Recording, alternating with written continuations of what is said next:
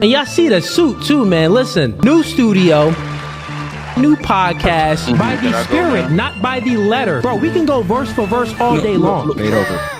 Doing new things. Men are okay with understanding the reality that we are in competition with one another. But you ladies think that you're special. You are in comfort.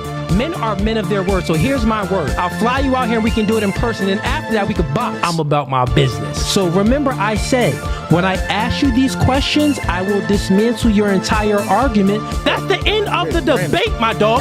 I'm 39, but I don't look your typical 39. Belly. Yeah. You look 39. It's okay though.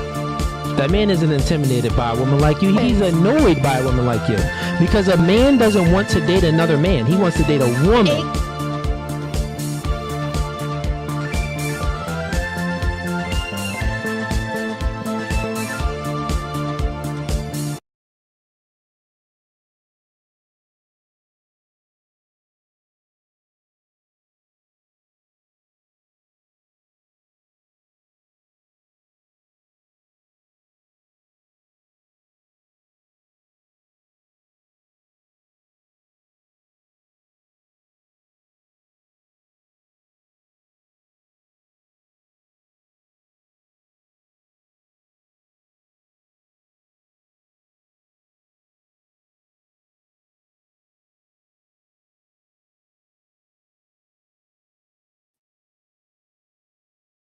Bro, sign up for the membership, and it looks like I was muted. Thank you for that, man.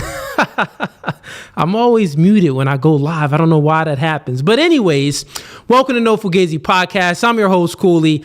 Listen, man, it is December 30th, 2025. 2 more years until, I said 2 more years, 2 more days until 2026. Really, it's not even a full 2 days. It's like, it's not even full 48 hours. It's less than 48 hours until it's 2026. And I got a lot of big things coming up in 2026, a lot of great interviews that I'm going to be doing in 2026 that you guys can look out for. Many great debates that I'm going to be doing in 2026. I already have a few of them scheduled out.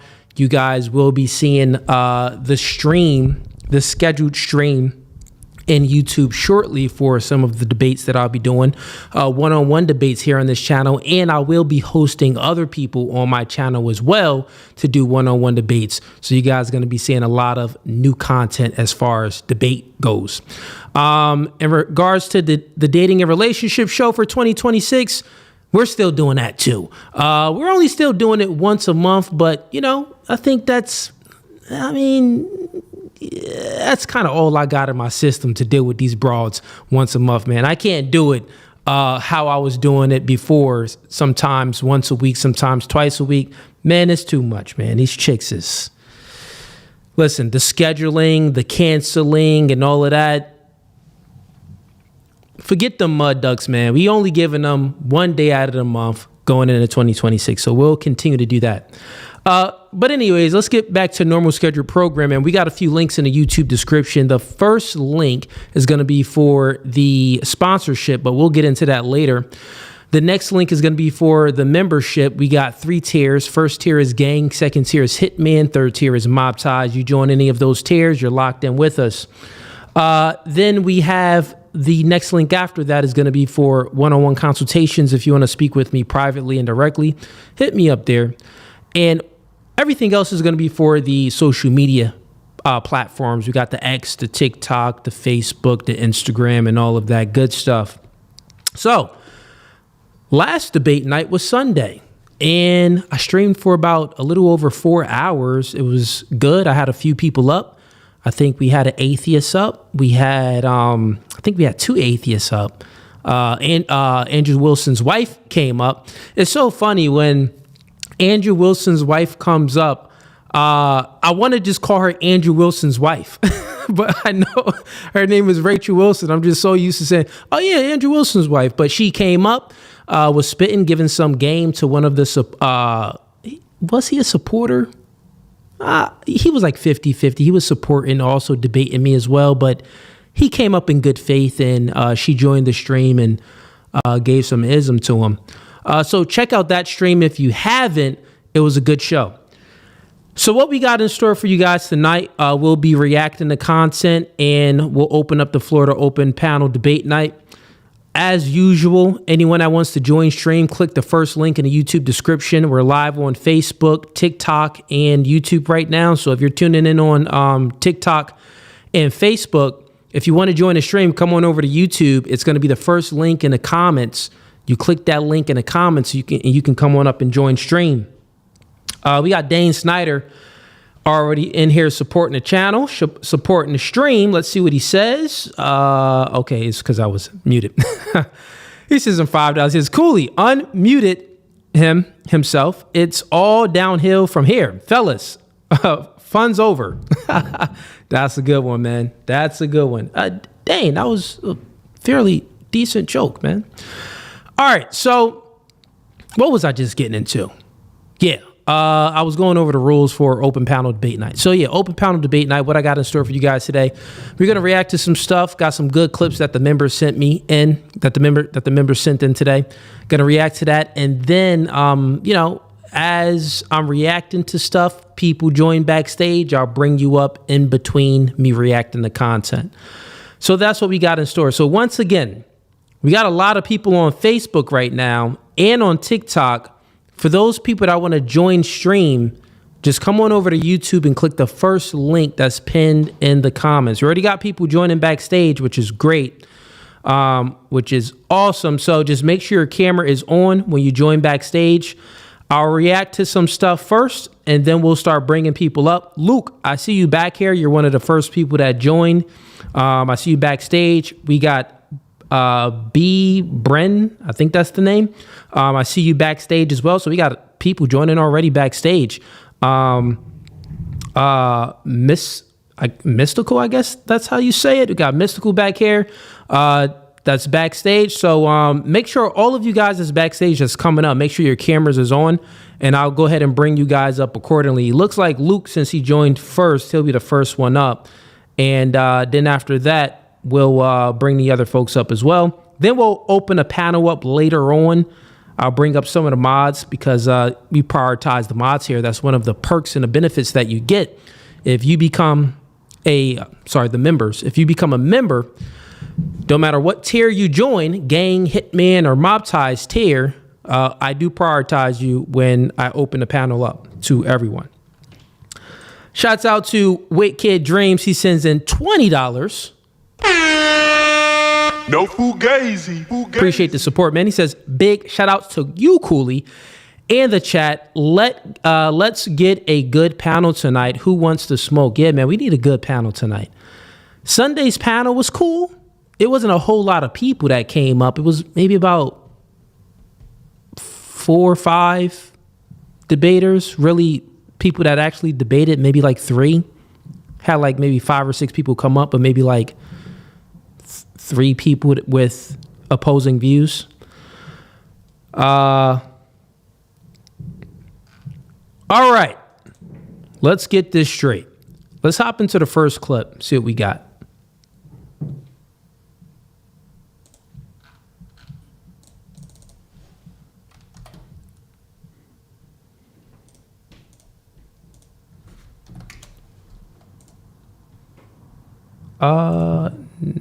Let's see. 1 second here, chat.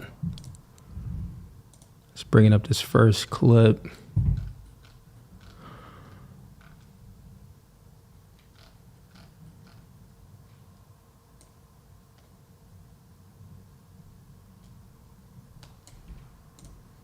Shouts out to Tim M. Tim M is always sending me so much content to react to. And a lot of you guys send me a lot of content to react to as well. But Tim M, he sends me like, they got to be at least 10 things a day, 10 clips a day. I'm like, dang, bro, you overloading, man. All right, let's get it.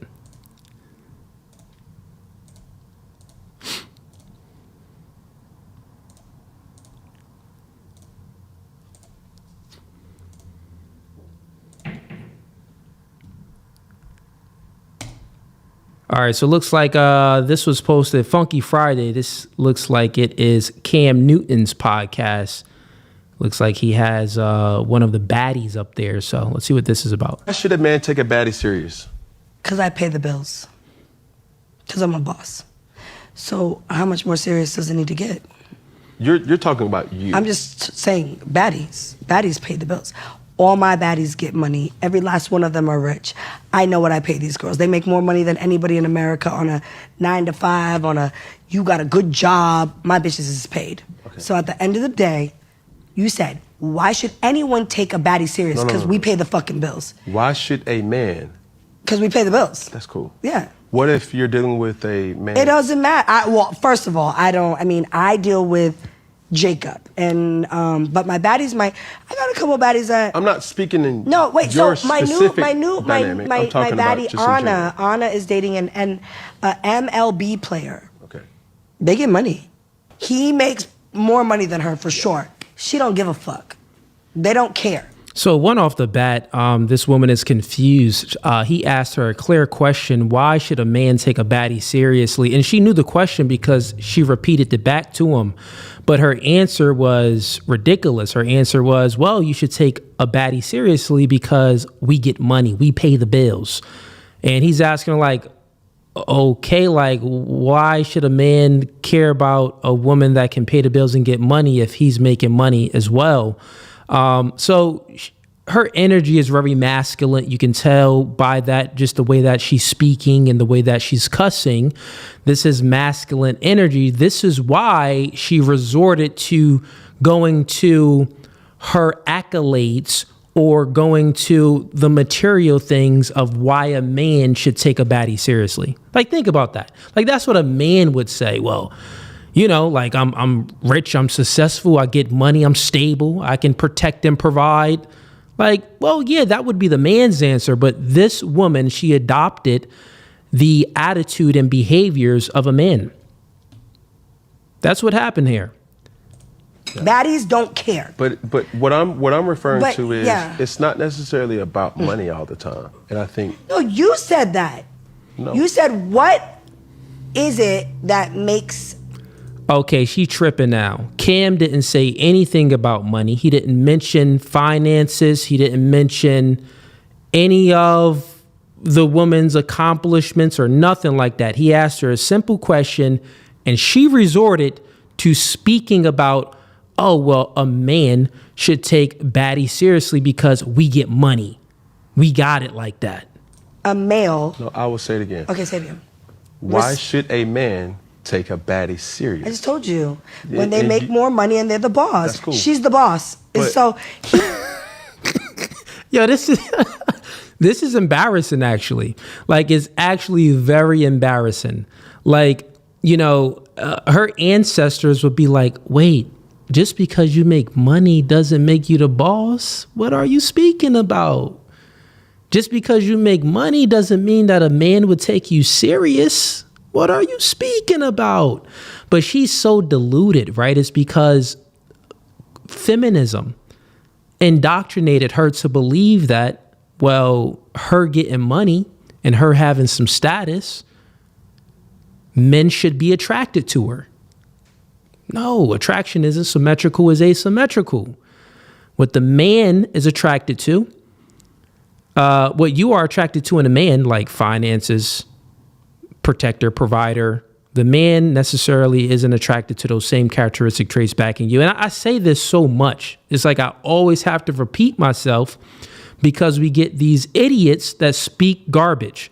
And you know why? Like, this is the thing. This is why this type of content, this type of dating and relationship type of content, red pill descriptors and things like that, this is why it isn't going anywhere. Like, it can't go anywhere if feminism isn't going anywhere, right? Feminism is not going anywhere. So therefore, red pill content, dating and relationship type content, male and female intersexual dynamics coming from this point of view is not going anywhere. It's always going to be a market for it. If there's a market for baddies and women speaking like that, there's going to be a market for men like me going against that, right? Because how she's speaking and how she's acting, she's indoctrinating and influencing more women, right? And then those women are going to be raising children and things like that. And they're going to be influencing their young daughters and their young sons. And it's going to come to a time where their sons is going to be like, something is wrong here. I've been lied to. Like, what's going on? Like, the world is fake. And then they're going to be on YouTube, come across my content. Oh, Cooley. Oh, man, he's saying exactly what I feel. He's saying exactly what I was thinking. Like, these chicks is delusional nowadays. I don't care about her money and, you know, her having an education.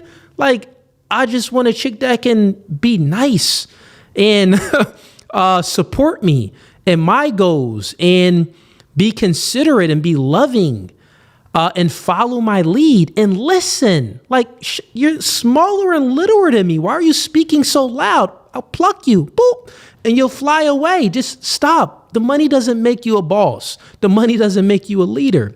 This chick is delusional. He makes, so what I was trying to refer to is he makes more money, right? Right. But she's the boss. Okay, take money out of it. Okay, so all right, so she brung up an example of one of her friends dating a MLB player, and she said that MLB player makes more money than one of her friends. But even though he makes more money than her, her girlfriend is still the boss of him. Like, what are you speaking about? What? This is stupid. And you know what? They probably think that, and she probably has this ideology, and she probably thinks that's true because it's possible that MLB player is simping for her friend, meaning like, you know, oh, yes, baby, I'll get you that. Yeah, baby, we can go here. Yes, baby, you can do whatever you want. He's probably simping. So then she's thinking like, well, yeah, she runs that relationship. And you know what, chat? That could actually be true. She can actually be the boss of that relationship, but she's with a weak beta simp male, right? So she can be running that relationship, but she will also run it to the end because a woman that is the leader in a relationship cannot respect the man at the same time. A woman can't lead you and also have respect for you. And I'm not talking about in a work environment. I'm talking about in a intimate relationship environment, right? Like, a woman can't have this genuine attraction and has, you know, genuine desire for you, right? And also lead you at the same time. They're impossible of it.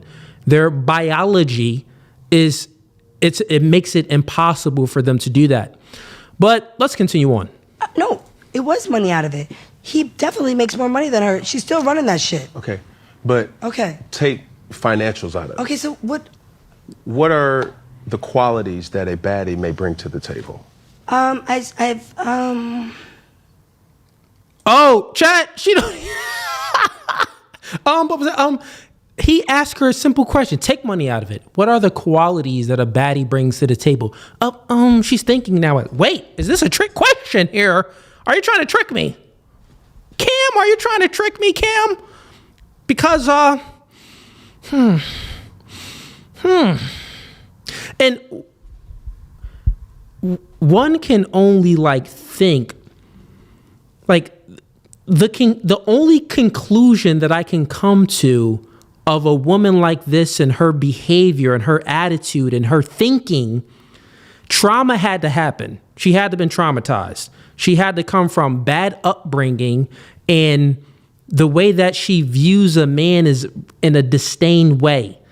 Like, she can't trust the man. Like, think about it. Like, the reason why she's speaking about her money is because she probably was in situations where she didn't have anything, and maybe she was with the man and he done bust her down and disposed of her. So now she's like, well, I'll never be in that position again where I'm homeless, or I'll never be in that position again where I put all my eggs in a basket with one man and then he just up and left me. So therefore, let me focus all on money, and I'll make money the highest virtue. I'll make the materialistic things my highest value. So then when he asked the question, put the money aside. What do you bring to the table? She's like, oh, God dang. I don't know, because my vagina isn't enough. My haktua isn't enough. My femininity, I don't even know what that is. I'm only masculine. So she's lost of words. Let's continue on. She's definitely more popular than him. I don't even know who the fuck he is. So if he wants, respectfully, I don't watch Major League Baseball, but if he wants to be like with a young, successful baddie that is an it girl, that's what she's bringing to the table, because she's definitely, her follower, everything, she's more poppin'. So I don't know, sometimes like I'm a little bit older. I don't really care about social media and followers and all that. But Wait. Did she go from money, right? Cam Newton killed her in that question, right? And then he asked her, put the money aside. What else does baddies bring to the table? And she goes to status? Is this chick, where's her Adam's apple? This has to be a man. This isn't a woman. This is a man. I think this is a trans man. Trans man, lesbian. Like a man that transitioned to a woman, but then dates girls. Trans man, lesbian. This is a man. This 100% this is a guy. Dude.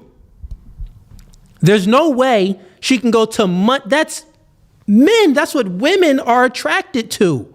You stupid dork. Just because you're attracted to money and status doesn't mean that men are attracted to money and status. You idiot. This has to be a man. Long chin, Johnny Bravo chin. the younger people do. You know that. So maybe she brings more like to the table, like for social media and like popularity or but whatever. You're not answering my question. No, you just... Bro, she said that she brings more popularity. So baddies bring more popularity, more status, more Instagram likes, more Instagram followers. So this is why a man should date a baddie? And she's lost. Let's watch more. Just ask. What? No, I'm going to guide you. I don't know. Don't guide me. Oh, my God. I'm trying to... Yeah. And the funny thing is, and Cam is like, you know what? I'm going to guide you. And she says, don't guide. She's rejecting all authority, all guidance, she's fully a narcissist. This is narcissism on steroids. This is narcissism. This is the spirit of Eve. You know, like when Eve was, influenced by the serpent and then she bit the apple and was like, well, forget God. I want to be just like God. Yeah. Forget what God said. Let me bite this apple so I can be equal to God. This is the spirit of Eve dwelling in her, and also she's full narcissist. I'm trying to get to an answer. Right. I don't know. Baddies bring a lot to the table. That was her final. Baddies bring, and real quick chat. A lot of you may not watch this reality TV show. It's a show called Baddies. I had 2 of them on my podcast before, and they looked at stupid. They looked at silly. I had Blueface Sister on my podcast. This was maybe not even a year ago, maybe 9 months ago. I had Blueface Sister on my podcast, made her look stupid and silly. But this particular girl here, if you don't watch Baddies, I think it's on the Zeus network. It's on one of those ghetto, networks where I don't know if they have movies or, other TV shows on there, but it's all trash. But then they also have this reality TV show called Baddies where women just go in there and fight. They chase material things, and they fight over men as well and things like that. But yeah, man, this has to be a nigga. Someone need to check her John, bro. Can you name something? Great mothers. Okay, talk about it. I put $1 million swimming pool in my backyard because my daughter said she wants to swim. Okay. I'm leaving.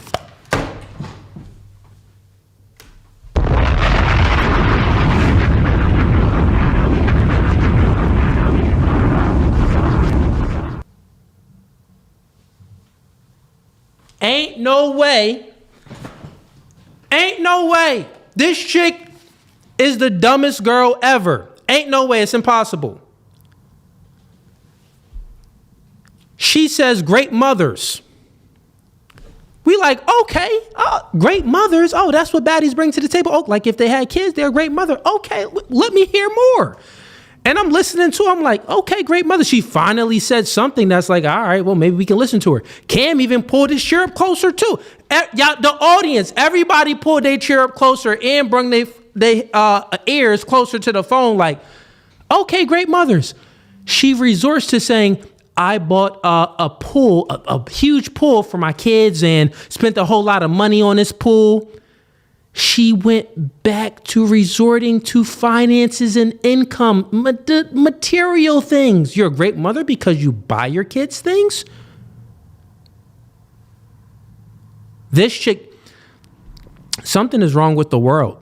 Something must be going on. It has to be something going on with the world, something in the water or in the air. Is it the air? I don't know. I don't know what it is, but this chick is stupid. So I put a pool. It cost me $909. It was like $1 million. I put him. Wait. Why should a man? Hey, yo, Kim was like, I give up. This chick went right back to money. She can't think outside of her accomplishments. This is why she has nothing inside. Women like her, if like you're internal, if you're messed up internally, then you will resort to trying to cover that up by looking at the external world. Like if the internal body is all messed up, if you're dealing with depression, anxiety, and you kind of like hate yourself due to your past, and you know that you're always angry inside, like there's a lot of evil, bad thoughts going on in your inside. So you resort to the exterior where it's like, well, I can't fix my inside, but I can purchase these things. I can make more money and purchase a pool for my daughter. I may not, really ever see my daughter and take care of her and give good advice and give good guidance to her. And I know that it's like, because it's not in me to give, but what I can do, I can resort to the external and I can just buy her a bunch of things. I know that'll make her feel good. And you know what? These materialistic things that I can purchase, it'll also make her feel good, but me feel good too. This is what these lunatics resort to when there is this evil dwelling on the inside.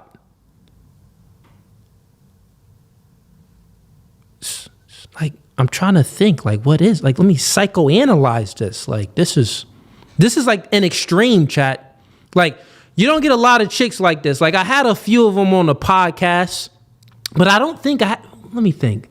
Yeah, I ain't gonna hold you. I had a lot of chicks on the podcast. I probably had a chick like her on the podcast before. Yeah, I did. I did. And I cooked her too. I fully cooked her. That clip probably went viral. But like after I be cooking these chicks on the podcast, like I don't be like afterwards thinking about it like, dang, like let me psychoanalyze this moment, like what she really said. But since I'm just live streaming right now, I'm trying to psychoanalyze this. This isn't a woman. This is something else. It's a trans man, lesbian. That's what I think that is. Trans man transition to a woman, still dating men. Still dating woman, trans lesbian. Yeah, that's what that is. Has to be. There's no way a real woman, is going to keep on resorting back to protector, provider, finances, my accomplishments, status. Oh, I feel good about status. Like, that's men. We get fulfillment out of things like that, right? And the reason why men get fulfillment out of things like money and status is because our family expects this from us. Our woman expects this from us. The world expects this from us. So like we get fulfillment out of it. and especially with status, like if a man has status, obviously women are attracted to guys that have status. So you get more options when you got status. Obviously you have more money, you have more options of women. But for her to value money and status as like the highest virtue, she doesn't get anything. What is she getting from it? Like, she's not getting any male attention or male validation from status. It's just, it maybe will come from the same sex. Like, she'll get this woman, like women maybe will admire her for her money and status, but they wouldn't be attracted to her. So it's more like, oh, wow, you have money and status. All right, cool. Especially, I'm talking about the women that has been indoctrinated by feminism. Like those type of independent boss babe women, like they'll admire her, but men won't. And the only other guys that she would get attention from is like, the simps. Guys that's just, it's like, oh, okay, well, yeah, I kind of, the simps, they pedestalize women. It don't matter what the chick is. They just pedestalize women, right? But yeah, this is stupid. This is actually I like this clip from Cam Newton. And normally from Cam, Cam been doing his thing lately. You got to give Cam his kudos as far as the people he been interviewing. But I liked how he operated this one. He didn't say too much. He just asked the question and let her dig her hole. That's what he did. He asked the questions and she was just digging her own grave by answering. So he ain't have to do much. And sometimes it's that easy. Sometimes it is that easy. Let's move on to the next clip. We got some people backstage, actually. Let me see if I can bring some people up. Yeah, let's do that. Let's bring some people up for open panel debate night, and then we'll continue on with reactions. Welcome to No Fugazee podcast. There's a huge echo coming from your part. Let me get your name and what do you want to debate about? My name is Luke. All right, Luke. I didn't kick you, but I guess you kicked yourself, Luke. All right, Luke. Oh, what's this saying? Her fans think she cooked. Okay. All right, someone just sent me another video of her. Okay, wait. I think we got more. Okay, so after this interview, someone sent me a message and said, yo, check out this clip. Here's her response to this clip. Okay, let me bring it up. Hold up. So wait, we about to play her response to this. So I guess she's getting clowned online. And now she responded to getting clowned online. And this is recent. Like, this is just within the last few days. So let's react to this one. Let's react to her response to what she said. And I'll bring some people up for open panel debate night. Once again, get the likes up real quick, chat. Don't just sit and watch without liking. A like is free, man. Like the podcast.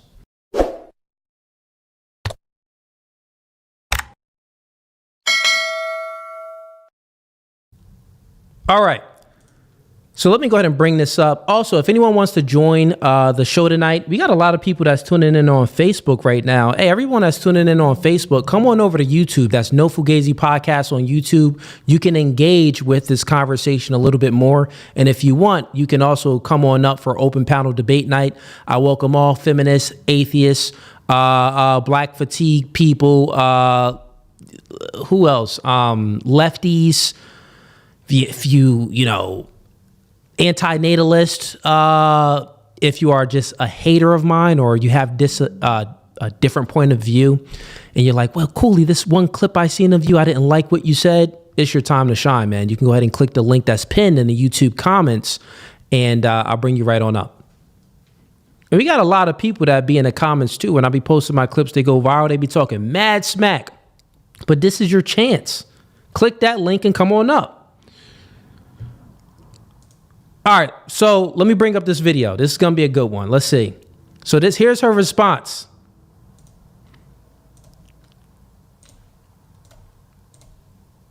Oh man, here we go. All right. Now let's put it on. Let's do that one. Make it bigger. All right, so let's listen to this. Here's what she said after all of this stuff.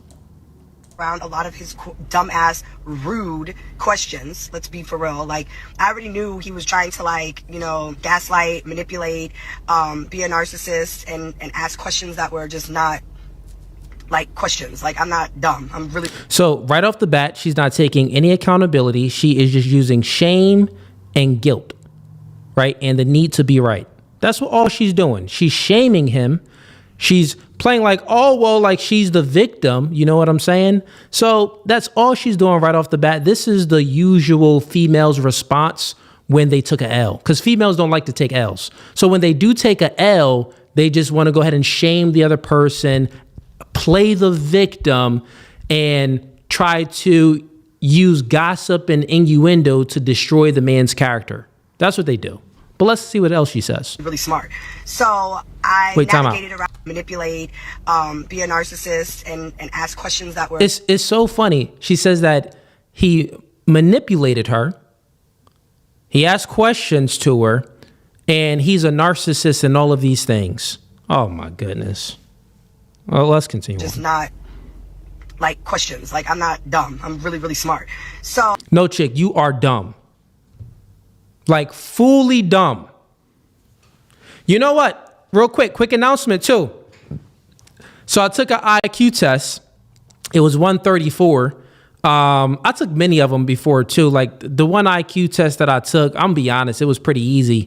I took IQ tests before, and I normally rank around, normally it's higher than 118. It's around like 118 or higher, but you take a lot of them, your score would be in between that range. But the last one I took, it was 134. I posted it up on Instagram, and it hit me.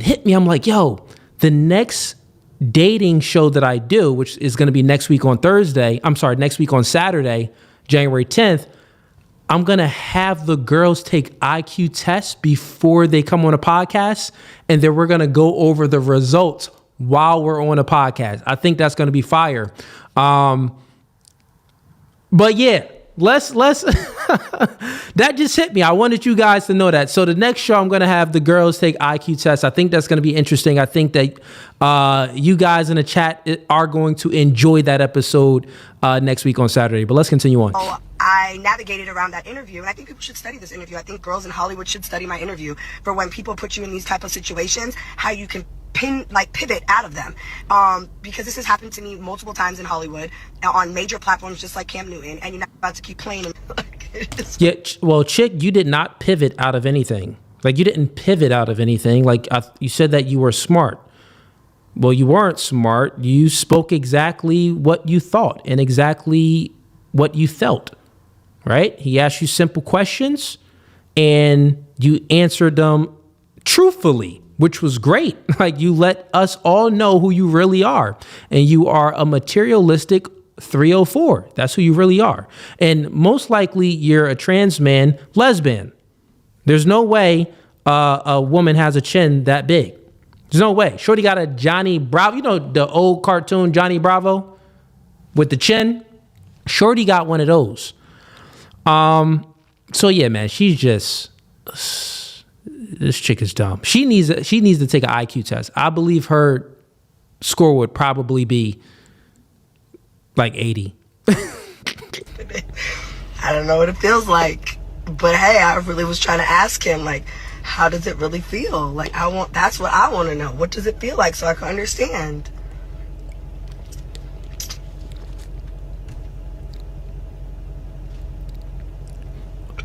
Oh yeah, she dumb. Matter of fact, I lied. Her IQ test score would not be 80. It's going to be around like 60, 70. Shorty looked in the camera and blinked 45 times. I counted. Yeah, I didn't count. I counted. Now I'm playing, but something's wrong with her. She has a mental illness. What? Yeah, clearly we know now. Someone said he ain't the best, we know. And she goes back to shaming. Like, yo, she can't take a L, so she goes back to blaming the interviewer. Cam only asked questions, right? You look crazy off of how you answered the questions. So you blame the person that asked the questions? I think the person that answered the questions should take the blame, because you answered them Actually, you answered them truthfully. If anything, you should be happy.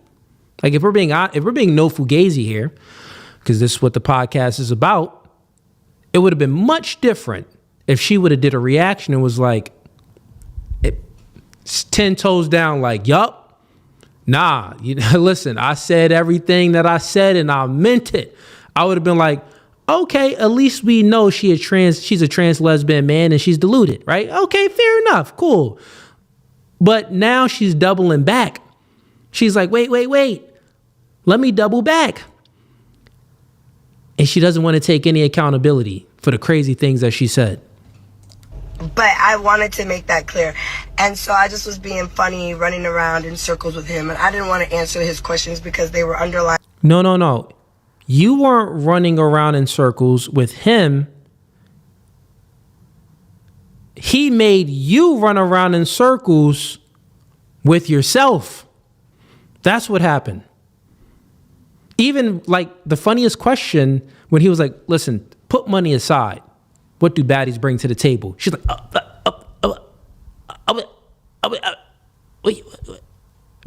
money? No money? What? So like internally? Oh, well, baddies are good mothers. And you know why? Because I bought my daughter a pool. It almost cost $1 million. Man, I quit. I mean, disrespectful, sarcastic, and you're not about to play in my face. So that's why I answered the questions arrogantly. When he said stuff about, oh, so why should a man take a baddie serious?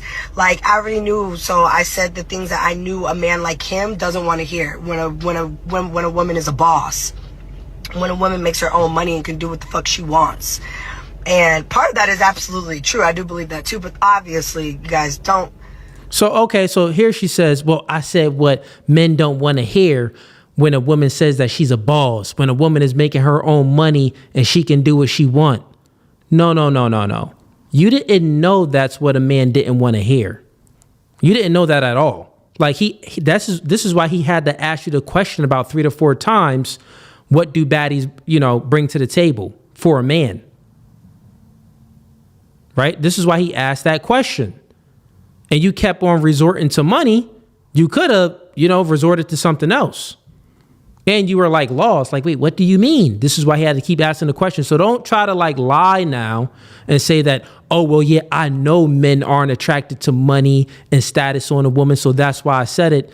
No, she's just lying now because she got clowned in the comments and everybody was saying that in the comments. And it probably woke her up like, oh, wow, I look crazy right now. Let me go online, make a reaction video so people don't know that I'm dumb and really a narcissist and really has the spirit of Eve dwelling in me and I'm evil. So she's just trying to save face. I was playing my role like he was trying to play his and the roles were being reversed on his ass. Uno, reverse, bitch. Yo, she called it Uno. Oh, man, this chick is. And it's like the chin is long, but then the neck is like still double chin because the neck, look at that area right here. Like you can see my cursor. Like this part is supposed to be like full neck. Like if I cut my beard, like my neck go all the way up to my chin. I don't got like a second chin. And like meat hanging there.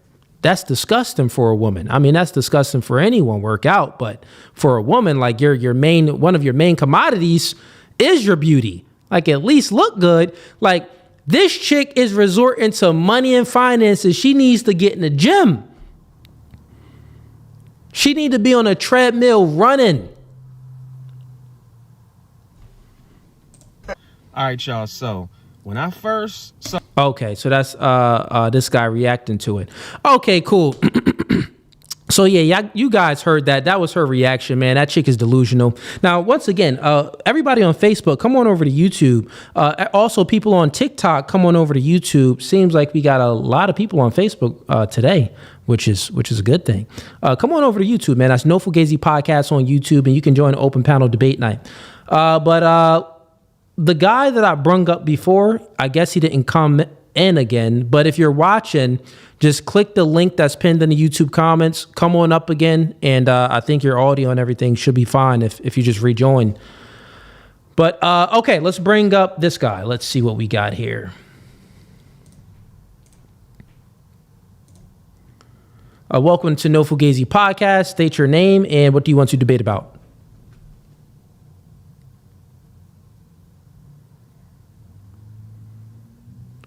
No audio coming from you.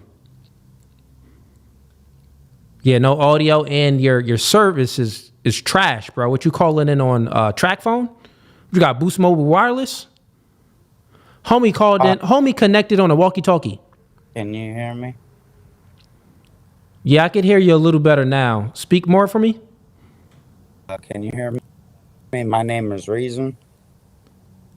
Oh, Reason. I think, yeah, you were on here before. Hey, Reason. Yeah, so, I don't know. Leave the stream and come on back up because your quality is very bad. Are you gonna? The audio is the audio is choppy, and then also the visuals is choppy too. So you could just leave, come back up. I'll bring. Let me back. No. I'm gonna let you back. Why would I lie? Yeah. Right. I'll do that then. Yeah. Just leave out and come back in. I'll bring you right up. I'll be.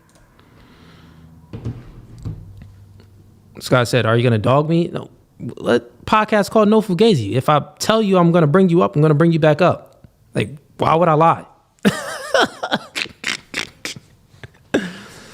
Yeah, he was up before. I debated him. I can't remember what I debated him on, but I'm pretty sure I watched him. But yeah, man, you could come back on up and get the smoke again. You can come back up and get this and get the smoke again. Why not? Y'all cooking him in the chat too.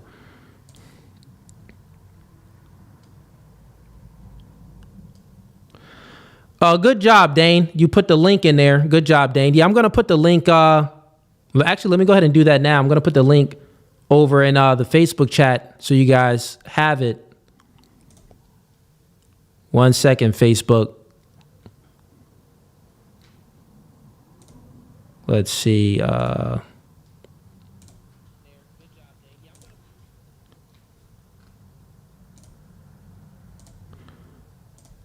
Yeah, let me go ahead and I'm also going to put it on TikTok too, because we're live on TikTok. Anyone that wants to come on over from TikTok and join Open Panel Debate Night, come on over. But let me go ahead and put this link in here real quick.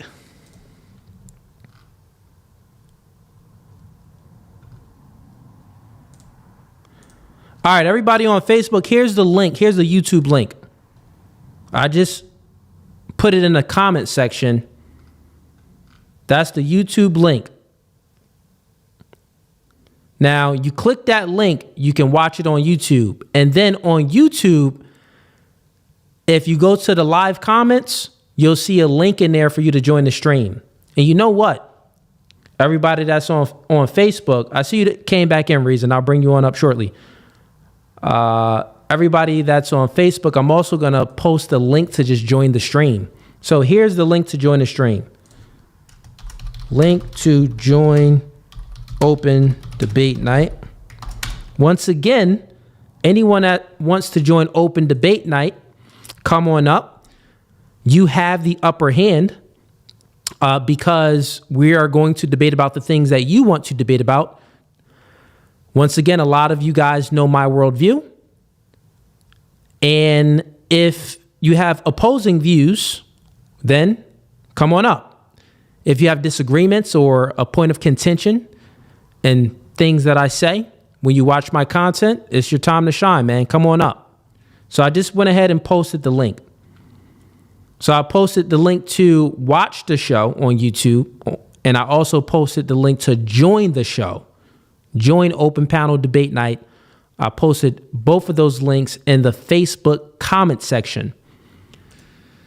All right, so come on over.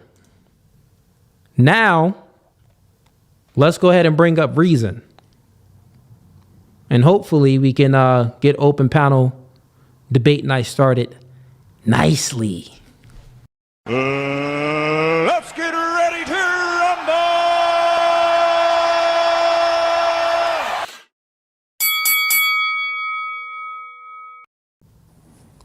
All right, welcome to No Fugazi Podcast. Let's try this again. Let me get your name and what do you want to debate about? Oh, I go by Reason, and I hope me. Yeah, I can hear you now, Reason. The quality of your video is still shaky, but at least the audio is good. Yeah, I mean, That's obviously, I cool. set up Totally like, fine. As long yeah, as the audio is good, we can rock out. So this what is do you want to debate about? Apple. Yeah, well, no, I just like, environment of debating and all that, and I didn't like how left off last time in the religious debate, but I'm down to talk about anything pretty much. But Okay, I got a don't little remember talked our. down. Well, I mean, yeah, you talked to a lot, but I remember just being a little talked down.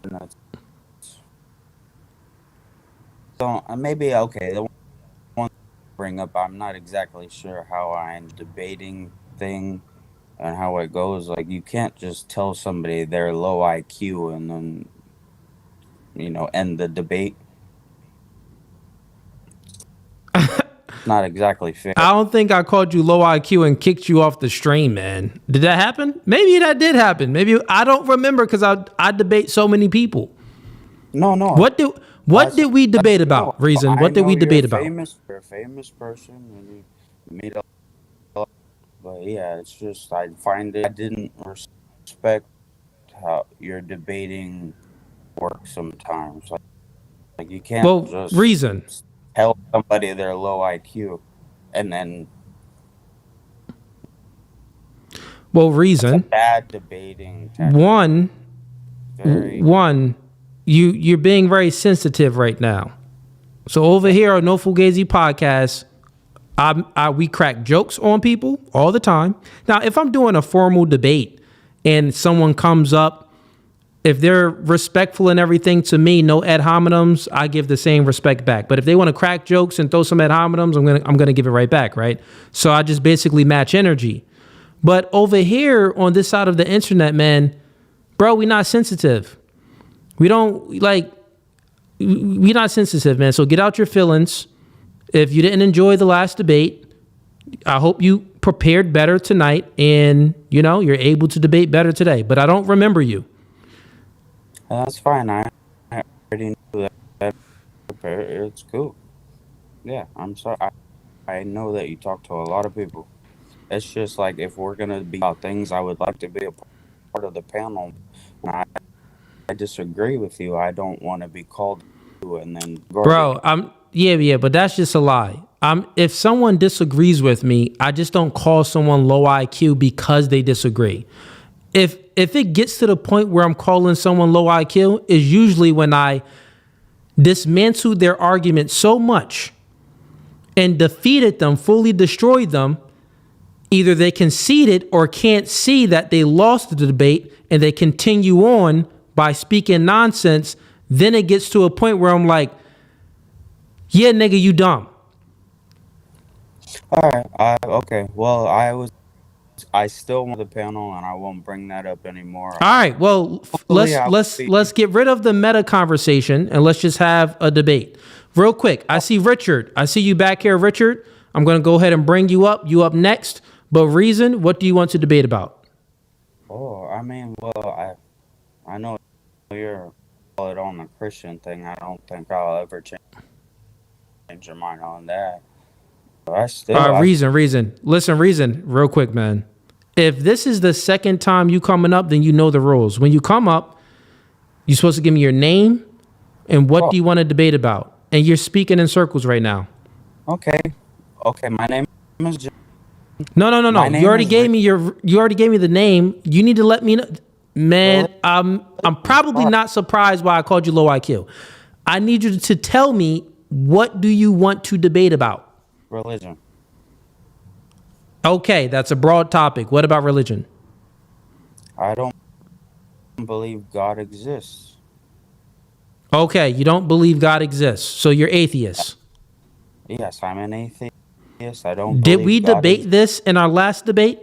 Chat. Yeah, someone let me know. Yes, I can tell you. Let me see. Can you put morals in God? You have morals without God. Oh, okay. So that was the last debate. You s- I said you could have an objective moral in this world without God. and how? I mean, there was a real runaround at your show, and No, I'm asking you you're now. guiding. Explain how.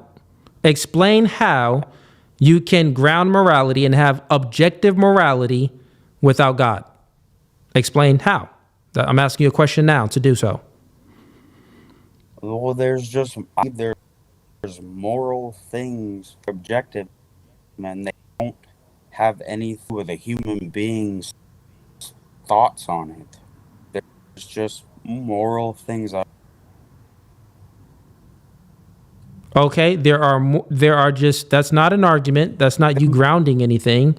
In order for you to ground morality, by grounding means, it means that it's unchanging, it's unmovable.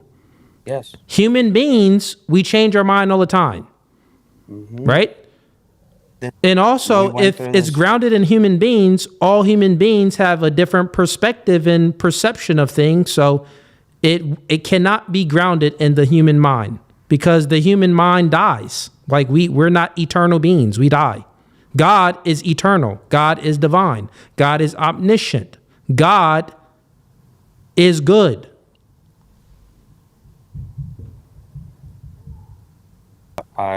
You can say that in your religion and your concept. All right, yeah. So I think Can you let me before you cut me off? Can I just listen, man. The chat is runaround. already letting us know right now. Like, listen, I would like to have at least a penny could come back at me, but like we went through the same runaround before. I'm gonna tell you that my last thing was people is it's objectively immoral. how? You're not supposed to kill anything. Okay, it's objectively immoral because you're not supposed to kill anything. And who says you're not supposed to kill anything? Nobody's supposed to say it's objective. That's the whole point. It's just you What kill makes something it wrong. objective? How is it wrong? So if someone comes in your... has to have a mind. Okay, so do you eat meat? This is objective. That doesn't happen. Do you eat meat? Nobody has to feel any type of... Reason, do you eat meat? Yes. Okay. You're eating something that was killed for you to eat. Is that morally wrong?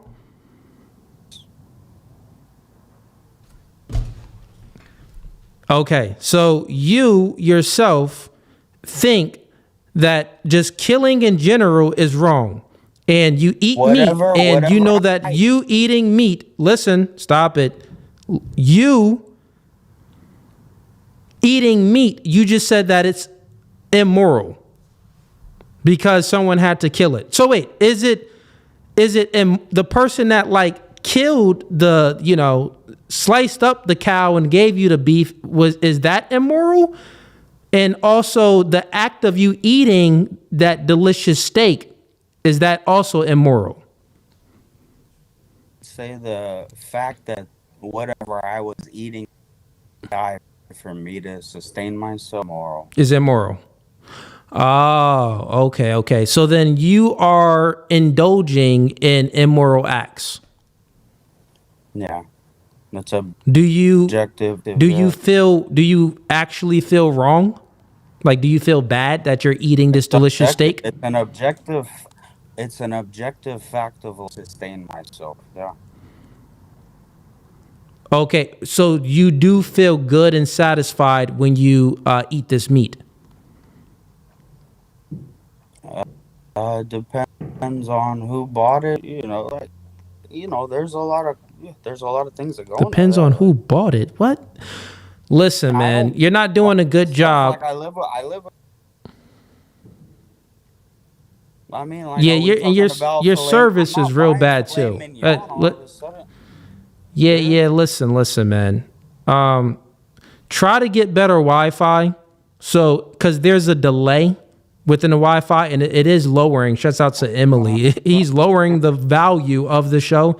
You are lowering the value of the show right now. One for two reasons. One, because you got crappy, service. Your Wi-Fi is trash, homie. Super trash. Two, you don't understand the words that's coming out of my mouth when I'm speaking about grounding. You can't say that killing is bad just because it's bad. That's not an argument, right? And then you say that isn't an argument, bro. So listen, you need to have better service first, and then I can bring you back up. Okay, what is an argument? An argument is you justifying the thing that you say. So if you say that killing is bad, objectively, always bad, right? You went ahead and bit the bullet. You said that you bit the bullet. You said that, well, even if I eat something that's still bad, that was killed, that's still bad as well. But what justifies it being bad? Is it just coming from your human mind? No, there was. Where's it coming from? That died. That doesn't justify it. That died. That didn't want to die. That was my moral. That does not. Okay. So a living being that died. You know what? I remember you. I just now remember you because your arguments is dumb now. Now I remember you. You're the one that when me and you were having a back and forth, I asked you questions and we were speaking about your friend. And you said that if your friend wanted to kill himself and gave consent, you would kill your friend. That was you, right? No, I told you for a goddamn fact. Sorry.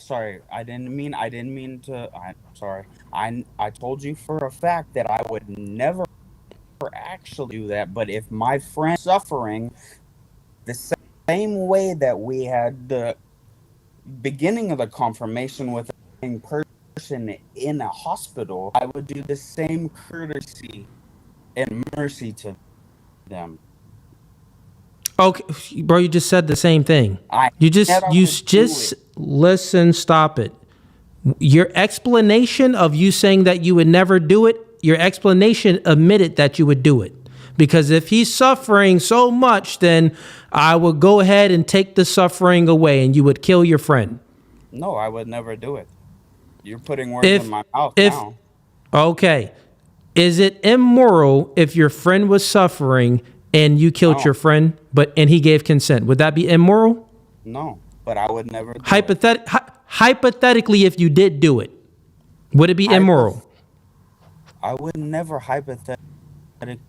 Stop it. Okay, it's a hypothetical question. Hypothetical, it would not be a suffering, and he was not strong to do it himself. Yeah. Yeah, bro. So okay. Your ideology, your mindset leads to you justifying and killing your friend, and it would actually be moral for you to kill your friend if he gives consent. That's what your ideology leads to. Meaning that, well, killing, nothing would be wrong with killing if someone gives consent to be killed. Oh yeah, I'm not really feeling it today. Listen, stop. Oh yeah, I'm not really feeling it today. My life. Stop it. Listen. No, it's not. This is what your mindset leads to. It leads to self-deletion. It leads to unjustified murders. It leads to unjustified killings. It leads to a bunch of nonsensical, crazy, dumb things because you think that as long as someone gives consent, then it's not immoral for you to kill someone. It's the dumbest thing I've ever heard. So once again, I just don't. Even within that, real quick reason, stop it. No. Stop it. Listen. Mixed up with semantics. It's called euthanasia. No, reason. It's not killing. You are still okay. within all of it, Reason, you still haven't justified. Got it. You still haven't justified how killing would be immoral. You haven't justified it, like, from an objective standpoint, because your argument is we can ground morality and that morality can be objective without God, right? So what I need you to justify and give a claim that explains how killing is objectively wrong all the time. If you are grounding your morality within your mind, it isn't grounded, because you may think that it's wrong. Someone else may think that it's right. Another person may think that it's wrong. The other person may think that it's right. Killing Because is wrong human minds... Killing is wrong if the creature being is being killed without their say-so. Okay. I'll explain it this way for you to let you know. That's wild. If you say that killing... Listen to this. If you say that killing is objectively morally wrong, and then I give you a hypothetical and I say, if your friend gave you consent to kill him, you say that it's not morally wrong. This means that it's not objective. It means that it's subjective because it changed. 1, killing was wrong if someone kills an animal for you to eat. 2, killing isn't wrong if your friend gives consent. This would means that you believe that killing, the morality of killing changes due to a situation, which means that it's not objective. It's not grounded in something that doesn't change. Does that make sense? I'm trying to say there's different terms for letting a loved one go. It's killing. It's letting. And then at the end of the day, now you're moving the goalposts. Killing is now you just moving it wrong because. Okay, yeah, I guess you just want to have that dance around. I'd like to dance with somebody. It's no dance around, man. But listen, I'm gonna bring other people up. You can wait backstage. I got Witkid backstage. I'm sure he's gonna have some questions for you. Wanted to go at me? Oh yeah, Wick. Okay. Listen, I'm gonna bring you back. I'm gonna put you backstage for right now. Got to bring up someone else. All right, dang. Sorry, chat, that y'all had to deal with that, but you know. This is what happens when you put the link for anyone to join. Like, at first I didn't remember him, but then I'm like, nah, I do remember this guy. Like, you said some wild stuff before, man. Welcome to No Fugazee Podcast. State your name. What do you want to debate about? Is this nigga in prison? No, you got a ceiling fan. You can't have no ceiling fans in prison. Hey, listen, man, you live. What's going on? Why are you walking back and forth? You live. You live, man. Welcome to No Fugazee Podcast. I can't hear you. Turn your audio on.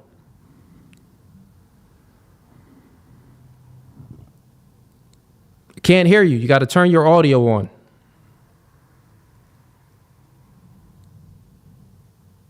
All right, well, exit the stream and come back in. Exit the stream, come back in. Dang, that nigga teeth big. Homie look like he eat people. He look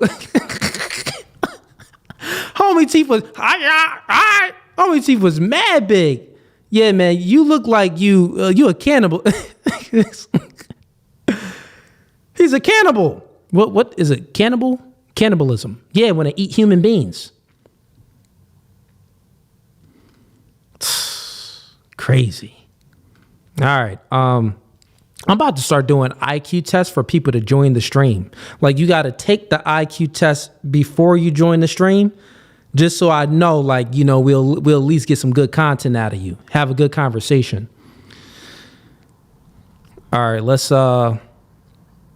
we got more people joining. Hey, who's ever joining, make sure you turn your camera on. Camera must be on when you join the stream. All right, let's get to some of these super chats right now while we're waiting for more people to join the stream and to turn our cameras on backstage. Oh man, this is hilarious.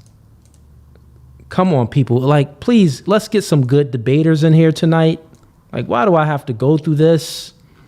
Don't make me suffer tonight.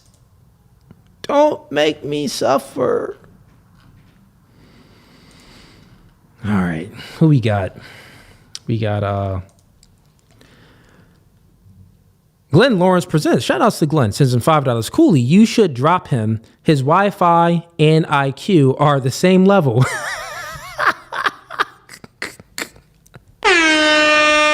No Fugazee. Yo. Fugazee. Hey, yo. That's funny. Shout outs to Glenn. We got Casanova sends him $5. Someone get Mans a couple brain cells so he can reason with his thoughts. Can't even think hard enough to form a real argument. This is true. Yeah, he wasn't forming any real argument, and he didn't know that he was contradicting himself as well. Like it was a full worldview contradiction. Oh yeah, I believe morality is objective and I can ground morality. Well, where are you grounding it into? Pineapples? Pineapples rot. Oh, guess what? It can't be grounded. Oh yeah, well, killing is bad. Always. It's objectively bad. Well, I ask him, well, even if you kill like an animal and you eat the meat, yeah, that's bad. What about if your friend gives consent for you to kill him? Is that objectively bad? No, that's not bad at all. That's morally good. Stupid, then it's not grounded. Dummy. All right, let's move on. All right, let's try this guy again. Looks like we got AI back here as well. I think that's your name, or AL. Welcome to No Fugazee Podcast. State your name and what do you want to debate about? Can't hear you. No audio. Brett, yo, what's going on? Y'all don't know how to work your phone or a computer? There we go. I hear some audio. Speak to me. Let me hear. Talk to me. Oh, this nigga can't hear me. Listen, man, I can hear you. You're good. Yeah. You're good. I can hear you. But you can't hear me now. You got all that set now. Man, can you hear me? You probably got a log. It might be over. The show might be gone. Man, this dude. He think the show is going. Wait, what? Yo, bro. Yo, all right, let's bring up this guy. All right, welcome to No Fugazee Podcast. State your name, where you from? What's up, bro? It's Al. I'm from California. Hey, my bad, it's dark and shit. I'm over here at this little overnight security job and shit, man. You know, I'll just be watching your show. I ain't gonna lie, bro's conversation was hella weak, so I was like, fuck it. I've got a bad camera, but I probably got better conversation than bro. All right, well, one, let's minimize the cursing since we're live on YouTube due to TOS. And also, what do you want to debate about? I got a couple things, to be honest. Let's start with one first. All right. More so, it's funny because the dude you just tried to bring on, the Judah Israel dude. So I kind of wanted to jump a little bit on this Hebrew Israelite stuff and kind of see your, I've been watching your content for years, bro, So I've seen a couple of videos of you talking about it, and I don't know, I got mixed feelings on it.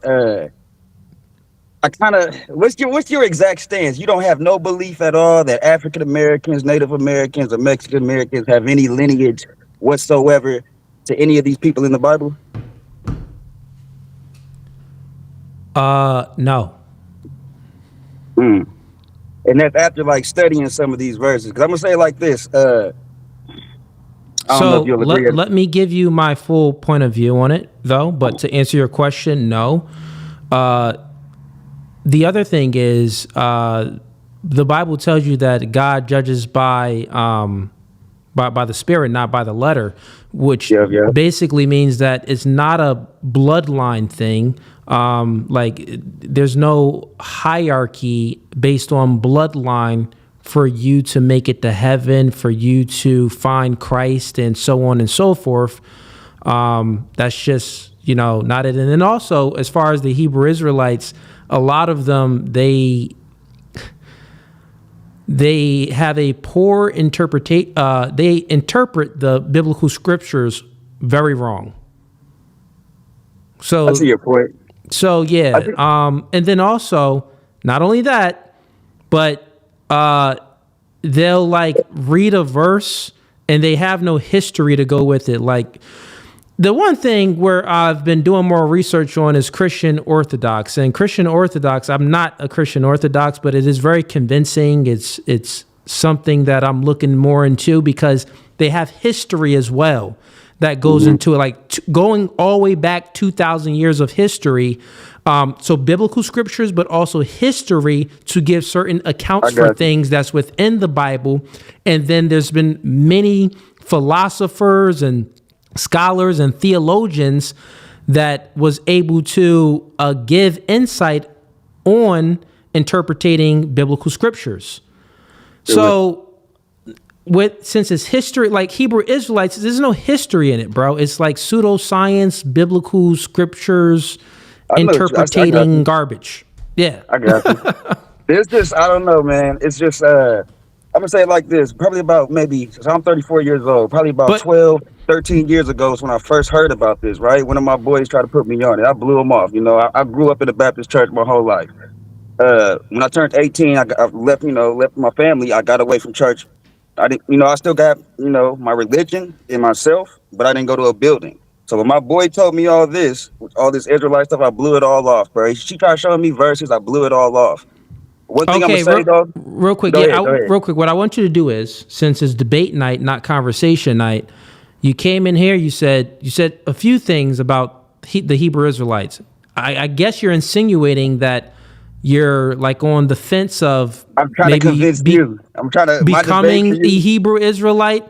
So if you want to convince me, you have to have an argument for me since it's open panel debate night. What you got for me? Arguments are all rooted in scripture, right? I don't know if I back out and go to my Bible app if it'll kick me off camera or if you can get on the app or not. If you look at Isaiah chapter 32, verse 5, this is just one of many verses, right? And it speaks about, like, it's a prophecy about these people in the future times once they're into a next Babylon. 32:5 says something about these people will look towards and they'll respect slanderers, swindlers. I want to really read it because I don't want to paraphrase it, but because when you paraphrase it, it kind of takes the context. It's all good. Just go ahead. I think I know what you're speaking about, but make your point.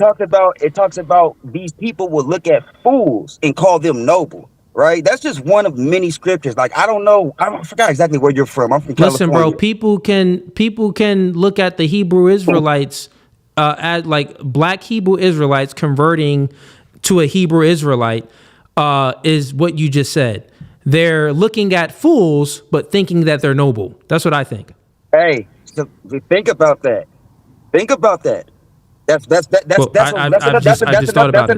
That's another point that you made. That's good, right? But when you think about that, what other people do that, bro? And not just black, Mexicans, and Native Americans. Like, who does that kind of stuff? I'm from California. When somebody, like, you know what I'm saying, somebody's a good football player, good basketball player, boy, he's a fool. I don't know if you guys say stuff, talk like that where you're from, but there's we don't really use fool. Some people use it in a derogatory way, but what I see from our people, a lot of Hispanic people, we like, what do they call it? Say, what's up, fool? What's up, fool? Like So you're telling me you are trying to justify a verse in the Bible. Real quick, let me finish. Go ahead.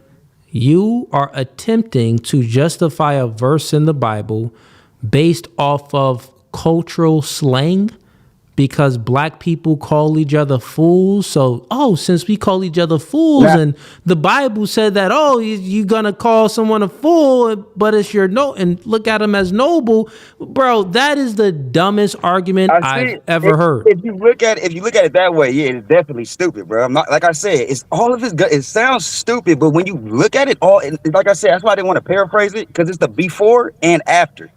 You read the before and after. It talks. It's specifically in chapter 32 and 54 through 57. It's giving you just details about these people. There's other things. That's just, like I said, that was one of many verses. There's a lot more. Like I said, I didn't want to.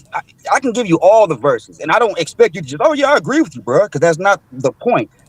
But when you start looking at everything in context, bro, like. So real quick, you're not making any good arguments. You're just speaking about your subjective point of view on it. Maybe call up one of your Hebrew Israelite friends and tell them to come up and make a better argument for you so they can get cooked.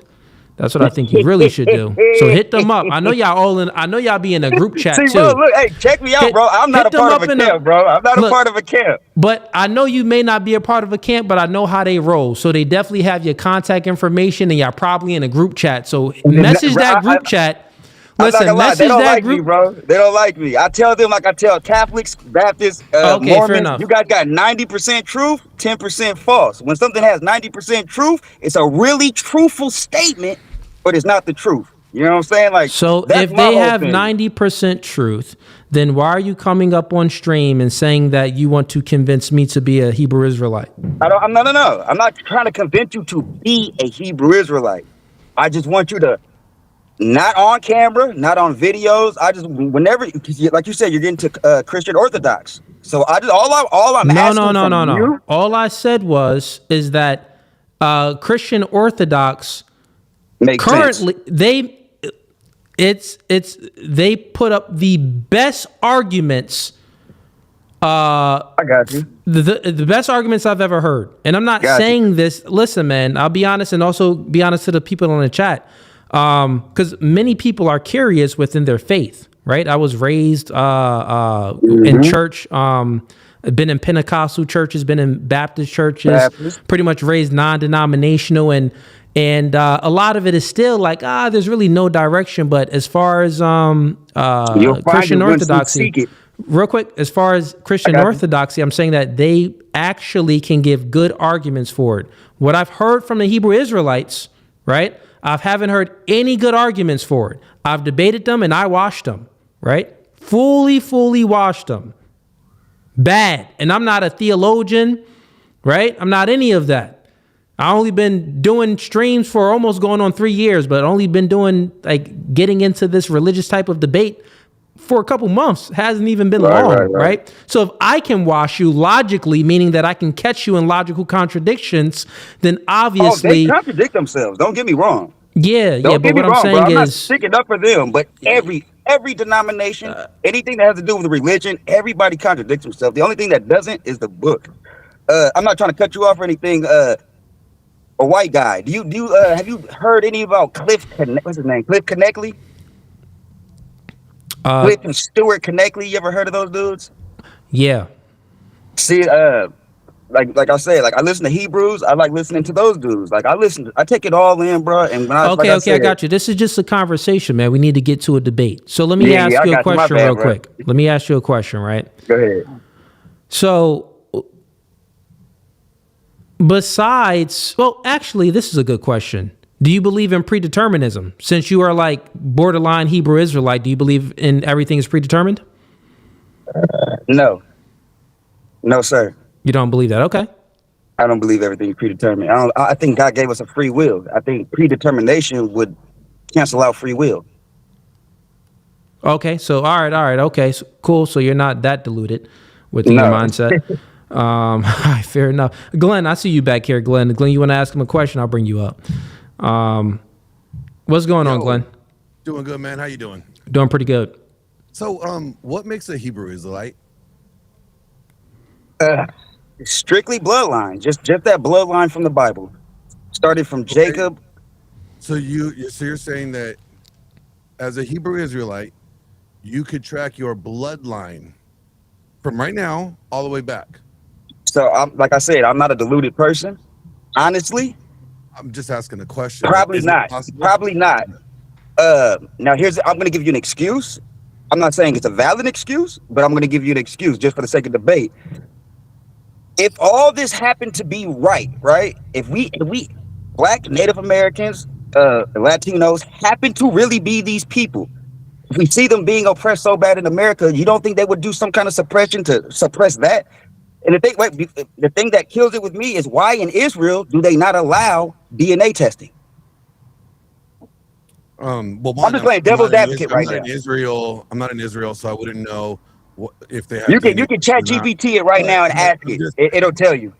But what I'm trying to figure out. Okay, so were you born here? Just out of curiosity. Were you California. I'm in California. Okay. What part of California? Please don't say Bay Area. Okay, you're up there. You're up north. Okay, cool. So historically, we can just go off of historical context. If you are born in America, you happen to be Black, there's a hard time tracking your lineage, even back to, like the literally. Just anything outside of America. Anything outside of America. So then here we go. So if you are claiming to be a Hebrew Israelite in America with no ability to track your lineage, even back a couple hundred years, how can you say that you are related to anybody from Israel?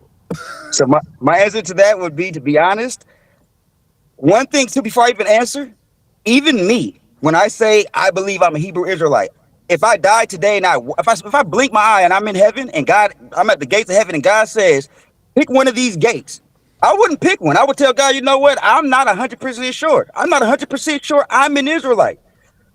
But when I read these scriptures in your Bible, God. But you just said, hold on. You said what makes a Hebrew Israelite is the bloodline. The biological bloodline, the lineage back to, the patriarchs in the back Bible. To the Bible days, so biblical. Wait a minute. So then you can't call yourself a Hebrew Israelite. So then you shouldn't even be practicing something that is not even meant for you, that you can't even prove then, right? That you're connected to. Hey, logically, brother, yes, that would make sense. Logically. Okay. Logically. Good. And like I say, it's hard to explain. Like, logically, what you said makes sense. What Cooley says makes sense. Logically, but nothing in that Bible is logical.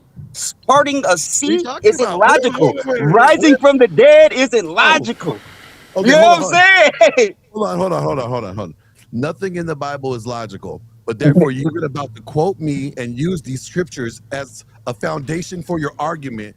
Therefore, you're going to try to tell me that you're going to use illogical information to support your argument for your illogical. To try to make a logical, bro, it makes no sense. But you don't have any logic to stand on. If you're using this thing that the Bible, you're calling it illogical, that doesn't make sense. Wait. I'm not trying to cut you off. But I'm giving. It's more so I'm giving grace and saying it can't. To me, it's not illogical. To me, it's fact. But for the sake of everybody else with not the same mind, I'm just saying, I wouldn't tell somebody it's illogical. I wouldn't tell them it's logical. Real quick, listen, it's open panel debate night. When you come up, you got to debate in good faith. So we want to know your perspective, your worldview. What do you think? What do you believe in, right? I believe those scriptures. You believe that the Bible is logical? Yes. So why the freak did you say that is not logical? Just to say something? I'm just playing devil's advocate. My bad, bro. I'm playing devil's advocate. Can't do that, man. It's debate night. So he's challenging you based off the things that you say. So you got to be good faith. You got to say the things that you really mean. I got you. So scripture, Glenn. I go by scripture. I believe that the scriptures and how they play out, especially in Isaiah and Ezekiel, how they talk about more so towards the latter days. And it talks about these, it tells you descriptions of what these people will be. It's another one in Isaiah 54. I'm going to paraphrase again. What scriptures in Isaiah? Because I'm pretty good at this stuff. So okay, if you have the Bible on, you can start off in Isaiah chapter 32. Okay. And that's the first one I brought up. Hold on 1 second, Isaiah 32. But real quick on this. Al, you said that you don't even believe in the Hebrew Israelites anyway. No. You did. I believe 90%, 10%. 90% as in with the ideology, I'm not saying that they're right on the specifics of each nation. I definitely don't agree with the salvation only for us, and I have scriptures for them and for that too. That's what I'm saying. It's 90%. Okay, so if and then you don't false. listen to this, if you don't believe in the scriptures when they speak about salvation is only for them and not for anyone else, if you don't believe in that context when they speak about that, then it doesn't. Why are you trying to like fight for them? See, it's not for them. It's not for them. Like I say, I argue with them just as much as I argue with the No, Mormons, well, brother. what I'm saying is, here's the thing: if it's salvation is for everyone, it's not just for Hebrew Israelites. But there's a hierarchy. Then what's the point of even believing that you're a Hebrew Israelite? You came up here and asked me, Cooley, like, what's your thoughts on, Hebrew Israelites? Like, do you think that, that you and, black people in America, descended from, Israel? That question, listen, time out. That question doesn't matter if you believe that salvation is for everyone that basically, finds Jesus Christ and things like that, right? So if you don't believe in the Hebrew Israelite doctrine, then it's pointless for you to even be a Hebrew Israelite. Like, well, why even claim it or ask other people if they are? I got one for you. It's because of this. There is salvation to everybody, right? And one thing that they're on about, there's a hierarchy with that salvation. Anybody that receives Jesus Christ as their anybody Lord and that receives Jesus Christ as the Lord and Savior is salvation for them. That's true. But it's not the way bloodline. True. Yeah, but there's a hierarchy, even in the New Testament. When Jesus says, whoever teaches men to do these commandments will be called greater. There's no such thing as a greater if there's not a lesser. You know what I'm saying? So what I'm getting to is a Hebrew Israel. Go ahead, say it again. Who's the teacher, though? That was Jesus, Yeshua, Yahushua. Then who is now? He's teaching the disciples. Then who is the teacher after Jesus? Anybody that Holy Spirit enters into. I'm not saying a Gentile can't preach, but I'm also. What makes a Gentile? A Gentile is any nation outside of Israel. Oh, says who though? Because you didn't read Galatians. You didn't read Galatians 3. Oh, I read Galatians 3. When it talks, there's no difference between a Jew and a Gentile. No. The part where it says that the descendants of Abraham may be from Israel, but you are not Israel, because Israel is actually Jesus, and those that are in Jesus are the heirs, the seed to Abraham. So that is the new covenant. So but let me answer Cooley's question real quick, Glenn. Because it doesn't matter that Jews or Gentiles, once you're in Christ, the church is the new holy nation, that new prized possession of God. What's the church to you? What's the church to you? Body of believers. So not a building, right? Not Catholic, not Mormon church, none of that shit. None of that, right? A body of believers that profess that Jesus Christ is their Lord and Savior, and they live their life according. True. Okay, I don't got no argument with that. But let me get to your let me answer you real quick, Cooley. So the reason I say that I wish that we would wake up to who we are, figure out who we all are. The Bible speaks about, so everybody knows how when Jesus comes back, it's going to be the end of the world. He's going to come judge, put people to the left, put them to the right. If you read the Torah, I'm not a fan of the Talmud, but there is I look into everything, bro, from everything. So in the Talmud, you're not answering my question, though. The answer is my bad. In the Talmud, it speaks about once the Jews come back to their identity, come back to the laws. It talks about the circumcised as one of the signs. Once they come back to the law, we can bring heaven to earth without Jesus coming with that sword. Oh God! I would much rather love seeing that happen. You are resorting to the Talmud. There's pieces, brother. That's what I'm saying. I listen, look at everything, bro. I look at Hindu, Buddhist, everything. I'll be honest, man. You got to come back in when you have a more grounded, solid perspective, opinion, and belief on this on this topic. Because right now you're all over the place. I just don't want to preach, but you know what I'm saying. I'm not trying to sit here and preach. That's so I'm trying to find a balance. Well, the thing is, you're not making any arguments. Like if you're like making good arguments, we could have the back and forth. But that's like understanding for like the Hebrew Israelites, like this is I'm just gonna be honest. Like Hebrew Israelites didn't come out until like the 19th century. Okay, like this whole movement, and best way to explain it would be like, oh, Okay, there were some guys that were once slaves, no longer slavery's free, no slavery, and they read the Bible and They're looking for something. they look at it. It's like, oh wow, we have been oppressed like they've been oppressed. We are just like them. You know, they are us. Right. They are the imposters. Trauma bonding. Oh, let me trauma bond. Let me ask y'all this: Do y'all believe that do y'all believe the Jewish people in Israel right now? Do you believe those are Israelites? No, I think they're Israelis. Damn. Okay. Well, they believe, or they try to say they're Israelites, right? Yeah, Why man. would the But Bible listen, tell us due that to when Israel comes YouTube, together? we're on YouTube, and do the TOS on YouTube. Right. You know, let's try to stay keeping away that. I'm from not gonna. certain topics. But yeah, man, we Right, don't believe that, you know, them niggas over there is the true niggas.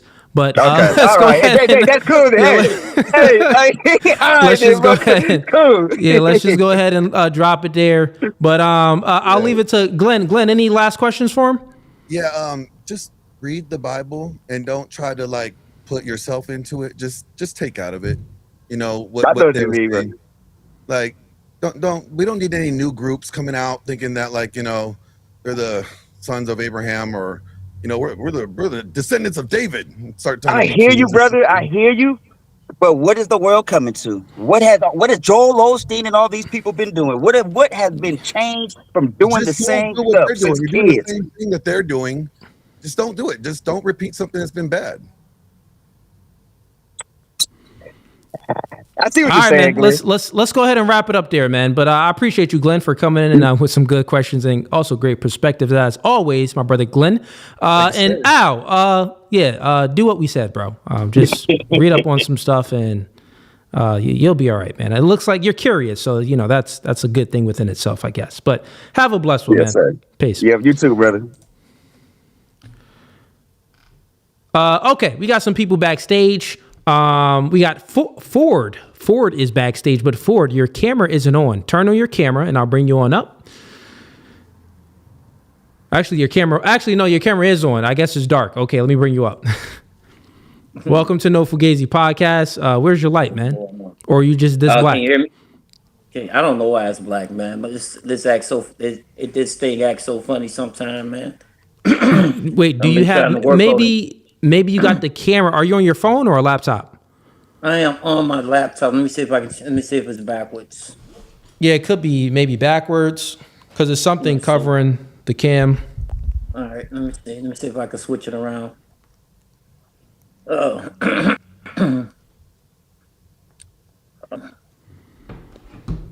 Let's see. Yeah, it's fairly new, so I haven't really Okay, well, all right. Well, while you getting that figured out, what do you want to debate about? Oh, here I am. There we go. Can you see me now? I can see you. Okay. Predestination, man. That's what I want to debate about. Okay, you believe in predeterminism, predestination. Yeah. Okay, and can you define that for me? What God has predetermined before time began. Okay, what God has predetermined before time began. Creation. Now, do you mean that God knows everything or God causes everything as well? Like, is it a knowing and he causes all of this? Well, knowing and causing, I think that goes together. Okay, you think knowing and causing goes together?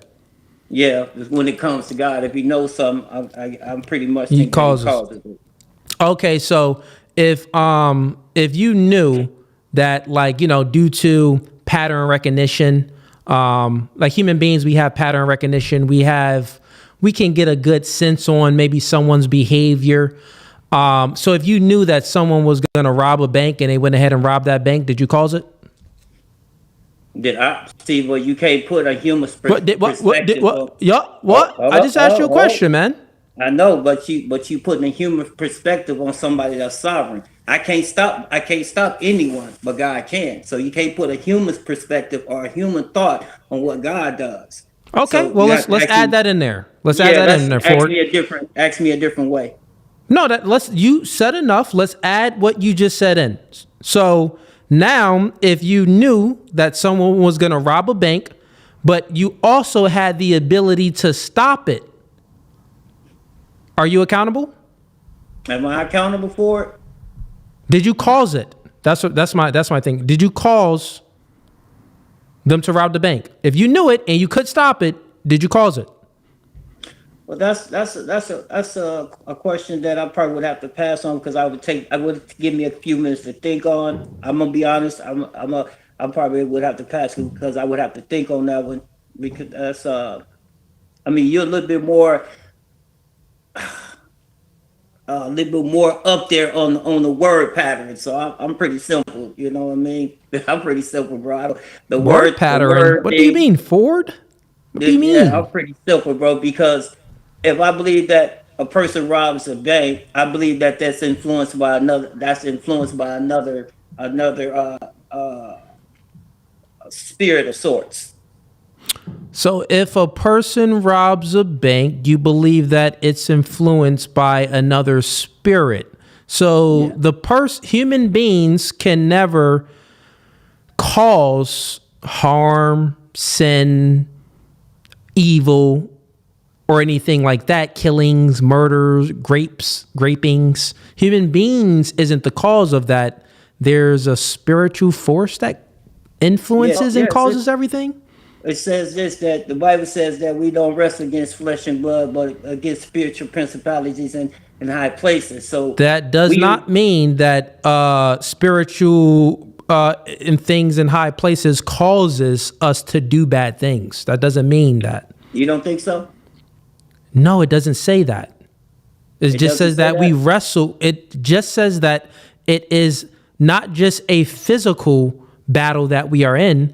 We are also in a spiritual battle, because we're more than just physical. Human beings are more than just physical. We're spiritual as well. Yeah, exactly. So hold on. I'll let you finish. Go ahead. You just got yourself. You just. So if we wrestle not just with physical, but with a spiritual, that means we're wrestling against something that's a little bit more advanced than us, right? Does this mean that spiritual beings caused us to do this? Yes or no? And not even that, because you believe in predeterminism. So your definition was God is the one that knows everything, and also he causes everything. Spiritual entities like angels and fallen angels, that isn't God. So you're not proving anything. You're not making your argument. That's not God. See, here's the thing I don't believe in free will. I believe that we have a will. See, that's the difference between having a will and free will. See, free will is not influenced by anything. We have a will, but it's not free, because our will is influenced by other outside sources. They don't mean, because if I see something, I like it. Is it my free will that's doing it? No, it's just the will, because it's being influenced. No, free will just means you have choice. The ability to choose, right? You have the ability to choose. So that's what free will is. So as long as you have the ability to choose, it doesn't matter if you're being influenced by something, because you can still choose to not be influenced by something. What? Okay, you ever had temptation? Temptation is people that is trying to influence you. Have you ever rejected temptation? We do it all the time. Okay, then you've proven my point. Since you rejected temptation, rejected influence, you chose not to be influenced by it. Well, still, again, that's just choices. It's not free.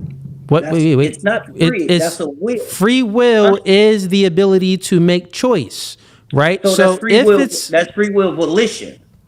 That's not free will. What do you mean by free?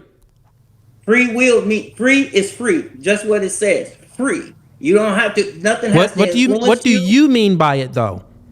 Nothing behind it. Free. Okay, nothing so it means so what you're saying is we don't have free will because Someone can influence you. There'll be a lot of temptations. You'll go through a lot of adversities and ups and downs. So therefore, it's never free. Your will is never free because your will is always being tested. Absolutely. No, this proves that we have free will. Look at it. No, that's the opposite. Listen, Ford. I'm listening. If it's the opposite. No, listen. If our will is always being tested, but our will supersedes and isn't influenced by what it's being tested by, proves that we have free will. If our will wasn't tested and we couldn't choose otherwise, stop it, Will. Stop it, Ford. Let me land my plane. I didn't cut you off. If our will is being tested, right? And someone can choose, their will can supersede these influences or these ups and downs, adversities, whatever it may be. And you can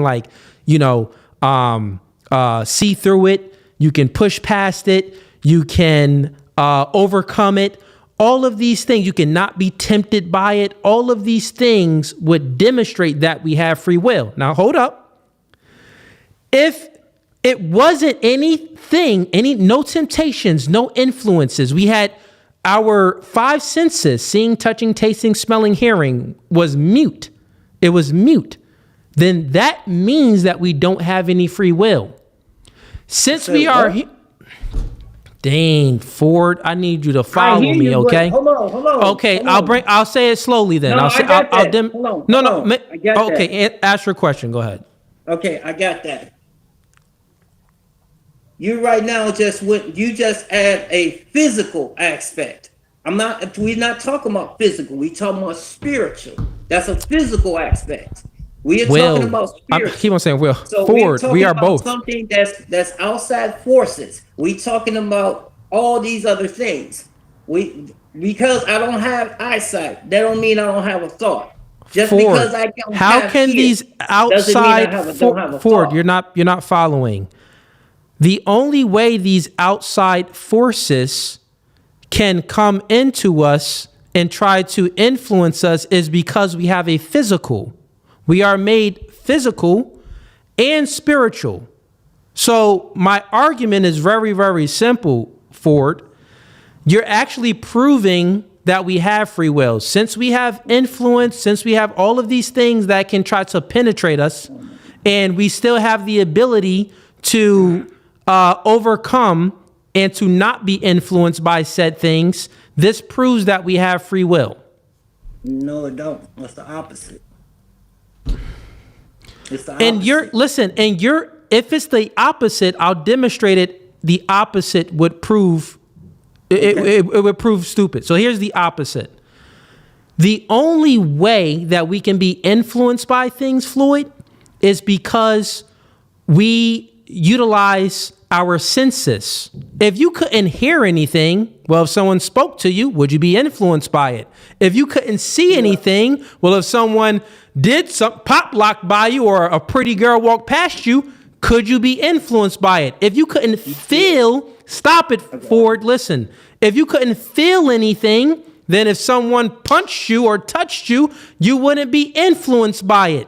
So from your worldview, from the things that you just said, well, I'm letting you know, if we can't utilize our physical to sense the physical world and the spiritual world, then obviously that would mean that we don't have any free will. No, listen. Stop it. Let me land my plane real quick. I need 10 more seconds. 10 more seconds. Stop. 10 more seconds. Go ahead. Land your plane. Land a plane. Yeah. Since human beings have senses, we can touch, taste, smell, see things. Our being and how God made us, this is why we have free will, because we can negate and stop the bad influences from influencing us, our actions and our thoughts and our behaviors. You get it? Without the senses, we would be like a rock. We'll be a rock, bro. I understand. We'll be a rock. I understand that. But listen, now let me land my plane. We'll be a robot, right? Yeah. Let me land my plane. And I get what you're trying to say, but here's the thing about this: you said that God won't override our free will. That's what you're saying. You mean God would not go over our free will?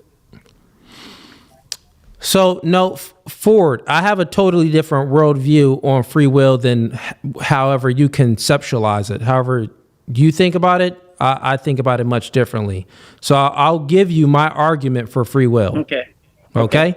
Yeah, so let's get that. Let's get that. So I was challenging you on your worldview of free will, which I obliterated you immediately. But I'll let you critique mine, right?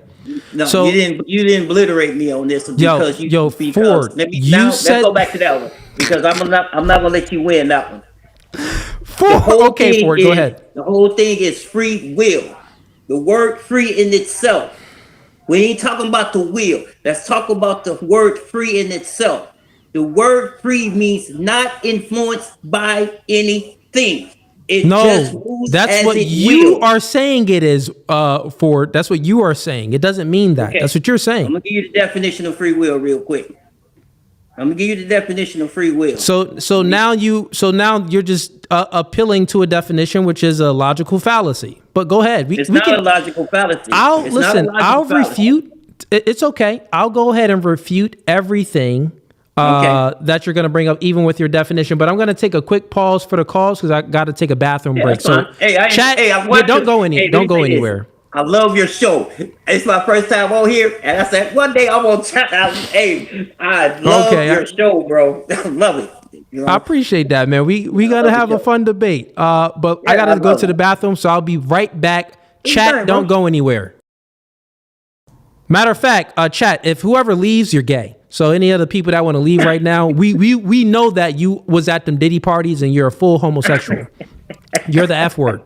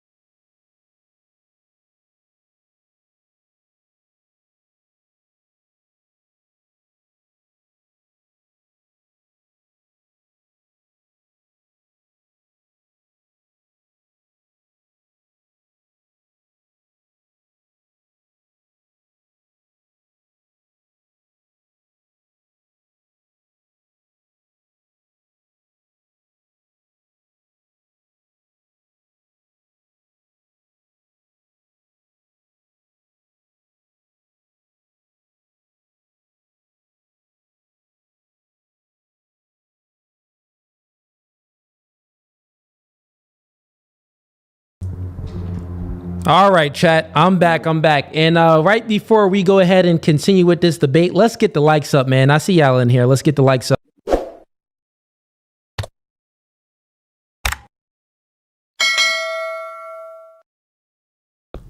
Okay, Ford, you was about to read me a definition for free will. Go ahead. You said that's a fallacy. You said that's a logical fallacy. Well, just appealing to a definition is a logical fallacy. I believe it's called the definite or definition fallacy. But go ahead. It's okay, man. Whatever you want to do, we could do. Okay. It says the power of acting without constraint or necessary or fate, the ability to act at own discretion, meaning without no constraint, without influence. You can do what you want to do. You just do it. It didn't say that. You just put that in there. Read the definition. The power of acting without constraint or necessity or fate, the ability to act at one's own discretion. Okay, it didn't say influence or any of those other things that you said in there. Okay, it's implied. It ain't implied in there. You're implying it in there. It ain't implied. It is not implied in there. But listen. The power of acting without the constraint. I'll go ahead and. That doesn't mean that constraint it can be physical constraint. So yeah, you wouldn't have any. So I'll say this. I can take away some of your free will if I lock you in my basement, tie you up, put some duct tape over your mouth. I can take away a lot of your ability to at least physically act out your will, but you still have your mind and you can still think. So therefore I can never constrain that. So this does not prove that we don't have free will. It says own discretion, not somebody else. It says own discretion. So we only know one being that can do that. Only one being, that's God, who can do what he wants when we want. Our free will, again, goes back to what I said. Hold on, let me finish. I'll let you land your plane. You're putting stuff within the definition, but go ahead. Okay, let me land my plane. All right, go ahead. Our will, again, it goes back to, we add free will. I don't know why we add that, because it's not free. There's always consequences behind our actions. Free will doesn't have consequences. You act and do what you want without. The definition didn't say that. What you say now? Say it again. The definition that you just read did not say within free will.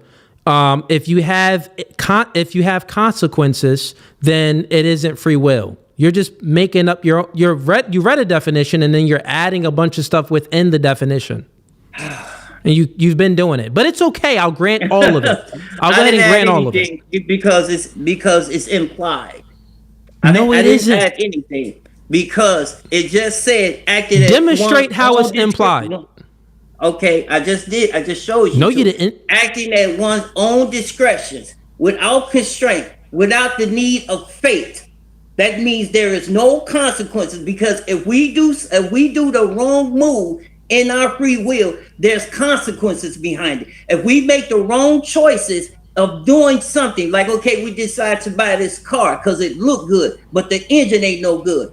That's your free will to buy that car. That was a bad choice. All right. That was a bad choice. But if I buy this car and just buy it, and it runs and does and do everything else, there's no consequences when I do something. When free will doesn't have consequences.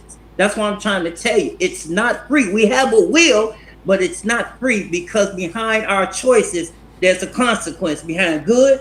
If it's good or bad, it's still a consequence. God is the only being that does where it's no consequences behind it. Ours, it's not free. It costs. Okay. It costs, brother. All right. So if there isn't any free will, and you're saying that you don't believe in free will because it isn't free, there's always going to be consequences. So this would mean that, and you also believe that God is the one that causes everything, like he causes everything, so he's in control. Finish that statement, because you was on something. Don't go to God. We on us. Don't cut me off, Ford. I'll let you speak. I'll let you speak, I got Ford. one here.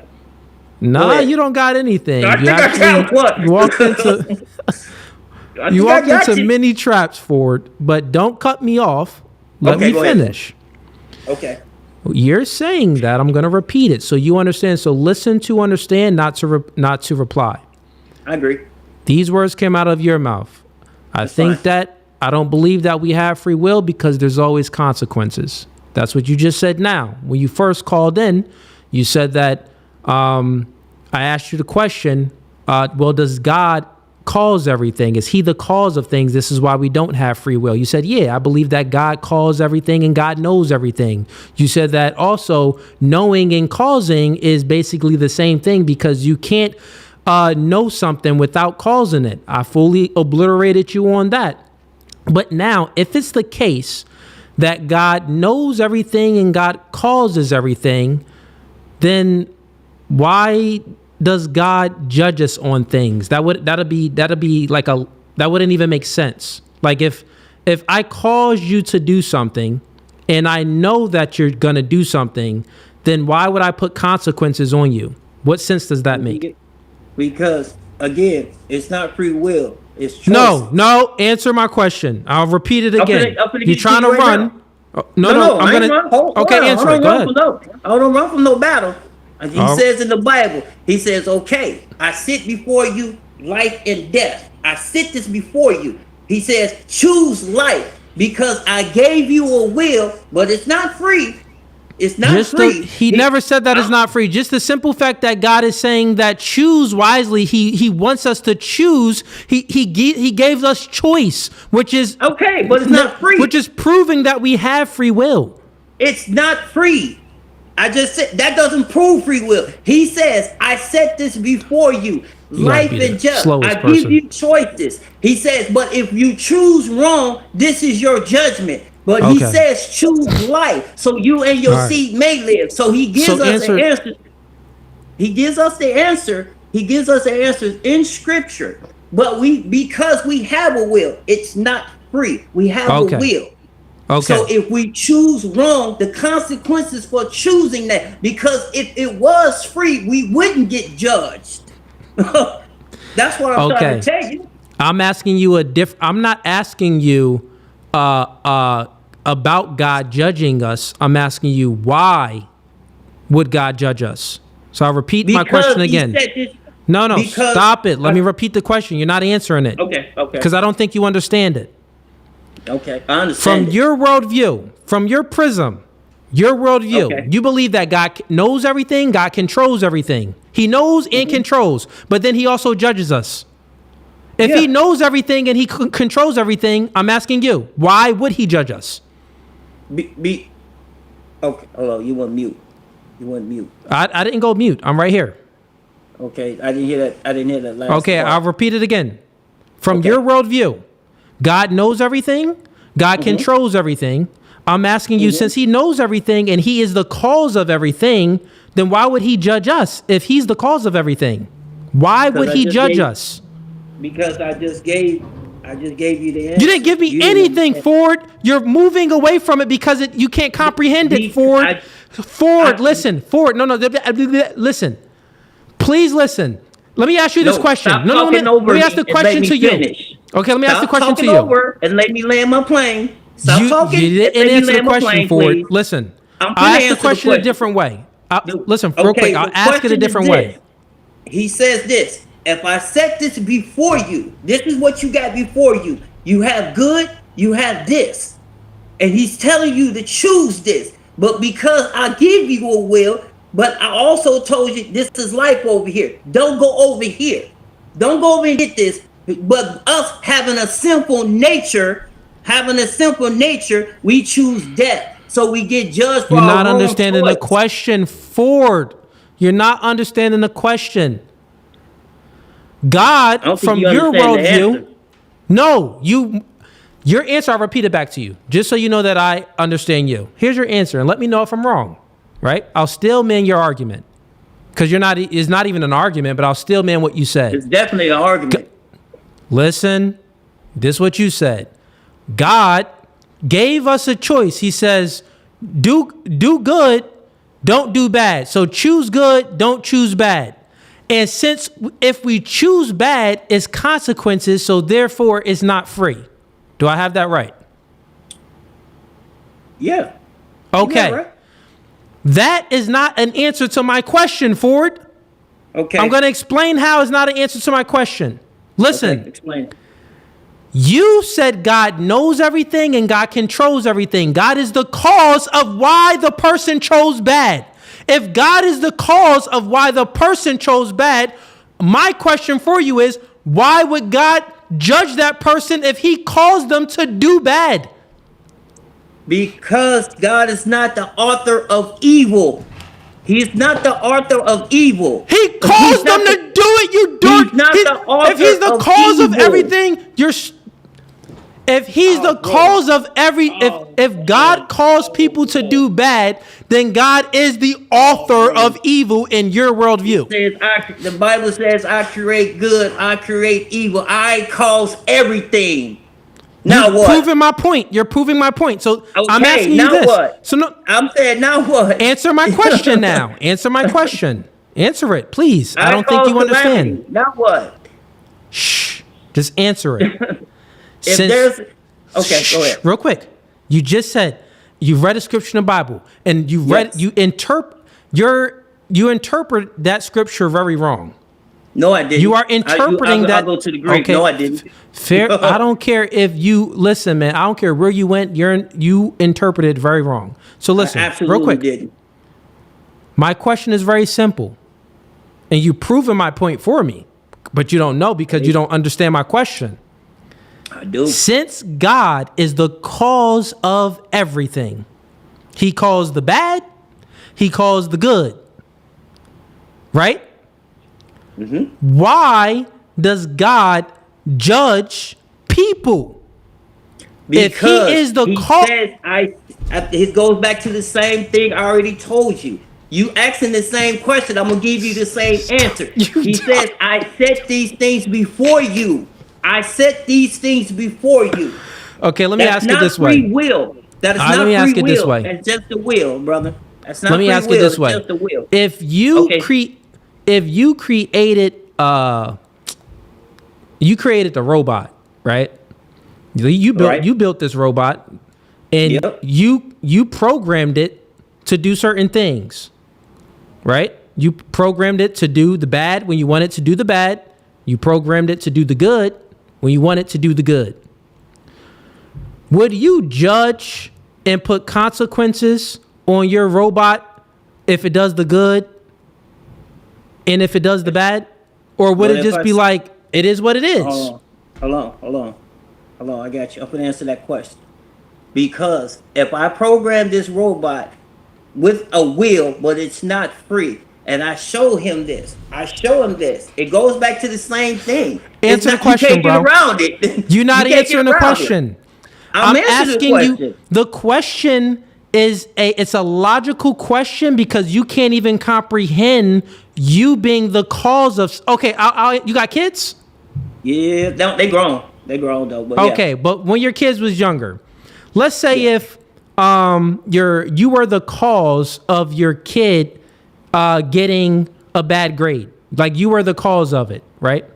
Okay. And he came home. He was like, "Dad, help me with my homework." And you was like, "I got this, little nigga. I'm about to listen. I did this back in my old days, young tiger. I could go ahead and answer all these math questions." Right. And you go ahead and answer all of these questions for him on his homework paper, right? And then he's like, "Oh, thanks, Dad. I appreciate you." He goes to school. He gets an F on his paper. So you caused him to get the F. Are you going to bring consequences on your kid? Are you going to discipline your kid and say, "Hey, that was bad. It's all your fault"? Are you going to do that? Yes or no?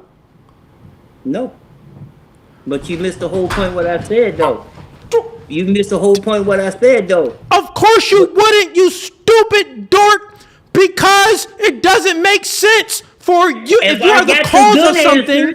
If I got the good answers with the bad answers, I tell you to choose the good answers. Whose fault is that? And you choose the bad. That's what I'm trying to tell you. You only gave one aspect of one aspect. Chat, I give up, chat. I gave it to you. I gave it to you. I answered the question. You refuted your entire argument. No, I didn't. I didn't refute my entire argument because you only gave one side. God said, I said good. I said death. Choose this. You said, this is what came out your mouth. My child comes to me and I do the question. But if I got this right question here and this wrong question here, and I said, this is the right question, answer this, and you answer this, whose fault is that? Ford, listen, Ford. You refuted. Oh, bro, you only did one side of the thing. It's two sides to that. You only did one. Just stop and listen. Listen, but Ford, you refuted your entire. No, just listen. Okay, Ford, how old are you? Me, I'm 52, brother. I know when they say that, man, when you old people be stuck in their ways. Because right now, bro, you are stuck in your ways. You are stuck in your wrong ways. You're wrong and you stuck in your ways. I'm not wrong. You're not listening. But you're not listening. You're not listening. Okay, you said if my child comes home, hold on. Let me repeat exactly what you said. If my child comes home and says, "Hey, Dad, I got this test. And you say, yeah, I'm going to do this for you. But here's the point. That is what God said. Now, if my child comes home and says, hey, Dad, I got this test. You tell him, hey, okay, here's the right answers. Here's the wrong answers. You're not Choose saying the nothing right right now, answers. Ford. Huh? You just talking without saying I'm not like talking real because things. you gave a wrong analogy. You gave a No, wrong analogy, Ford. brother. Ford, listen. I gave the best analogy to prove No, your you point gave wrong. the wrong analogy. Yes. Because So you didn't answer what I said. Ford, You didn't just answer relax. what I said, bro. Ford, just relax. I'm going to repeat it back to you. I'm going to demonstrate it for you. I'm going to demonstrate how you contradicted yourself. Okay, I are you didn't ready? contradict myself, bro. Not one time. Ford, did you used to beat your wife or something, man? You look like one of the niggas like, Bro. woman, I told you to. Bro, I told you once. I'm not going to tell you again. Sir. No, sir. I got a beautiful wife in there, bro. No, Well, sir. Don't shouts do out that. to your wife. All right, I'm just joking, Ford. It's jokes. It's jokes. Bro. Let's not get personal. It's jokes, man. It's jokes. Let's do that. No, So, my look. wife is gorgeous. Matter of fact, when my wife say jump, I say how high. She's so pretty. Oh, so you a simp as well? Oh man, no wonder why you can't. I'm a Simps really can't understand these concepts. Because I love my wife, bro. You just said that if your wife said jump, you ask her how high because she's that beautiful. You simping for your wife because of her beauty? You look, hell no, man. Why now you taking things out of context, bro? I'm just telling you how good she is. She's a good woman. All right, fair enough. Yeah, all right. she's a good woman, bro. All right, she's a good woman, man. Let me demonstrate.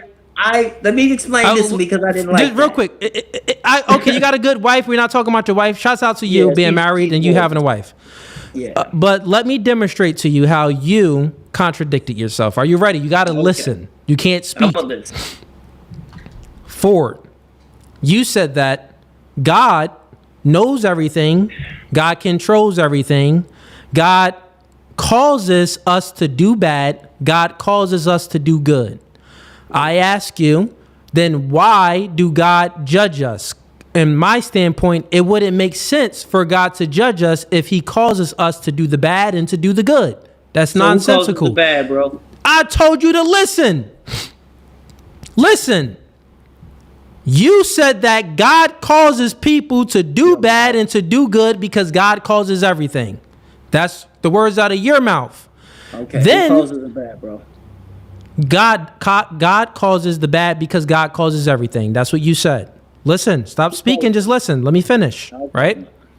Yeah. And then I ask you, if he causes us to do bad, then why does God judges us when we do bad? It's nonsensical. Would it make sense for him to judge us if he is the cause of us doing bad?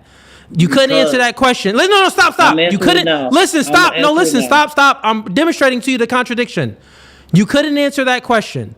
So then I make a hypothetical. Stop it. Listen. Listen, Ford. Listen, bro. Don't listen, bro. Listen. I make a hypothetical, and I said, if your son, if you are the cause of your son getting the F, are you going to put any consequences on your son? You said no, because I'm the cause of it. So you even know in your own real life scenario, if you cause something, it will not be any consequences on the other person because you are. Stop it, Ford. Because you caused it. So why would God put consequences? Stop it, Ford. Listen, you are dumb, Ford. I gotta mute you to finish my sentence. Since you're cutting me off because you're wrong. So I gotta mute. I hate using the mute button, but I gotta mute you because you stuck in your ways.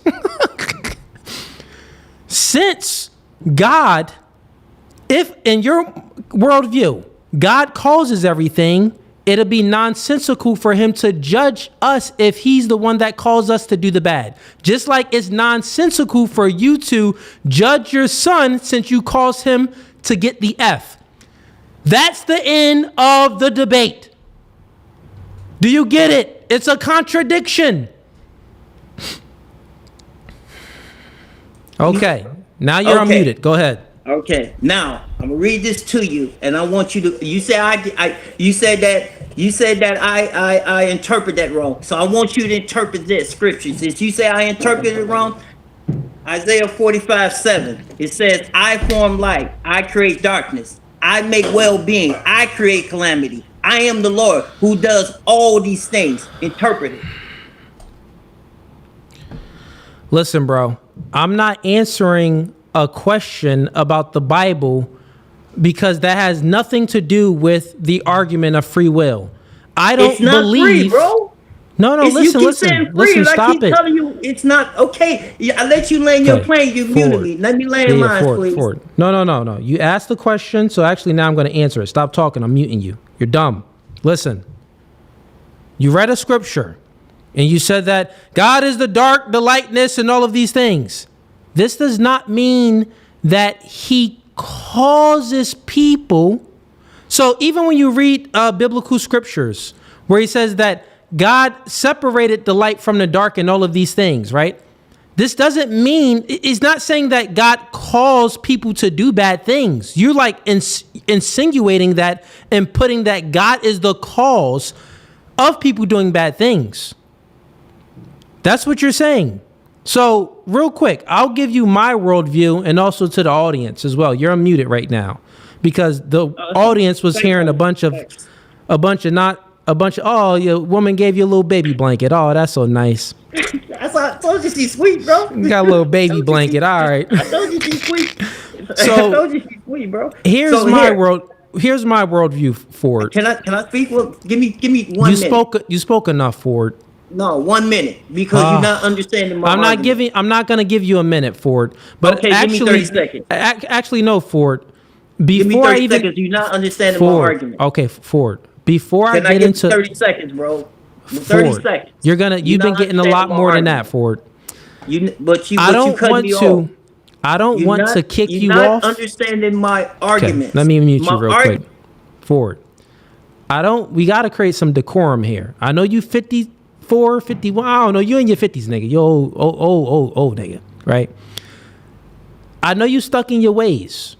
But when you come on someone's platform, you have to adhere to their rules. There's a hierarchy. I created this show. So just adhere to it. You go to work, you got a boss, right? Your boss tells you something, you listen to your boss. Why? It's because your boss is in that position.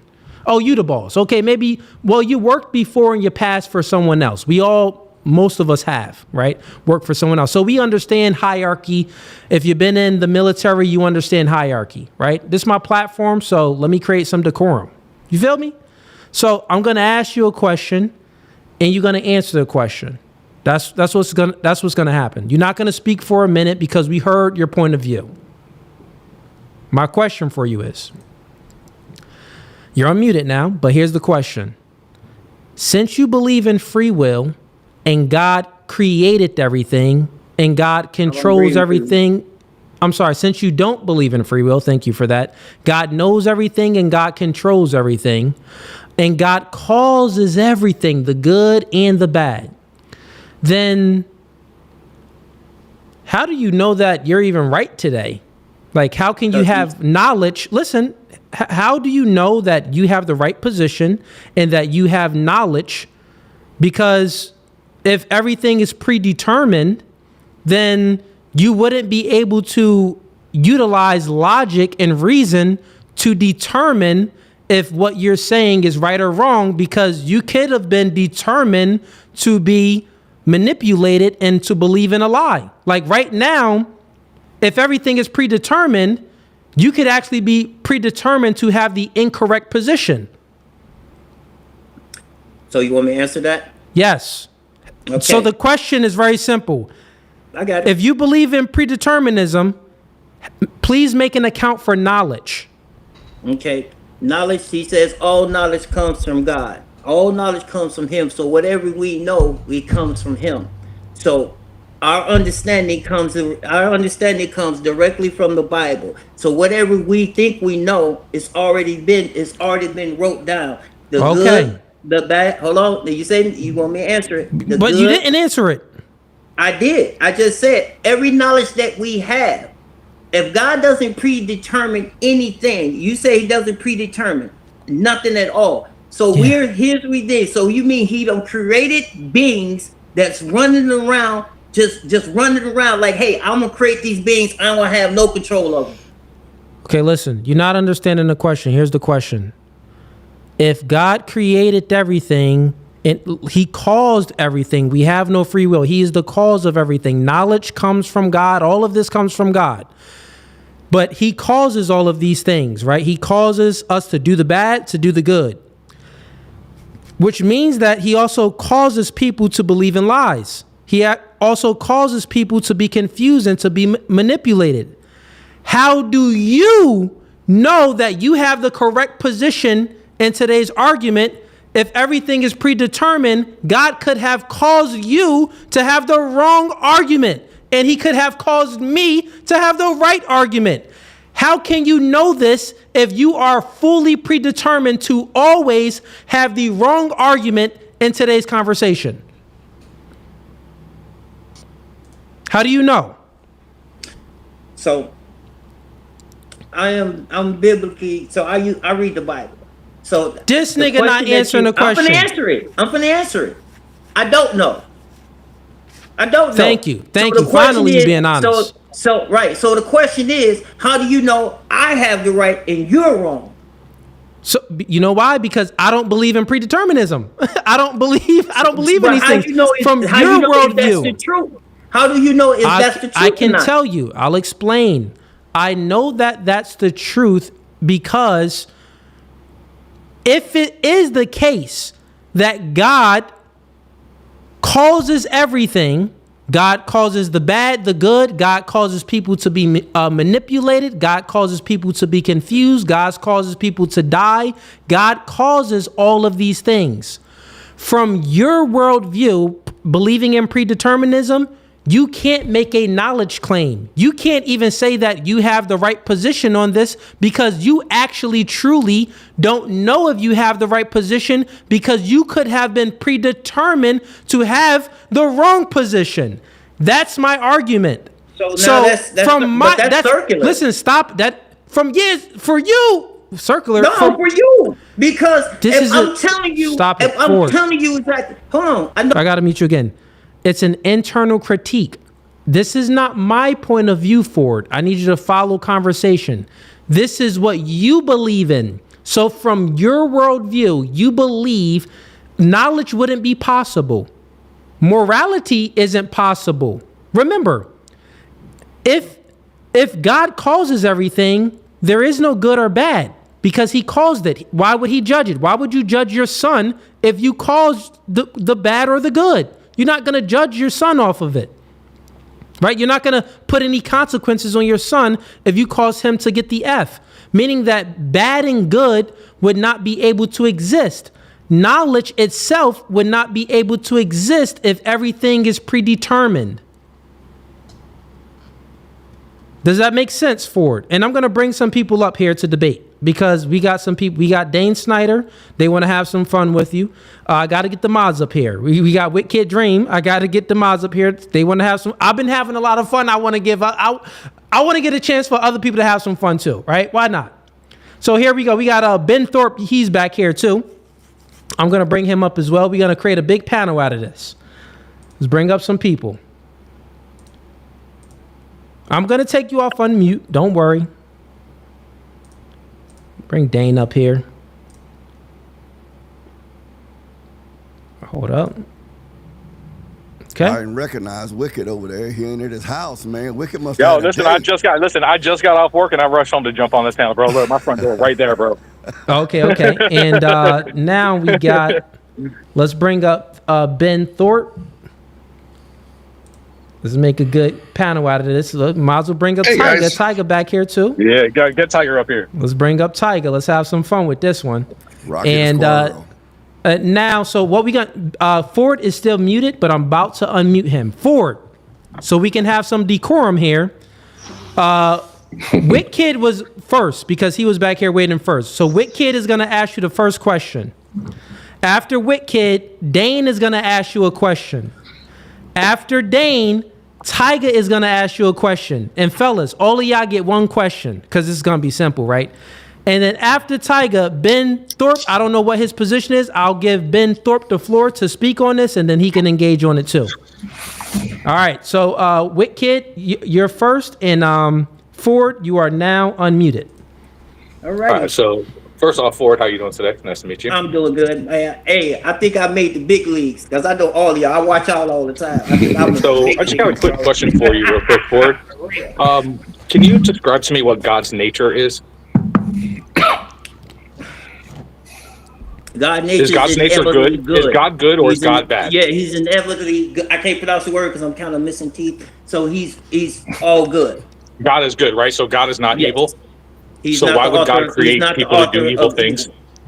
So why would God So create here's the people to do thing. evil things? If God is not evil and his nature is unchanging, Why would he question? cause? Say What cause. Why would he question? cause? We can't say why would he What cause people question? to do evil things? So here's the thing. God is not the author. He's not the author of evil. He's not that. So But when I how can he look not at, be the author if he's forcing people to do it? okay, so you got to ask this question. You got to answer this question. Where did evil come from? The lack of God. Evil is the absence of God. So that means they both exist at the same time. Well, no, you can't have God and be evil, because without So God, then you're evil. where did evil come from? Has it When the always person existed? No, when the person took their free will to go against God, that's where evil came from. So you telling me, so here's the thing, this is why I love the Bible. He says this is why I love the Bible. He says when Adam ate, sin entered in. So that means it came from somewhere. Where did it come from? Where did wicked go? I'm back. He's right here. He back. I switched over. I jumped over to Wi-Fi. My Oh Wi-Fi yeah, that's is gone. fine. So I got a question. I can't answer. I'm gonna answer it like this. If God is, we know God is good, and He's not the author of evil.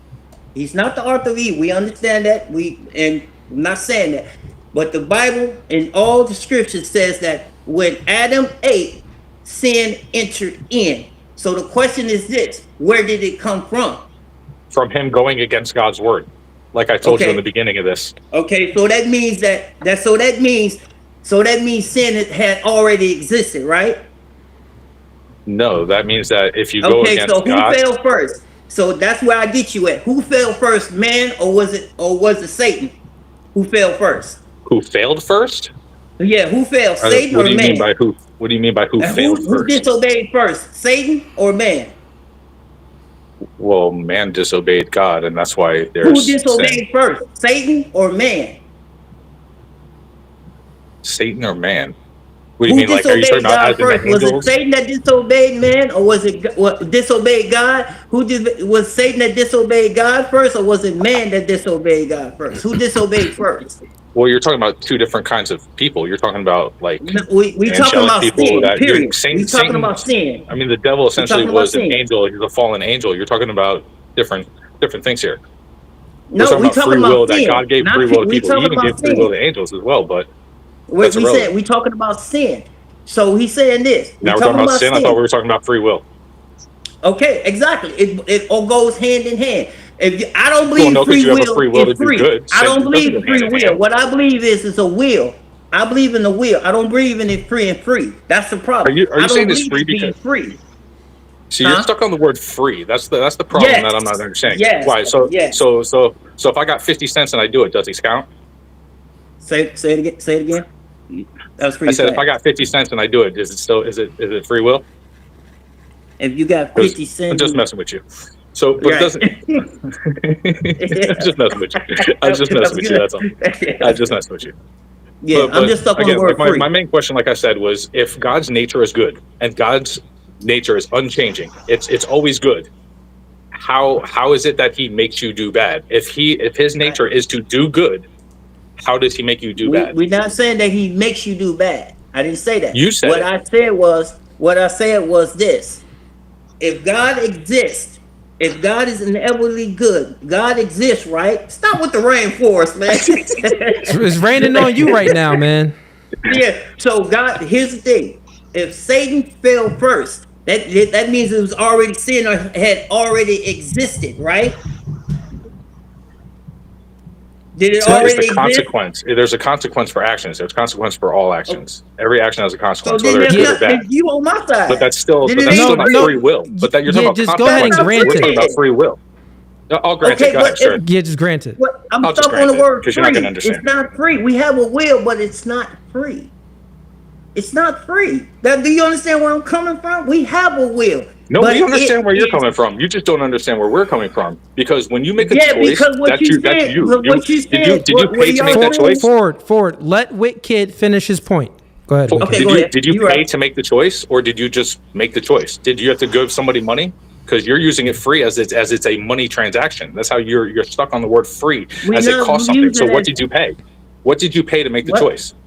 if I make the You're saying wrong you have to choice. pay If I something. make the wrong choice, there's consequences to be paid. We're not looking at it as money. We're looking But at listen to me. at You didn't there's a pay anything cause to and there's make an the effect. choice. Ford. Listen. Listen. And in order for us to have this discussion with you, man, you have to like listen and answer the question. Then if you're not answering the question right, we're gonna stop you so then you can try to answer the question right. Repeat your question, Wicked. All right. So my question is you're talking about a consequence after an action. What I'm saying to you is, what did you pay to make that choice? What did it cost you? Nothing. It cost you nothing. It was your own decision. It didn't cost you a dime. It didn't cost you nothing. You made that choice. Now you pay for the consequences of the choices you make. There's a difference. That's the part you're not understanding.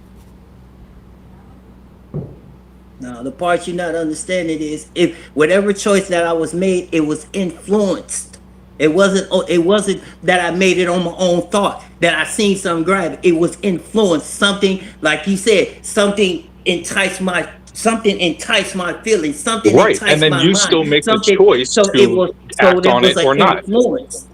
But it was influence, meaning it was not free.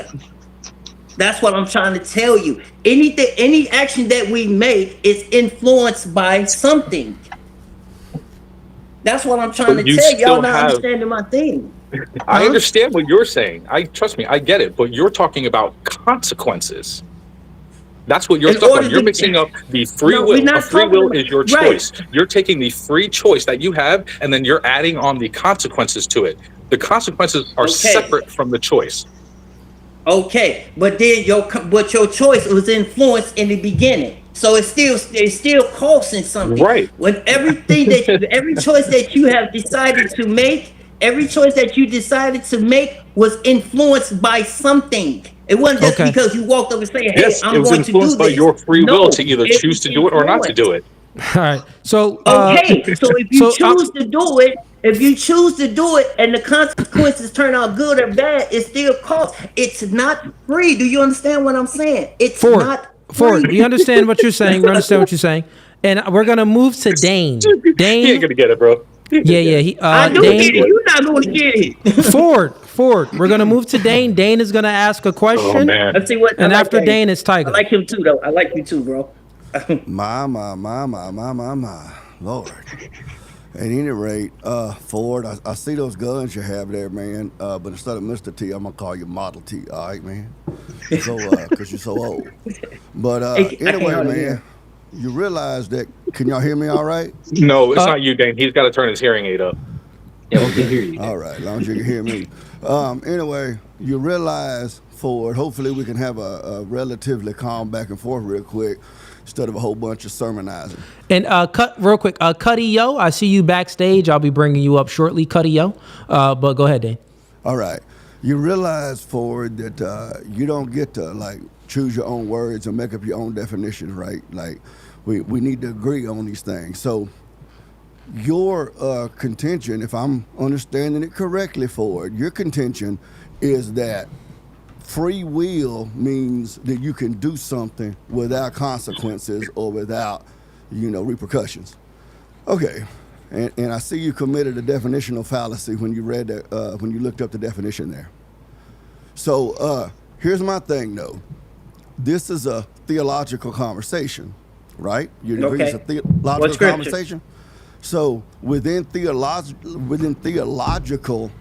grounds, the question of free will or predetermination or predestiny or whatever is the question of whether or not I can make my own decisions to do a certain thing, or whether or not my actions are prescribed and predetermined by God, and then I have no choice to where I'm a puppet. That's the theological question. And within the realm of that question, the consequences are not even considered. So the question becomes, in the free will question within the theological bounds of the argument. I mean, we can argue about potatoes and spaghetti and walruses if we want to, but within the bounds of theology, the question of free will is, can Dane make a decision to do something of his own accord? And then wherever the chips fall, wherever the chips fall, the chips fall? Or is Dane's day-to-day decisions prescribed by God, and then I just become like a marionette? That's the question. Consequences don't play into it. That's something that you've added to the conversation that is not a question of the theological question. So let me ask you this. This is my question. In the garden, Genesis, the man and the woman in the garden, okay? There were two trees planted in the garden. Do you remember what those two trees were? Yeah, tree of good and evil and knowledge. No, the tree of the knowledge of good and evil was one of them, and the other tree was the tree of life. Tree of life. And God had those two trees there. He said, of the tree that is in the midst of the garden, the tree of the knowledge of good and evil, you shall not eat, because in the day you eat thereof, you shall surely die. Why do you think it is that God planted that tree in the garden? What do you think the purpose for that was? Well, that's an argument silent, so I can't answer that The because it doesn't say. No, but you can reason. It doesn't say. You can reason. It doesn't say why he planted that. You can. Please don't run from the question.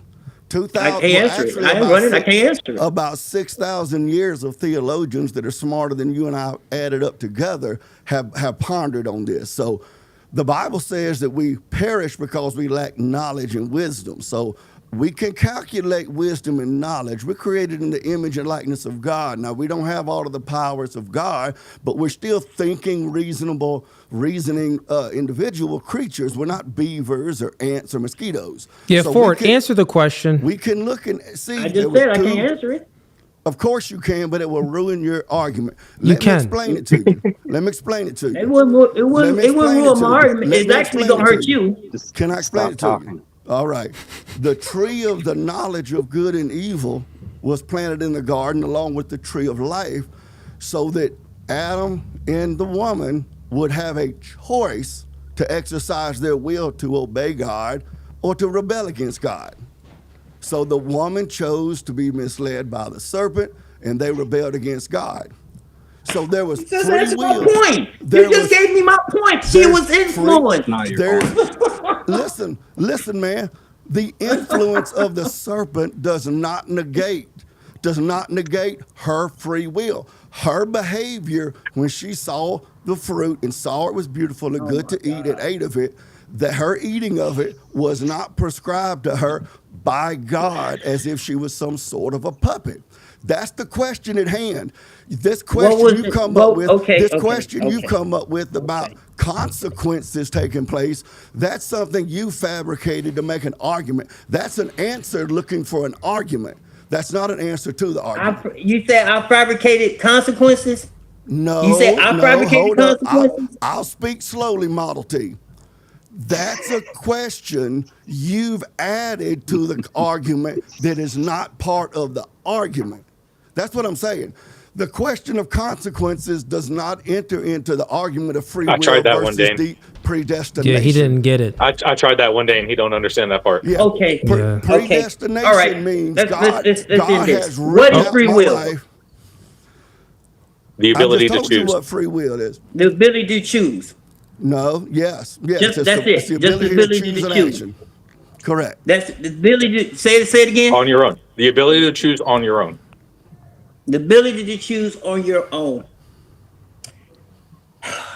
I'm gonna go to a scripture, and I'm gonna see that Cyrus had that ability to choose. I'm not gonna know anything that Cyrus said, because just like you did with my question about the tree, there's no way for me to know, right? If you're not gonna be, if we're gonna go to Jeremiah, then why should I be honest? Let's go to Jeremiah then. Let's go to Jeremiah. Ford, he said, listen. before I formed you in the womb, I knew you. I ordained you. Did he have a choice in that? Knowing and ordain does not mean, it does not negate choice. It does not. It does not mean that he calls you to do the bad thing. Listen, Model T. Knowing it- Listen, Model oh T. my Listen, God, Model man. T. What's a- Listen. All right, listen. man. Listen, Ford. All right. Let's go Hey, I all the can't way win back it. I here. give you scriptures. I can't win it. You don't get to dodge me, and then Those- you want to come out with this bull crap. You're giving Let's us go your back to the interpretation of garden. the scripture. Let's go back to the garden, Ford. What? He put the tree of the knowledge of good and evil in the garden, and he Why put did the he tree put of it there? knowledge. I asked you, and you told me you don't have a clue. You got less clue than you If have he teeth. knew, okay, here's the thing. He put the tree of good, he put that tree in that garden. Again, I serve a mighty God. And the God I serve is Jesus. Hold So up, here we Ford. go Hold with the up, sermon. Ford. Here Hold we up, go Ford. with I the gotta mute. sermon. I gotta mute Ford. Ford, I'm gonna let you speak. Ford out here spitting, giving all the facts, giving mad knowledge. Listen, we keeping Ford up here until someone sending a $50 super chat. Ford gonna be up here all night. I'll do an 8-hour stream until. Listen, man. Ford spitting, he dropping knowledge. Listen, I'm learning from Ford right now. Listen. So that's what we're doing. $50 super chat, or Ford is staying here forever. But if you send in the $50 super chat, we can get Ford out of here right now. But I don't know yeah, about let's see. Ford, but he's a hell of a dodge. I know he could dodge. Go ahead, Ford. You was about Ranger. to Ford. You was about to start spitting that hot fire. Go ahead, Ford. Okay. I'm gonna ask this question, and then anybody can answer. W Ford. So Look, I'm W gonna Ford. ask it as plain and as simple as possible. Oh, you ain't got to ask it plain and simple for me, Why man. would God create something like us and not control it? Because he's a God loving wants you to love him. Because he's a loving God. Why did he plant wants the us to tree of the choose to knowledge love of him. good and evil in the garden, Ford? Why did he plant the tree of the knowledge of Yeah. good and evil in the garden, Ford? Yo, He Ford, says- you spitting, bro. He says this. This is what he says. He says, I looked on the hearts of men and seen that they were all evil. So why did he destroy plant the them? tree? Why did You're he destroy them? obfuscating. You're obfuscating. Why did he plant the tree in the garden that gave the man and the woman a choice to obey or not? Why did he plant that tree? Okay, but that's again, that's not free will. You keep telling What do me you that's call it? that's free What do will. you call it? When You he keep said, saying "Do that's not free do this, will. It for is in the not day that free. you do it, you're gonna surely die." What do you call that? Okay, so when they ate it, the consequences came. That doesn't was mean not it wasn't free. free will. You know, That doesn't I mean figured. it wasn't free Listen, will. I figured That's it out. the condition that you're at. Tiger's I next. figured it out. Tiger's next. Tiger, Tiger's go ahead. next. I Cooley, figured this let me out. ask you real quick, Cooley. Go ahead. How much do they need to pay to rescue me from being on panel dealing with Ford? Because I need somebody Yo, to rescue me. listen. I'm running out of Hey, whiskey. man, listen. What if Ford was predetermined to be wrong and actually right now in this moment become correct? What if Wait, that is the can I case? answer Ford's question? Ben. I just want to answer his question. I know I'm out of Okay, turn. go ahead. No, Ben. Just wait. Yeah. You sure, Okay. Tiger? Okay, go ahead, Ben. Go ahead, Ben. All right. So you asked the question, why would God create creatures who could disobey him? Okay. You have any children? Yes. Well, but they grown though. Why do you regret creating them? Do I regret? No, why? Did you act like God in creating them? God repented. God repented. Didn't he say he repented for making man? Can you control your children? They grown. No, I don't control them now. Okay. So you did right by putting these beautiful children into the world. Okay. And you can't control them. Are you a G for But that's creating those but that's the human children? Are you a aspect. G We for talking about creating a those sovereign children? God though. Or are you We talking about a sovereign God though. Hey Ford, We how talking about about you a let sovereign Ben God. answer? We ain't talking The about. most godlike thing Let you've Ben ever finish answer. done to create and Go ahead. act with God, breaking up. put children into this world. Yes or no? Okay. Why did he destroy them all? No. Don't ask a question. Answer the question. Ford, I'm buying you a hearing aid and hula hoop. Yeah, Ben, say it again. Is the most godlike thing you've ever done is to take your fallen nature, get with a woman, and create beautiful children that you can't control, even though you're their daddy. I did it on accident. Me 5 too. times. I'm a slow Keep it learner. real. I did it on purpose. I was young. I was 17. I did it on But- purpose. Okay, let's get back to the question. Okay, Is that now godlike you guys. of you or no? Okay, but he also destroyed them. Yes, he created, he loved us, but he also destroyed. He also destroyed them. Started back over with Noah. So he decided. He says at that time he repented for making man. He was sad. He was hurt. So he destroyed mankind also. So what you saying doesn't add up. What you saying? Did you ever punish your What you kids for saying doing something wrong? was good, but he also destroyed mankind too. So did you ever punish your kids? Because he's being all the time. Okay. This person here, hold up. That's Hold up. punishment, but destroying is two different things. No, hold up. Hold up. This person here joined stream. Lucky Pools, whatever. This person joined the stream. We want you to come up. Tag him in chat and tell him to join stream. All that. Yeah, Join the stream. I want y'all to give me, because you're saying the ability to choice. I agree with the ability to choose. I agree with that. I'm not saying that I disagree with the ability to choose. What I'm saying is it is not free. It is not free. You mean okay? So you're taking two different definitions of free, and you don't need to make up your own definition for it. Right. Okay, what's the definition of free? I explained that to you a minute ago. If you were listening, man. I got it. Okay, real quick, fellas. Let Tiger go, real quick. Sorry. Well, no, I was just interjecting. Let everybody. Oh, you good? Oh, okay, all right. Cool. Yeah, Dane, go ahead, have fun. What I'm saying for, listen. If I get on the basketball court, right? I'm 6'3". Okay, I'm 6'3". When I was young, I was 185 pounds, so I looked shaped a lot more like Cooley than I am now. See, I'm 205 waking up, man. If I get on the basketball court, on 195 laying down. If I get on the basketball court and I start kicking the basketball around like it's a soccer ball, I'm gonna look like a fool, because I'm playing basketball under the rules of soccer. That's what you're doing with your argument. Within the within the theological question of free will versus predestination, free will is the question of whether or not my actions are written out like a play, a screenplay from God, or whether or not I have choices that I can make that's in my will to make those questions. That's the question. When you start saying that, well, if there's consequences, it's not free will, that's Ford making up his own argument. Yeah. You don't get to make up your own argument, man. You get That's why it's called an argument. That's why it's called an argument. So, you come with an argument, I come with an argument. If I'm making up my own argument, it is me. This is what I believe in. So my question is this. I let you land your plane. My question is this. What is the definition of free? There's multiple. You know what semantics are? It depends on the use of it. Like, that's your What's the definition of free will? You saying it's the ability to make choices.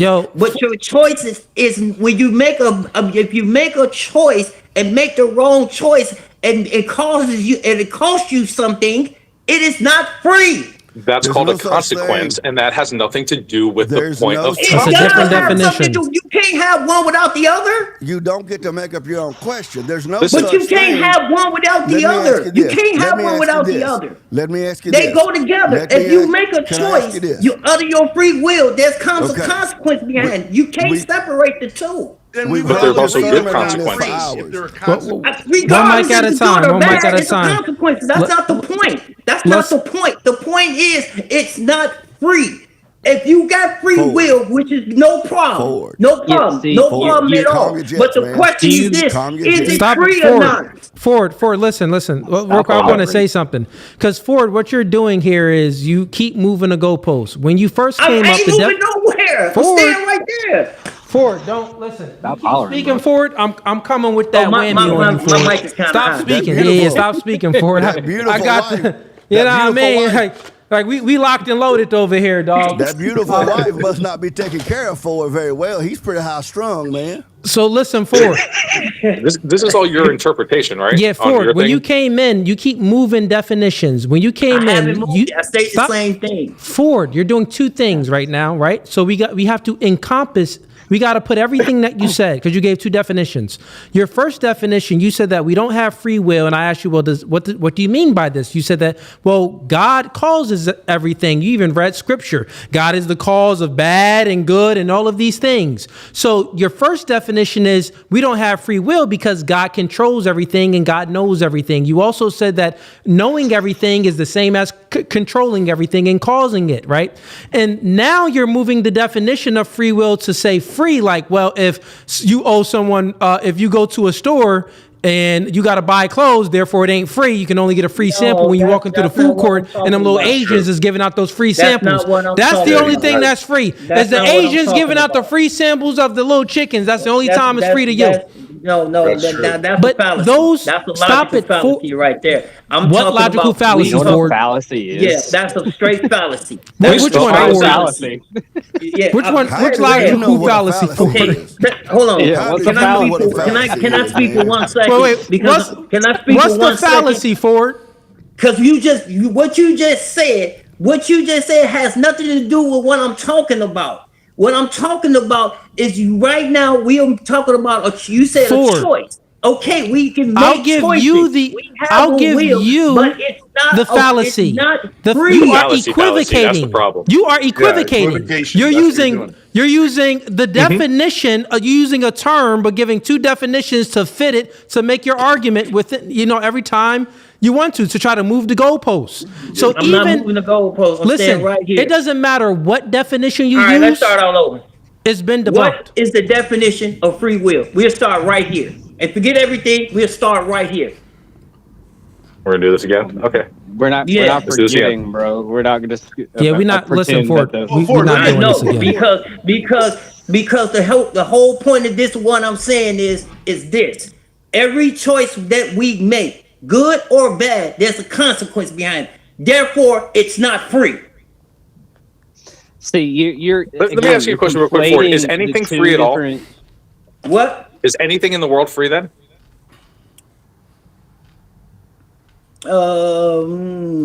Sam Cooke said that as long as one of them wasn't free, that wasn't none of them free. So that's what Sam Cooke saying. As long as one of us are. Shouts out to Fade, sends $20. Y'all don't get it. He only smoked the rock. In my life, I haven't experienced nothing. Listen. I'm reading the super chat. I haven't experienced. Ford, listen, Ford. Shut up, old man. Just listen. We reading the super chat. Shouts out to Fade. I gotta mute you, man, because you keep talking. I can't read. I already don't read super chats the best, but you speaking while I'm trying to read. God dang, Ford. He sends in $20. He says, y'all don't get it. He only smoked the rock because he was influenced by its flavor. At that moment, influence erased his free will. Shouts out to you, man. I appreciate the support. No Fugazee. He ain't no crackhead, y'all. He ain't no crackhead. He just ugly, y'all. He can't help it. He ugly. He old, man. He old. No. Can I ask you a question? I think part of what you're saying is a real king has real control over his kingdom, and a weak king allows people in his kingdom to do whatever, right? That's what you're saying. So if God is powerful, he's going to act like a real king, and he's going to have real control over his whole dominion, right? I would think that the king of all kings, the Lord of all lords, he would have a control, because at the end of this, we all gonna bow. All right. Let's bend the knee. Let's bring this, instead of 2,000 years ago. Let's bring it to like a couple hundred years ago. My people brought your people from Africa. And one of my grandparents, one side of my family, they owned slaves. My great granddaddy was a plantation owner, governor of Virginia. We had control over your people. I don't know if you're from that group, but a lot of black people were under the white man's control. I ain't sensitive back there. That's fine. Now wait a second. We lost that control, but interestingly, we also brought the gospel to black people. The black people broke the control of the white man, but they held on to the gospel more than white people do. So God beat the white man, right, by reaching into the hearts of black people, despite the fact that they were getting it from white people who were enslaving them. So he's the real king, don't you think? He's the baller. He converted blacks despite white people being you see what I'm saying? Same in Central and South America. Now that's a real king. Okay. So you know that goes back to and here's the thing. Did the children of Israel have a choice of going into slavery? They went into slavery because they failed. Did they have a choice? They did not have the grace from a Christian perspective. I didn't ask the grace. I said, did they have a choice to go into slavery? Of course, when the children of Israel was in slavery, did they have a choice? Of course, they had a choice. Actually, of course, no. they had a choice. They could not follow the law because they had a choice to go into slavery. They disobeyed God. Of course, they did. They disobeyed God, but they couldn't help it because of the. Oh man! I mean, everybody has a choice. I mean, everybody has a choice. Your children will be in slavery for 400 years. Did they have a choice to be in that slavery? He told Abraham but the consequence is what the problem was. That's not what I asked, though. He told Abraham, he says, just know your descendants will be in slavery for 400 years. Did they have a choice in that? Well, yeah, they could have killed themselves. Yeah, they all have a choice. Yeah, they were enslaved for 400 years after they disobeyed God. No, they were the house of Jacob. You're right. What'd you say? The house of Jacob. Well, one mic at a time, real quick. One mic at a time. Go ahead, but Jen. but Go ahead, but Jen. yeah, and real quick, Ford, you just asking questions. It doesn't negate just because the Bible says something, it doesn't negate that they don't have any choice. You can't prove. Listen, stop it. Be in slavery. You can't prove. Stop it. Listen, you have a choice to avoid slavery. You have many different choices. God never is taking away our choice because he gives us free will. So real quick, I want to ask you this one question. This will be a good one to get your perspective. Hey, I only got like four things charging. It is about to shut off. I appreciate it. Hold on, real quick. One quick question. Do you believe that black people should get reparations? Hell no. Go to work. Based. At least we can agree on something. Yeah, based. Go to work. Ford was spitting in that. You know what, Ford? Be talking bullshit all night and then come at the end of the night with Witkid, this. I think you was right. I think you was right. I think you was right. Right, Witkid. He was actually going to be right. I told you. You were predetermined to be dumb as shit and think all that shit until we got to the end of this conversation. You had 4% battery, like you said. No, he lied. He got with 3. He lied. He got with 3. He probably got 50% battery, but that good looking woman he talking about standing on the backside of that phone talking about. What are you talking about? She gave him a blanket to cry on like 20 minutes ago, bro. No, she's standing over there now with that. No, she got the air conditioner on. She got the air conditioner on 70. That's cold. She's getting smoked. That's why. She's knocking the rest of the teeth. Hey, but y'all didn't answer my question though. Before we go, did the children of Israel have the choice to go in slavery? We already said because man. They could have deleted themselves. They had a choice. So why did God told Abraham that his children would be in slavery for 400 years? And but they had Abraham, listen. Why'd you tell your child that you were going to punish them if they did something wrong? You mixing up your words just like they weren't even born yet. How they do something wrong? Can I finish? The ones that went into slavery down in Egypt were the children of Jacob. Abraham was Jacob's grandfather. So you need to ask the right question. You get the right answer. The children of Israel. So the children of Israel. Jacob is called who? Israel. A homeless witness. So the children of Israel. So why did God tell Abraham that his descendants will be in slavery for 400 years? Did they have a choice in that? How many questions you gonna change here? You asked it's if the same children of question. Israel. Yes or no? You asked if the children of Israel had a choice to go into slavery. They had a choice to go in slavery? My answer to that question was yes. You don't even believe that. I do believe what you talking about? We just answered it. Yes, but real quick, we got Yo Boy. We got Yo Boy Lamy here. He sends him $5. He says Ford is a member of the Jehovah's Witness. He knocks on ninjas' doors and asks if he can live with them. You can meet him in the kingdom of hallway. Well, I'm actually kind of rich, bro. I don't know what you mean. Hey, Ford, let's see your home. You ain't Ford, you got 2 teeth and you're rich. Yeah, Ford, let's see your palace. They ain't telling me on Smile for me. Smile for me, Rick. Smile for me, Ford. You ain't rich. Look at that. Ford, we want to see your palace. We want to see your mansion. Dude, It doesn't got 3 keep. teeth. It's not a mansion. It's a nice little condo. It's not a mansion. I got money. I'm not rich, but I got money. why You just said can't I'm rich, buy now some you got money. dentures? Which you got? Listen, you got tens of dollars, don't you? Why you Bro, can't he buy got a no mansion dentures, in man? Wisconsin. You A got mansion in Because Wisconsin. it cost me Three in your mouth, one in $60,000. your I ain't got That no was, bridge up that here. was a T-Pain reference. All right, Bridge. chat, I ain't chat. got Look, no, I ain't got no bridge up here. My bridge way up here. Oh, we got a Yeah, $50 this is check. chaos. Holy Fellas, we shit. gonna It cost reset. We gonna $60,000. reset. It cost $60,000, and plus I'm scared of going under the knife. We gotta reset real quick, and Ben, stay backstage. I know you got I'm different scared to go tonight, ideologies than bro, myself so and other people. not So lying Can I to say you. something real quick, I might Cooley? not. I'm Sure. scared I might I not got a wake up. grievance to I got a grievance to levy. This Uncle Tiger and Wicked Dreams dude, they're trying to grow the beard out full like that. No. You the black beard token, I'm the T-Moog Santa Claus token. No, if they're gonna grow a beard, we need a policy that gotta look like Ben over here, wore out and old and ugly, man. No, they Hey, can't but grow no full beard. hey, y'all have some good points. Y'all got. I'm about to die. Y'all have some good points, but you're not gonna change my mind. But I appreciate yeah. it. Listen, we know Go ask you your old pastor and that you same stuck in question, your Ford. ways. When you go to church Y'all- on Sunday, ask your pastor that same question. And shut Me? up, Ford. Yeah, Yeah, Ford, Why Ford, you you ain't need gotta to. be all like Ford, that, you bro. gotta change your diaper, Ford. Go ahead and change. I know you probably got pissed Man, you see everywhere. these guns, man. You see these guns.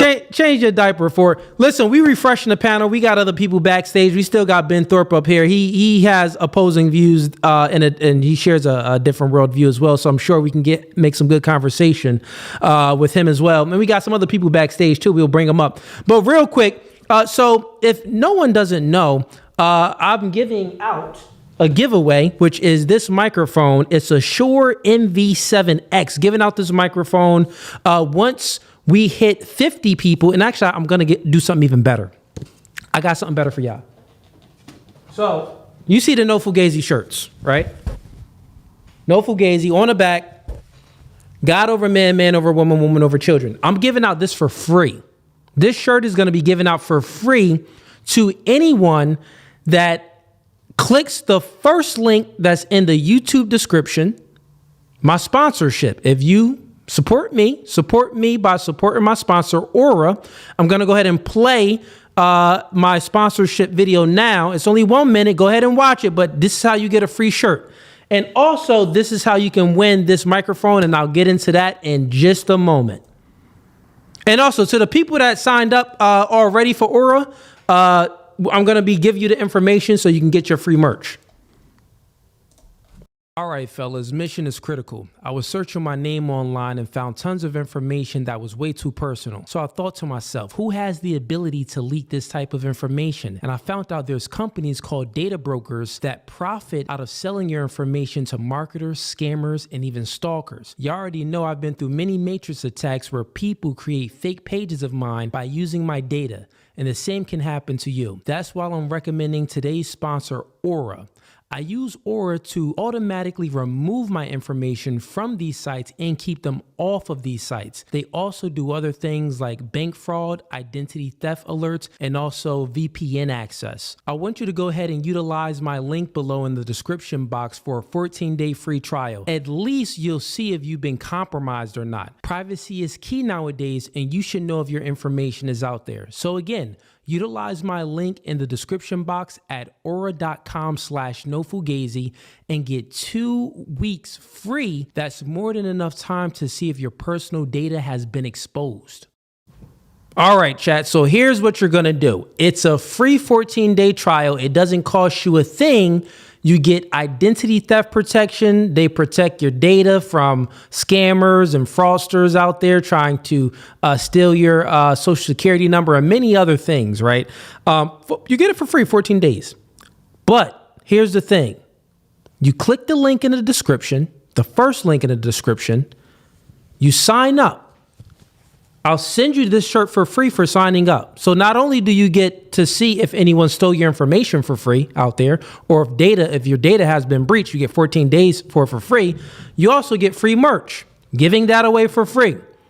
And to get this shirt, you got to go ahead and send me a screenshot of you signing up for Aura on Instagram, on Facebook. You can send me the screenshot of you signing up. So message to me on Instagram or Facebook, or in my email on YouTube, or my email, which is in my YouTube description. And my Facebook link and my Instagram link and my email is all in the YouTube description. So that's how you send it over there to get the free shirt. And what you do is you send over the screenshots of you signing up for Aura and then send me over your mailing address and your name. You'll get this shirt. Now, once again, I only got mediums and large, right? So if you too big, like if you Dane size, listen, dog, we ain't got triple X's. It just ain't gonna fit you.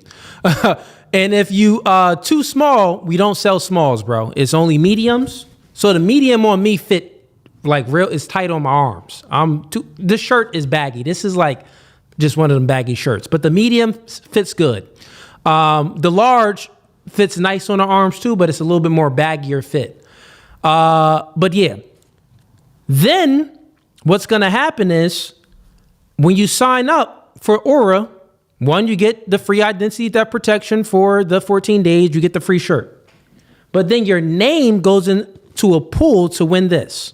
Once we get 50 people to sign up, your name is, all 50 names is going to go into this bucket. I'm going to write down the names on a little card. I'm going to put it into a little bucket.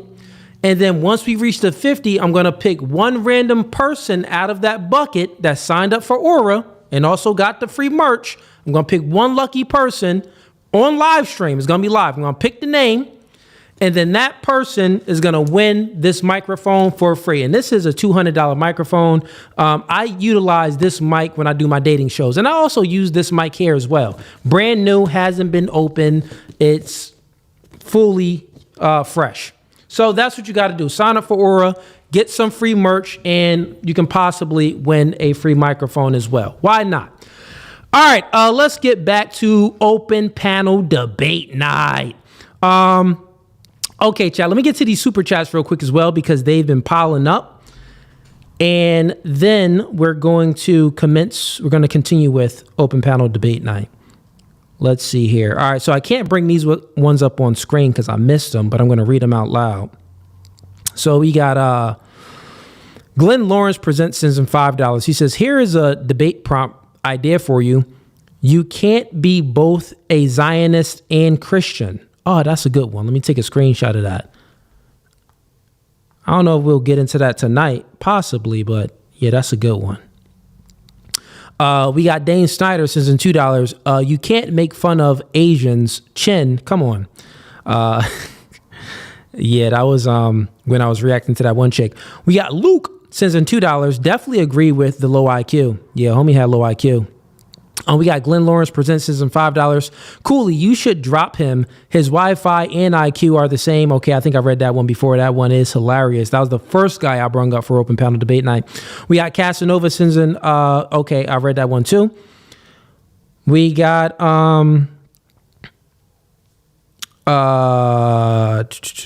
okay, we got Casanova again says anesthesia is still killing. Where's your reasoning, bud? Okay. We got Dane Snyder says in $5. One more minute with reason, and I was going to ask you for a divorce.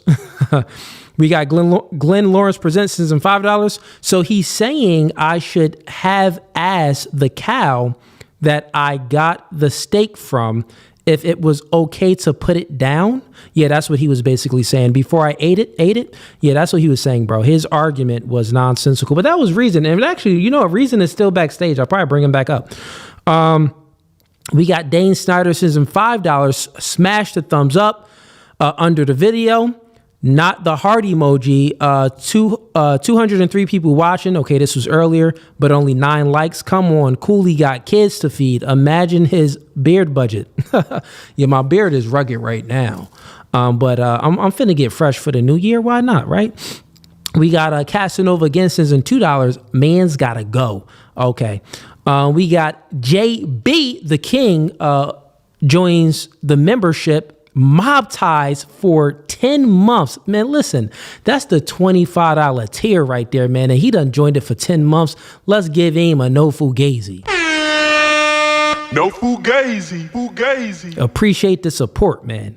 We got Delbridge sends in $2. I want to debate feminism and I will return. Delbridge? Okay. Delbridge. Are you a feminist, Delbridge? Okay, yeah, we can debate that. If you're a feminist, come on up, Delbert. I don't see you backstage right now, but come on up. Currently backstage, we got Ben. Come up with a question or a debate topic that you think that I would have a disagreement with you on, so it can make for a good conversation. We got Dane Snyder still back here. We got Reason still back here. And we also got Cuddy Yo. Cuddy Yo, I'll be bringing you up too. No worries, man. All right. We got Casanova again, sends in $2. Okay. I think he's just got early onset dementia.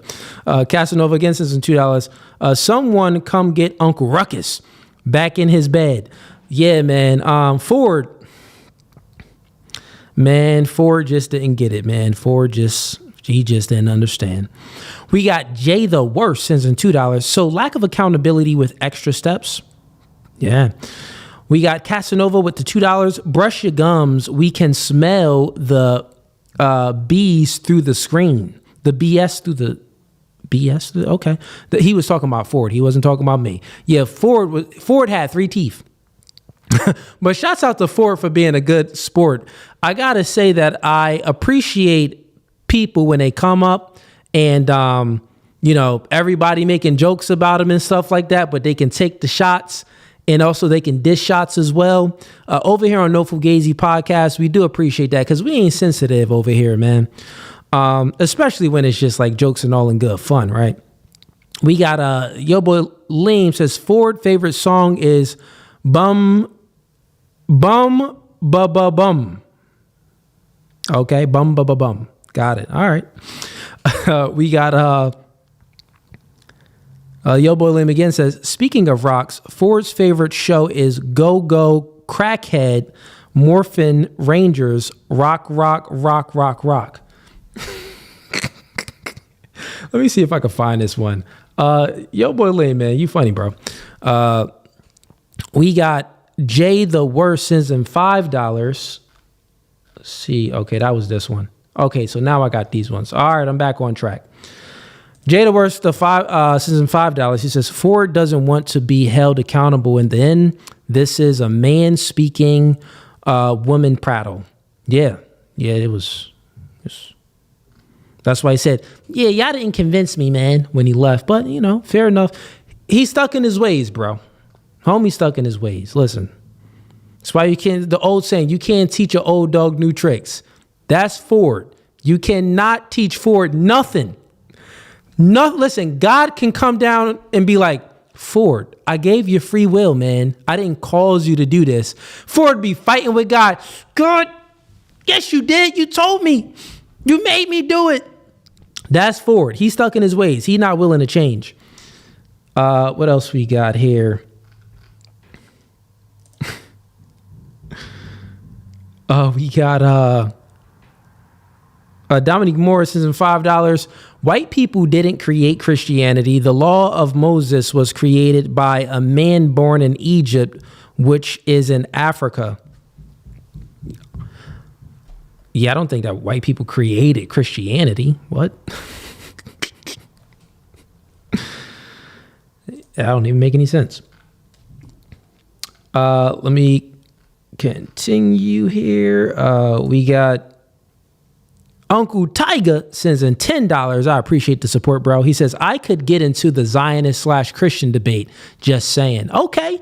All right, Tyga. Yeah, yeah, man, why not? We could do something like that. If we got time to get into that tonight, for sure. But, we got people backstage. I'm not sure if that's what they want to speak about. But we got Dana Gonzalez says, I just signed up. All right, Dana.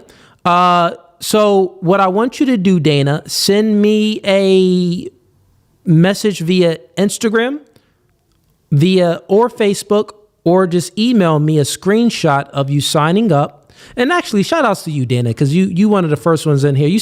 You signed up and sent in a $2 super chat. Let's give you a no Fugazi. No Fugazi. So Dana, you're a woman. So I only got mediums. So, you can rock it out. You can rock it, or you could give it to your man, right? It ain't that big, the medium, but yeah, we got mediums here. I got tons of merch anyway. But okay, thank you. So Dana, once again, send me a screenshot on Facebook or Instagram, or send it to my email of you signing up, and then also send me your address Dana Gonzalez, your name, and then I'll go ahead and get that mailed out to you. We got Thorpe Tube sends him $5. Bring the panel back. Let's go. W content. Cooley, would you be willing to mod a debate with me and counterpoints about feminism? Is this Ben Thorpe or is it his daughter? I'm not sure, but yeah, I debated counterpoints. So I'm not gonna mod a debate like that because I'll be honest, like, I'm open to debate people on my channel, but I wouldn't mod a debate on my channel. I don't have the time to do that. Like, if I'm not involved or benefiting to some degree, I'm not gonna do it. I'm just sorry. I'm way too busy. Not to say that is nothing against y'all, but I just wouldn't have the time to do it. Let me see here. And yeah, I'll if this is Ben's daughter, we have a different worldview as well. So come on up, join the panel. Click the link that's pinned in the YouTube comments. We got let's see who else. We got a few more super chats, and then we're gonna open back up the panel. Dane Snyder says, sends in $2. I need a 4X extra large, but I gave my shirt to Deej. Yeah, you did get a shirt one time, Dane, and yeah, you told me that you gave it to your wife. So shouts out to your wife. And I think, was that it for the super chats? Let me see. Nope, we got a few more in here. We got Yo Boy Leem says, who let Unk out of assistant living? Where is his oxygen machine at? Yeah, man. Unk out here wilding, bro. Unk out here wilding. We got Thorpe Tube says, debate topic, is it not masculine to give or receive advice about masculinity? You versus Dad Ben. Okay, sure. We could go ahead and do that debate topic. What else we got? And okay, I think that's the last one. All right, chat. So I'm going to bring up Ben up here next. We got WitKid backstage too. I'm going to open it up, see what Ben wants to speak about. Once I have a back and forth with Ben himself, then I'll go ahead and bring other people up and make it like a full panel. Reason, I see you up here, bro. I'll bring you up as well. Dane, you back here as well. And WitKid, you back here. I got you. I'm going to take a quick bathroom break. I'll be back in a minute. If you go anywhere, you're gay. Like, we know that you are the F word. And I don't mean like fun. I mean like maggot, but take out the M and insert the F. All right.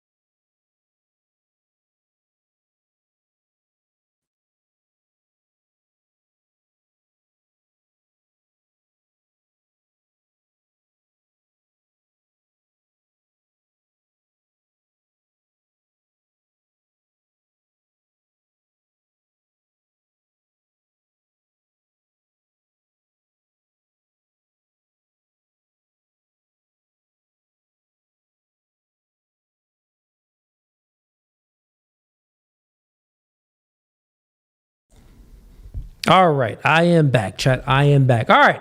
Get the likes up if you're in here.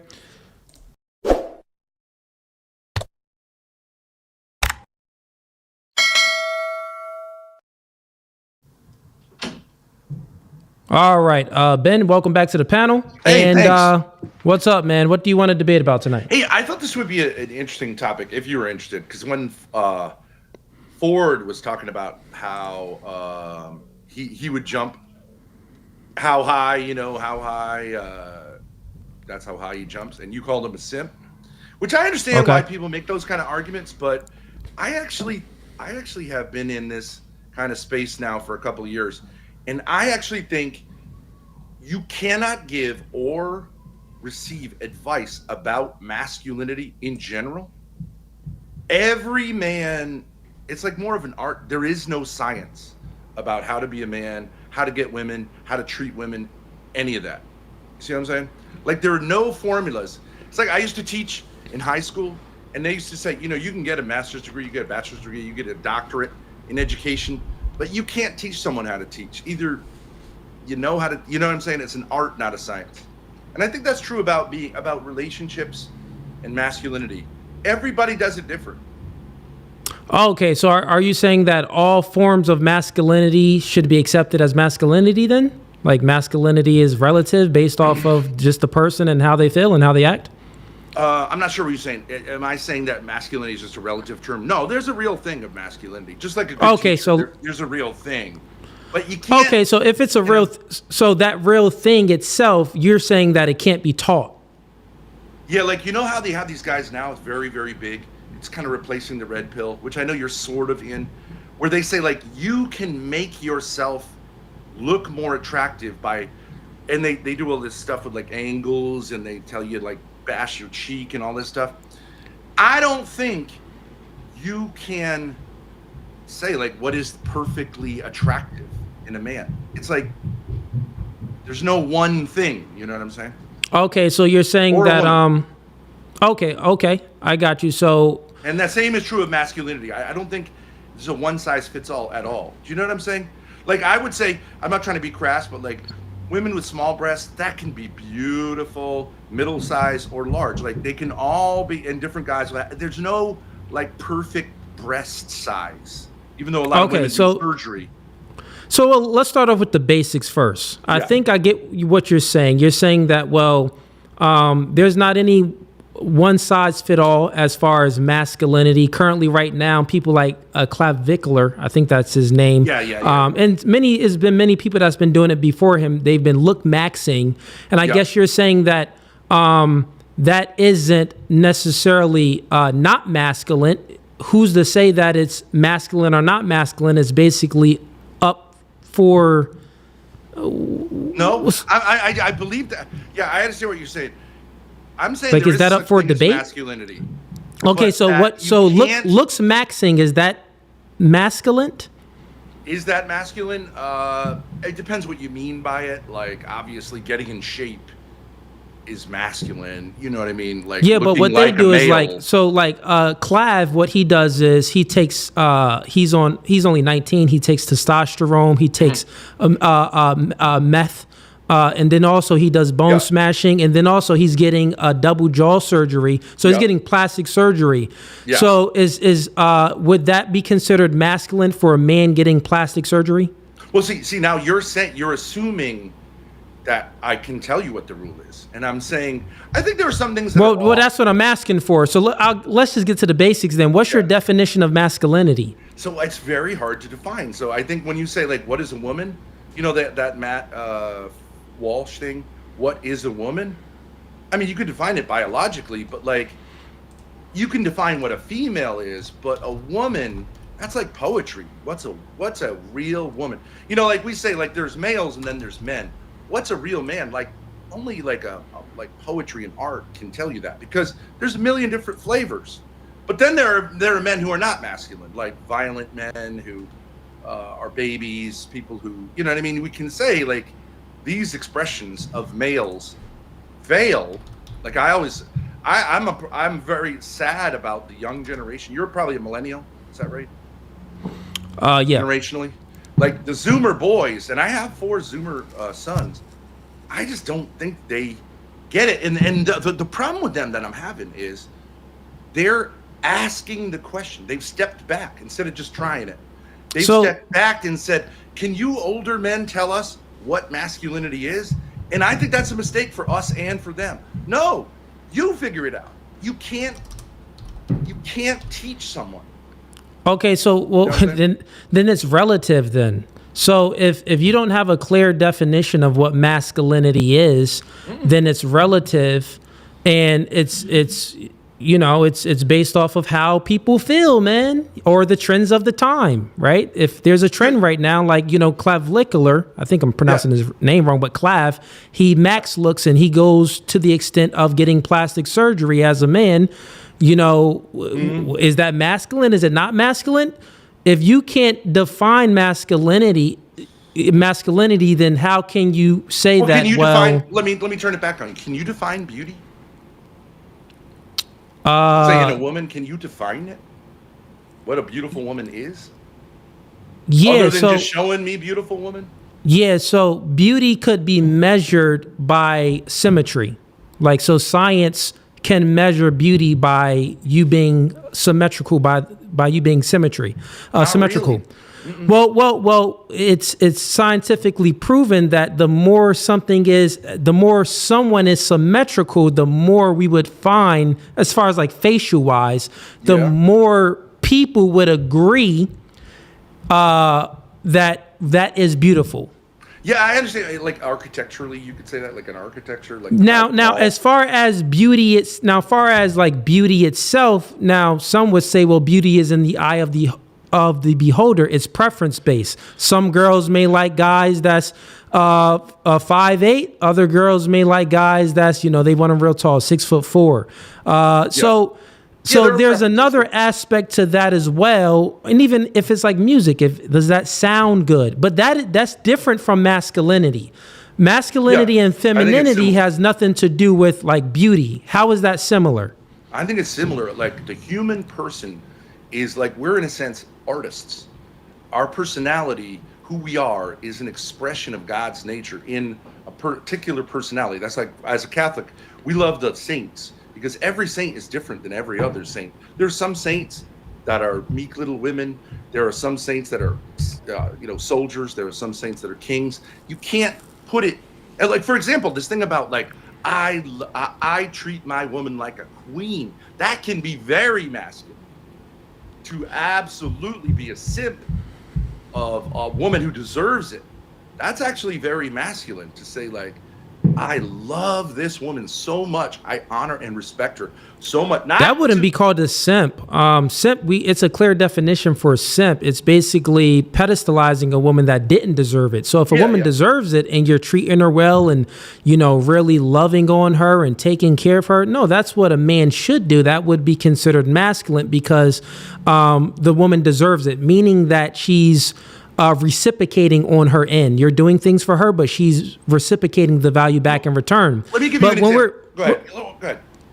So here's the thing. When we're speaking about masculinity isn't in the category of beauty because masculinity is in the category of male and female. It's tied to our biology. It's tied to man and woman. So it's not in the category of beauty. So how I look at masculinity, I tie masculinity to virtues, right? So depending on, for an example, courage, right? Let's just think about some of the virtues. We got courage, we got compassion, we got honesty, we got loyalty, we got all of these things, right?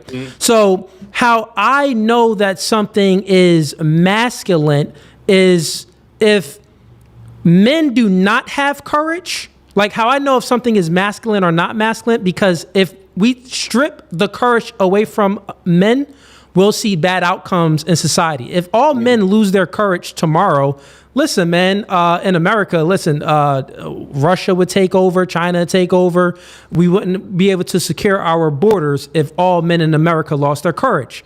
But if all women lost their courage in America, well, we'll be just fine. We'll still be safe and secure, right? Yeah, so which means that courage would be a masculine trait because men collectively and generally need to maintain their courage or the world or the country will fall to pieces. I agree that. Yeah. But courage also is beautiful in action. You can say, like, there's beautiful stories of, like, when men defended a city against massive odds, right? It's sort of a beautiful story. It makes a good story, it makes a good movie, and it's attractive in that sense. You know what I'm saying? but And also- courage right. but courage does not appeal to beauty in order for it to be considered courage. What does it appeal to? Well, what I'm saying is courage does not appeal. You said that beauty can, you can see that courage is beautiful, that it can have beauty in it. Yeah. That's not my point. I would say that, it can have, a beauty aspect within courage. But the difference is, beauty would have to appeal to courage, but courage never has to appeal to beauty. Well, let me ask you. So there's three transcendentals. One's called the true, the good, and the beautiful. And you're talking about the good when you talk about virtue, right? And you're saying truth and beauty are not relevant when you're talking about good. But you can never have something that's true that's also not beautiful, and that's not good. And I think that's a problem we have in the modern world. We think we can separate them. And when you said beauty has to do with male and female, what you're talking about is sexuality. That isn't true. That isn't true because what are you saying? You can have courage to, it takes some courage to rob a bank. So what you're saying is just wrong. It can take some. It can attractive to women. That's interesting. It can take some courage to do certain things that was once again the beauty aspect would be subjective, is what I'm saying. So the beauty aspect is the beauty aspect. How you're trying to tie that in, that would be a subjective measure based off of the person's perspective. Let me ask but you when this. we're speaking about real quick, when we're speaking about like courage, and I'm tying masculinity to virtues, things that would be like objective, like it's an objective standard that's good, that's also grounded in God. So men, like promiscuity, right? Yeah. So like, it's bad if men are promiscuous. Like if all men was promiscuous, that'd be terrible. But if all women were promiscuous, like that would be like the end of that would ruin societies, right? And ruin nations. If all women were promiscuous, we wouldn't know who the father is. You get what I'm saying? We couldn't have any good relationships or anything. But you're tying masculinity to virtue. Okay? I'm tying masculinity and femininity to virtues. Okay, but what I'm saying, and I agree with you to some degree, but it is somewhat masculine to rob a bank or to commit a crime that's violent. It is somewhat masculine. I would say it falls short of like true masculinity, but it is somewhat attractive, and it is somewhat masculine, and is quite attractive to women. Now, what's interesting, I don't know if you've ever seen this. They asked women what But they see as I wouldn't attractive, say right? that is masculine. Not at all. No, I would would make the plans. Who's strong enough? It takes a certain amount of courage to face death. Yeah, no. So once again, if from your worldview, if you believe that, then you would also believe in toxic masculinity. I don't believe that in toxic masculinity. I don't believe that masculinity can be toxic because I believe that masculinity is good. I tie it to virtues. Yeah, I understand what you're saying, but I'm saying I don't think criminal activity is really masculine. I think that most gangbangers are like feminine, really, and most mafia guys are feminine type of guys. But you have to admit there is some degree. It's similar in a certain sense to like going to war, where you're willing, like it takes a certain amount of courage to put your life on the line, even for criminal activity. And it's attractive to women. That's two different things, man. So going to war, so we're having two different conversations. You keep going to like attractiveness to women. Yeah. And then you keep like putting in masculinity. Masculinity does not appeal to women. Oh, well, since women are attracted to it, then I'm masculine. That does not prove masculinity from my worldview. I agree. Not necessarily. Well, listen, the thing is, I would say that's simpery, not masculinity. If you have to appeal to a woman to be masculine, then obviously you're not masculine. You're feminine. Well, do you think women because you're appealing to the woman? Do you think women are overall attracted to masculinity? Well, you got to think about it, man. Are feminine women attracted to masculinity? Well, that's a different. Well, that's a different question. I think that women have complex attraction triggers where they're attracted to many different things, right? So women are attracted to bad boys. They're also attracted to simps because they can get their way. They're attracted to bad boys because sometimes they feel like, well, they want a man that can put their foot down. They want a man that's a little bit hard to figure out and a little mysterious. So women attraction triggers are very complex. They're attracted to violent men also, right? Well, that's because one of the reasons why they're attracted to not violence itself, but if you peel back the layer to violence, what it signals to women is that, well, he'll have the ability to protect me if, times get hard. Right. So, all right, here's my question to you. Let me run this by you. So, I'm not sure if you agree with this, but like say a lot of guys would say men need to be always in control of their emotions and be emotionally sort of stoic, right? That's a good piece of advice to give to men. I don't think that's true. Do you think that's true? I'm sorry. A lot of times you cut out. I'm not. So say that one more time. Yeah. So a lot of times older men will tell younger men, or just men will tell each other, you need to always be in control of your emotions. Don't show a lot of emotion. So that's like a form of stoicism, right? That you need to be stoic. You need to be steady Eddie when the waters are swirling around, because women and children need men to do that. I would say that's sometimes true, but not in every case. That very emotional men can be very masculine. Like Jesus wept when Lazarus died, right? So he cried, and that's not stoic. Yeah, so real quick. So there's a fine line between some things. Like you're throwing everything in there and you're coming to a conclusion. If it's the case that a man, so one, all human beings have emotions. And all human beings express their emotions at different times, right? So when we're speaking about emotions and men being emotional around women, generally speaking, it wouldn't be in a man's best interest to be emotional outward, like too emotional around a woman, because since women, why are women with men? One of the reasons why is because like they're attracted to men for their ability to protect, provide, and give them security.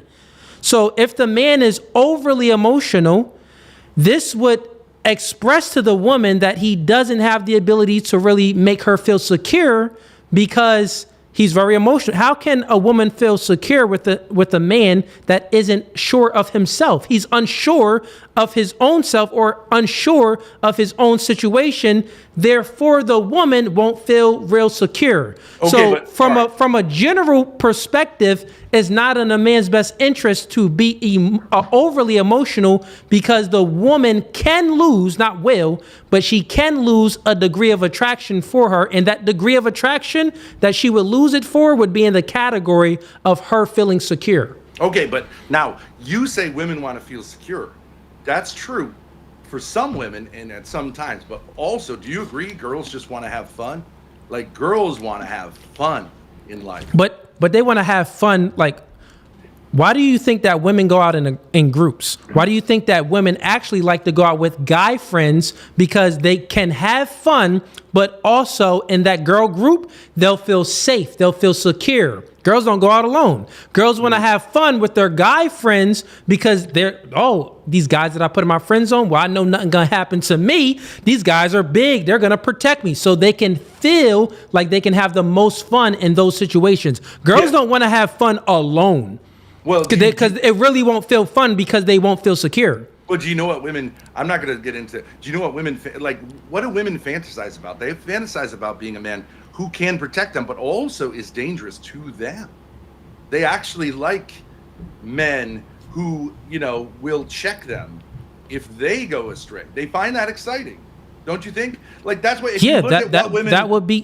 that would be considered a man that, putting his foot down, that can be considered as more of, we can tie that into masculinity as well. Yeah. But so real quick, the conversation is going kind of all over. You came in and your argument was, you really didn't fully make an argument. It was kind of loose. You kind of wanted to get my perspective on it. But is your position on masculinity is that it's relative? Because you really haven't gave me a definition. I gave you a definition, but you haven't given me a definition. You gave me a definition of masculinity. You tied it to virtue. I tie masculinity to virtues. Okay. I tie masculinity to virtues. That's not a definition. You just tied it in. But like, okay, I think it's tied into beauty, truth, and goodness, all three. But it's also something different than that. And I don't think you can. There's some things you can't define. They're called axiomatic things, right? You can't define like you and I couldn't define what life is. I mean, I did define masculinity for you. Want me to go ahead and define it again? Can I just try this with you? Can you define what we both know what life is, but you can't define life, right? No one can define what life is. What do you mean by what level?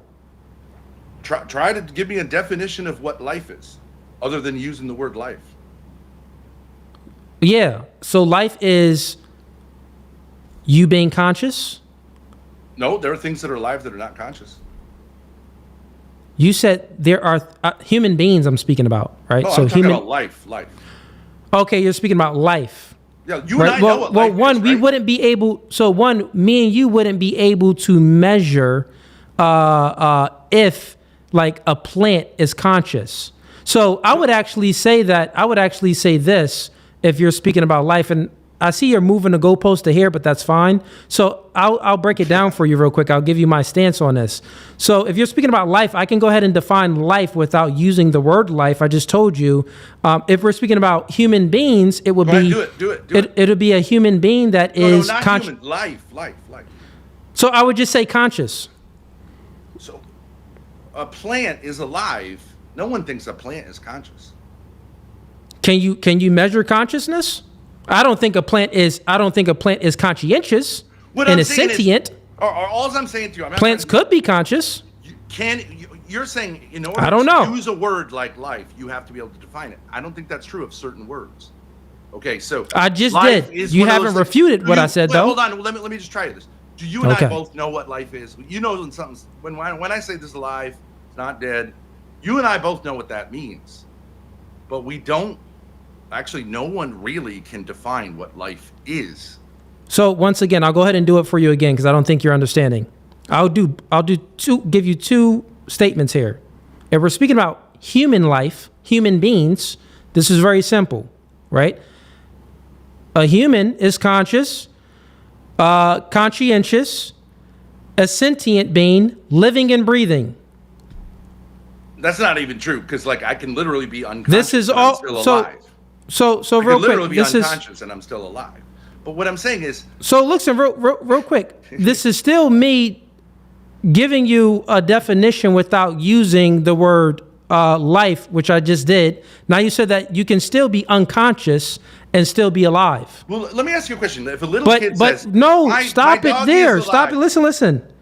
You just said that you can still be conscious and still be alive. Only you would know the level of consciousness that you won't be conscientious, right? And you won't have the level of conscious.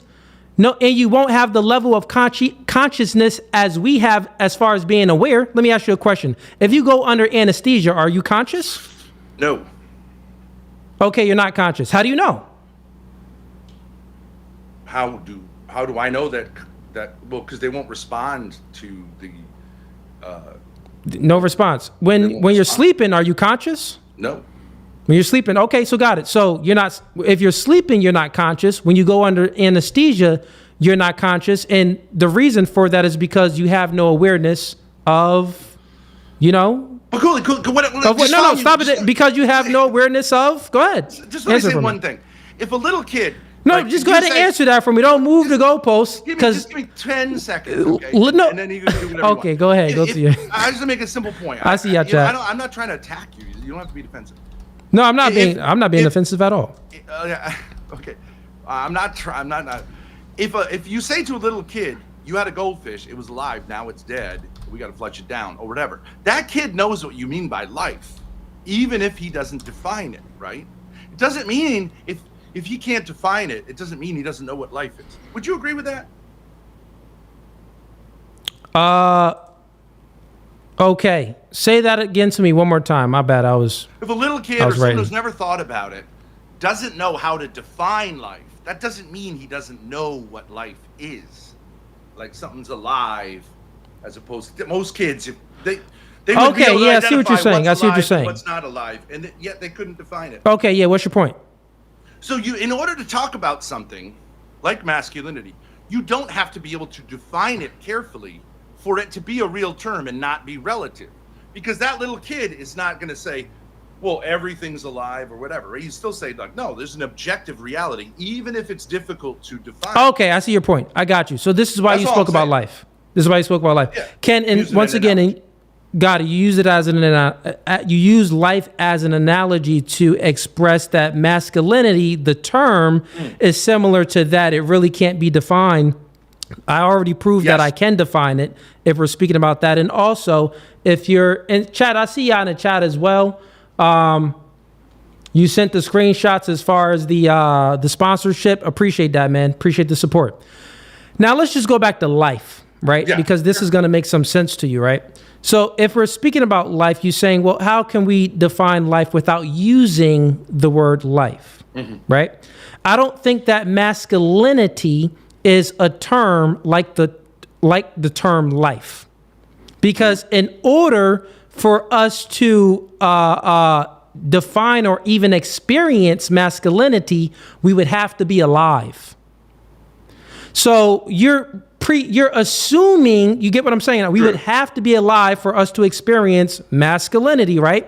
True. So even if you didn't like the definition of life, or trying to explain it without using the word life, or explaining it in ways of saying conscious and not conscious and all of these other ways to explain it, or I can just say a human experience, many different ways on how you can define something. This does not negate the fact or prove anything that, well, if you're not alive, you can't even experience masculinity. I know that you are using that as an analogy, but the analogy is nonsensical because we are alive. Therefore, we can experience masculinity, which means that we can define it, which I just tied it to virtues. I'll repeat it again. I'll give you my definition. You never gave me a definition, so you are trying to hold me to the same standard. Listen, you are trying to hold me to your same standard just because you can't give a definition. You're saying, well, coolly, I'm holding you to the same standard. I just want to accept your definition. My definition is very simple. Masculinity and femininity are tied to virtues. So how are they different? Listen, how are they different? I just explained. I'll explain How it is again. masculinity different than femininity? I'll explain it again. Here we go again. No, I'll explain it again. We don't have to define either of them. We know what listen. No, listen. What?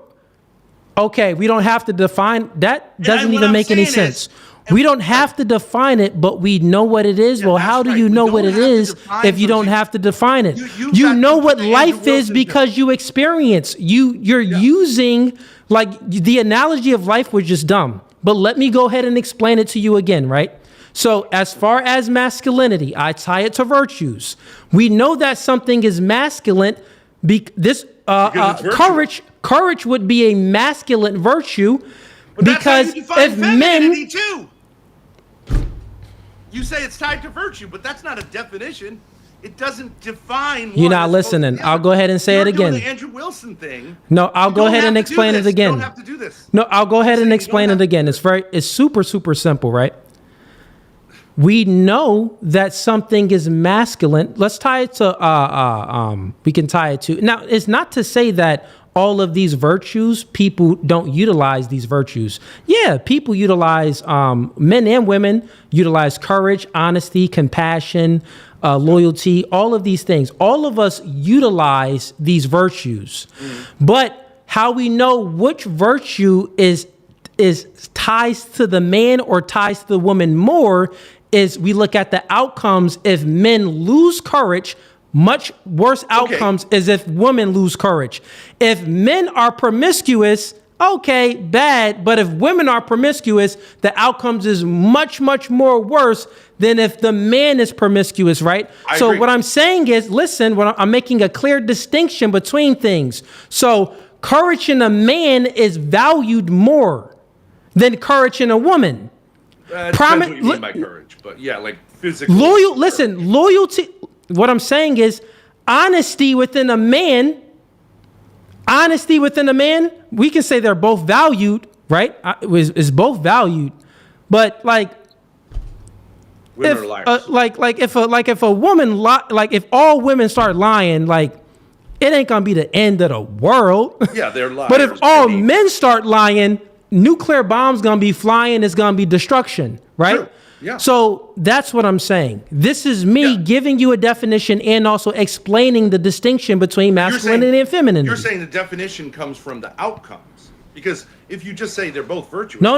I'm not saying that. I just said that they're both. Man, you can't listen. I just said that masculinity and femininity is tied to virtues.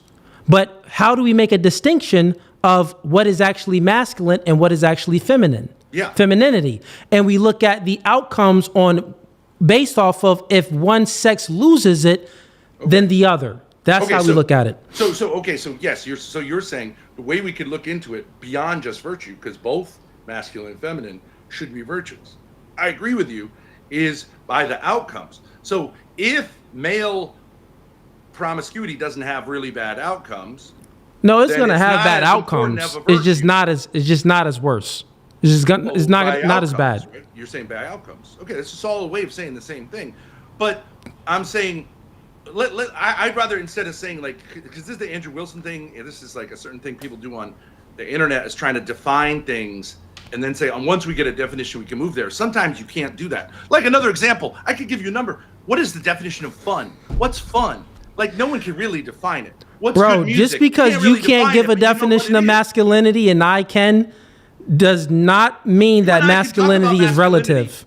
You and I can talk about masculinity. We both know what we're talking about. No, I don't. Have some differences, but it's very hard to nail down, right? It's hard to. Okay, let me ask you a question then. A man wearing a dress, like you was on my stream last time wearing a dress, and literally wearing women's garments, is that masculine? As opposed to being like too afraid to do that because you think it looks gay? Yes, definitely. I'll go even further. So if all men dress like women, is that would that be something that's good if all men dress like women? No, but I'm saying in a particular circumstance. So in my worldview, it isn't good. It's not never good for even if you said that you're a Christian. Even in biblical scriptures, it tells you not to put on the clothes of a woman and for women not to put on clothes of a man. It tells you these things and makes clear distinctions. So therefore, you believe that masculinity and femininity is relative based off how you feel. I do not believe that. No, I'd say it's relative to the circumstance. You put on a dress, but you still believe that that's masculine. Obviously, that is relative to you because you believe that. I don't believe that. I tie masculinity to virtues. To you, that being you did not prove of to putting me. A dress on is ridiculous. No. Who said afraid? The simple fact that you would. Well, do you have to be afraid of something to not do it? Let me ask you this question. Listen. Do you have to be if you don't do something, does that mean that you're afraid? No. So then, stupid, that was dumb what you said. You put on the dress to show me that you weren't afraid. That didn't show me that you were afraid. That showed me that you were feminine. Well, okay, so like there's two masculine qualities here. One, I think that men should want to succeed in whatever they're doing. So I did that for clout, and I think it was definitely worth it. I wouldn't normally put on a dress. Would be no reason for me to. But by doing so, you lost your self-dignity. You had said you would give me, or someone, you said someone, if they give you money, would you put on a dress? I said, absolutely, because I want to make money. I want to get that bag. But by doing so, you lost yourself. You have no self-dignity. You have zero dignity if you do that. No. Let's say this. Okay, so normally I wouldn't go to a gay But you're appealing to women. You just said you're more attractive to women, X, Y, Z. So you're appealing to women to see if you're masculine? What women find attractive is generally masculinity, yes. Yeah, that's a good test. Bro just said putting on a dress, appealing to women is masculine. So this is simp behavior. Women is No, I didn't appeal to women. I said what is appealing to women, generally speaking, is masculine. No, right? that is not true because women are What appeals women. to men? Wrong. Hey. Listen, man. Listen. Women are susceptible creatures. They're more susceptible than men, generally speaking, meaning that they're more likely to be influenced by things. They're more likely to go with the trends of the time, to fit in. That's women's nature. Women have a different ontology than men. They're more susceptible than us. You know, if you say that you're a Christian, why wasn't Adam influenced by the serpent, but Eve was? Because she's more susceptible. So you don't appeal to the woman. You have the spirit of Adam appealing to the woman. This is why you bit the apple to appeal to this is why Adam bit the apple to appeal to the woman. This is why you put on a dress to get some clout, to be attractive to women, to appeal to women. This is called simpery. I think women do have fashions and stuff like that, but I do think overall women find are absolutely consumed with male masculinity much more than men are towards women. When you use masculinity, bro, I don't know what you're talking about because you didn't define it. You know what I'm talking about when I use masculinity. Now, when you speak, I just think that masculinity is putting on a dress. I don't know what you're talking about. We both know what we're talking about. I don't know what you're talking about.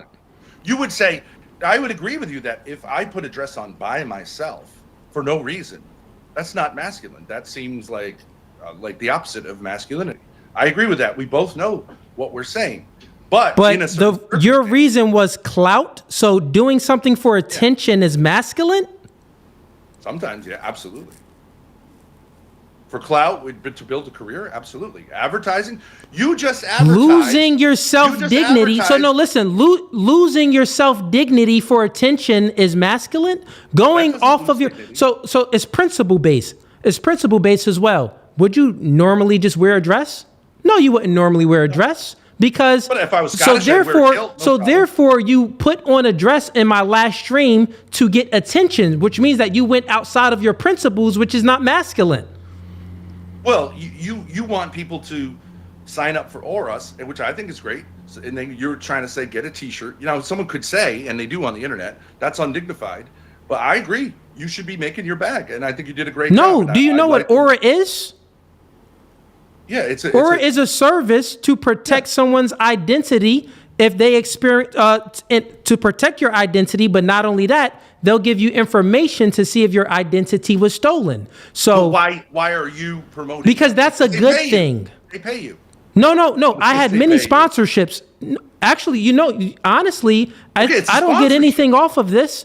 I don't get anything off of that. The reason why I'm doing it, and I do get paid on back end stuff, but the reason why I'm promoting, I took them on as my sponsor is because it's actually good. It's something that I would consider to be of value to myself and to people. They help me out. So obviously I want other people to be helped out too. I think it's masculine, but you're doing it partially for money.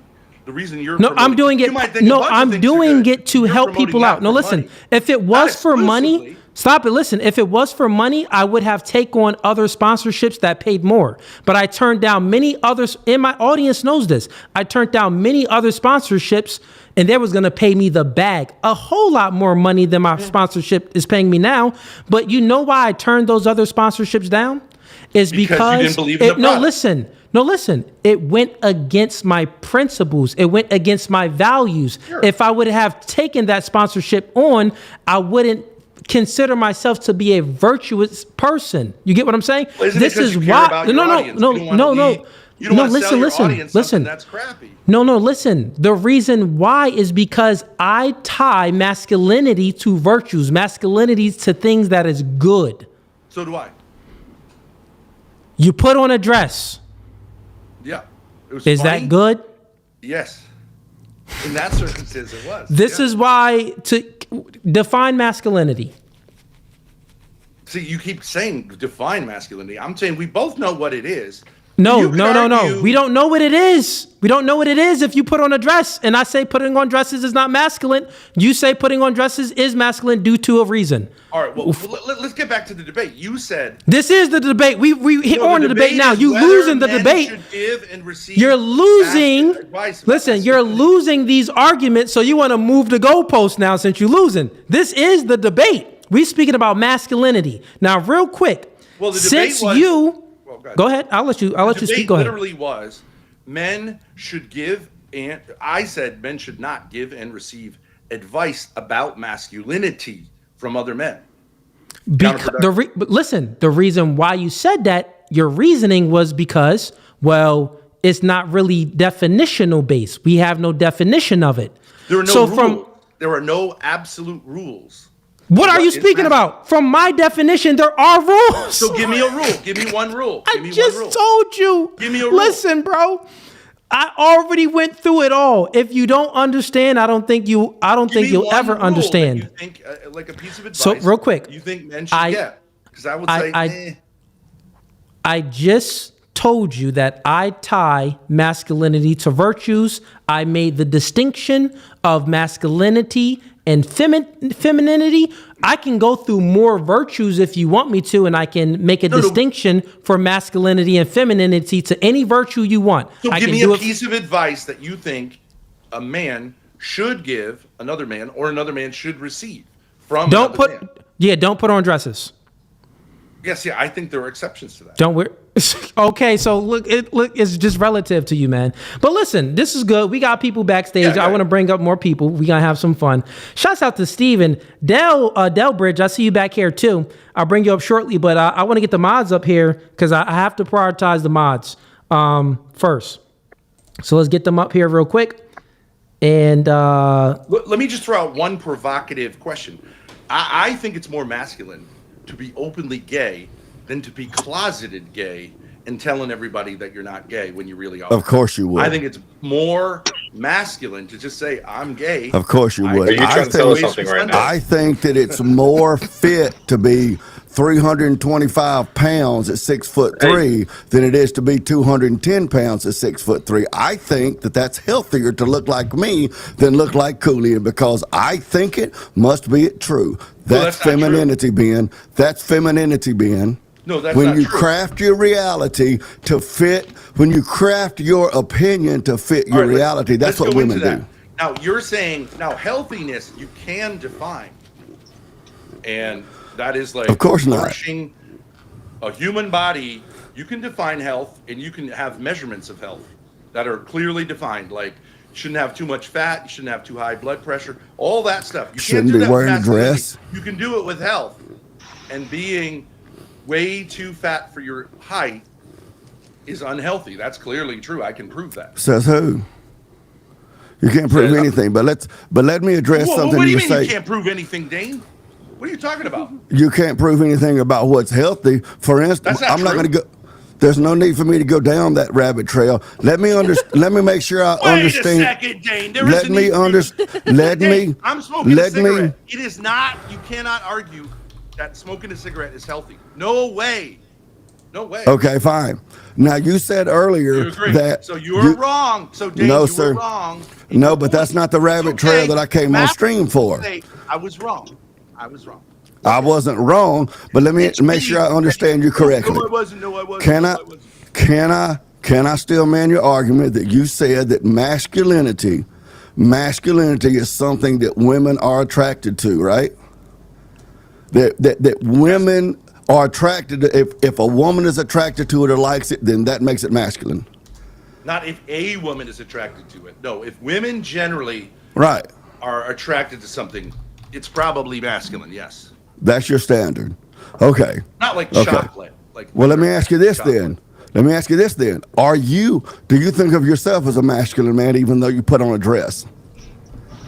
Absolutely. Even more Okay. so. For putting on a Okay. dress. Good. That's what I thought you would say. Where's your woman? Because didn't your woman leave you? Seems like that I would left her. harpoon. Right Seems here. like that would harpoon your claim to masculinity if you couldn't keep your woman. I left her. She was a bad woman. Oh, it's the woman's fault, which again is typical feminine jostling around. It's always the ex's fault that's the problem. Masculinity takes accountability. Dane, let's go into that. The picture on your wall back there of a man who's not even wearing pants, holding a child, who is like very fit. To me, I don't think a man should have that on his wall. It looks crazy. Why is that? Because you're a pervert? Like because you have a thing about parents? You have a thing about adults having sexual relationships with children? Is that why you have a problem with that? You see that. You see this painting here and you see something perverted and dirty, which is understandable for anyone who knows anything about the Thorpes. But for me, it's a sign of a father and a son, and emotional closeness and honesty. Kind of like Wicked over here, who has custody of his son. Wouldn't you agree, Wicked, that that's kind of the story of you and your son? The way you have custody and everything. But I could see how a pervert who is at least rumored, rightfully so, to have had an inappropriate relationship with his child would be bothered by that painting. No, that rumor comes from the envy of men like you. Because I've seen the videos, Ben. I've seen the videos, Ben. What videos? I watched you put the videos up, Ben. What's the video? Like me slapping her on the ass? That's you put the videos up. I've raised 2 daughters. I never slapped them on their ass. You know why? Because there's a barrier there. Because I'm a masculine man. I'm a patriarch. A patriarch. A masculinity has 2 jobs: protect and provide. Slapping your daughter on the ass does not amount to protecting or providing.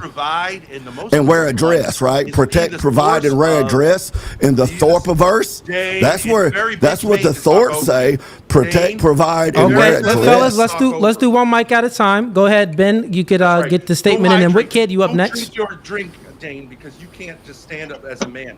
You got to get liquefied.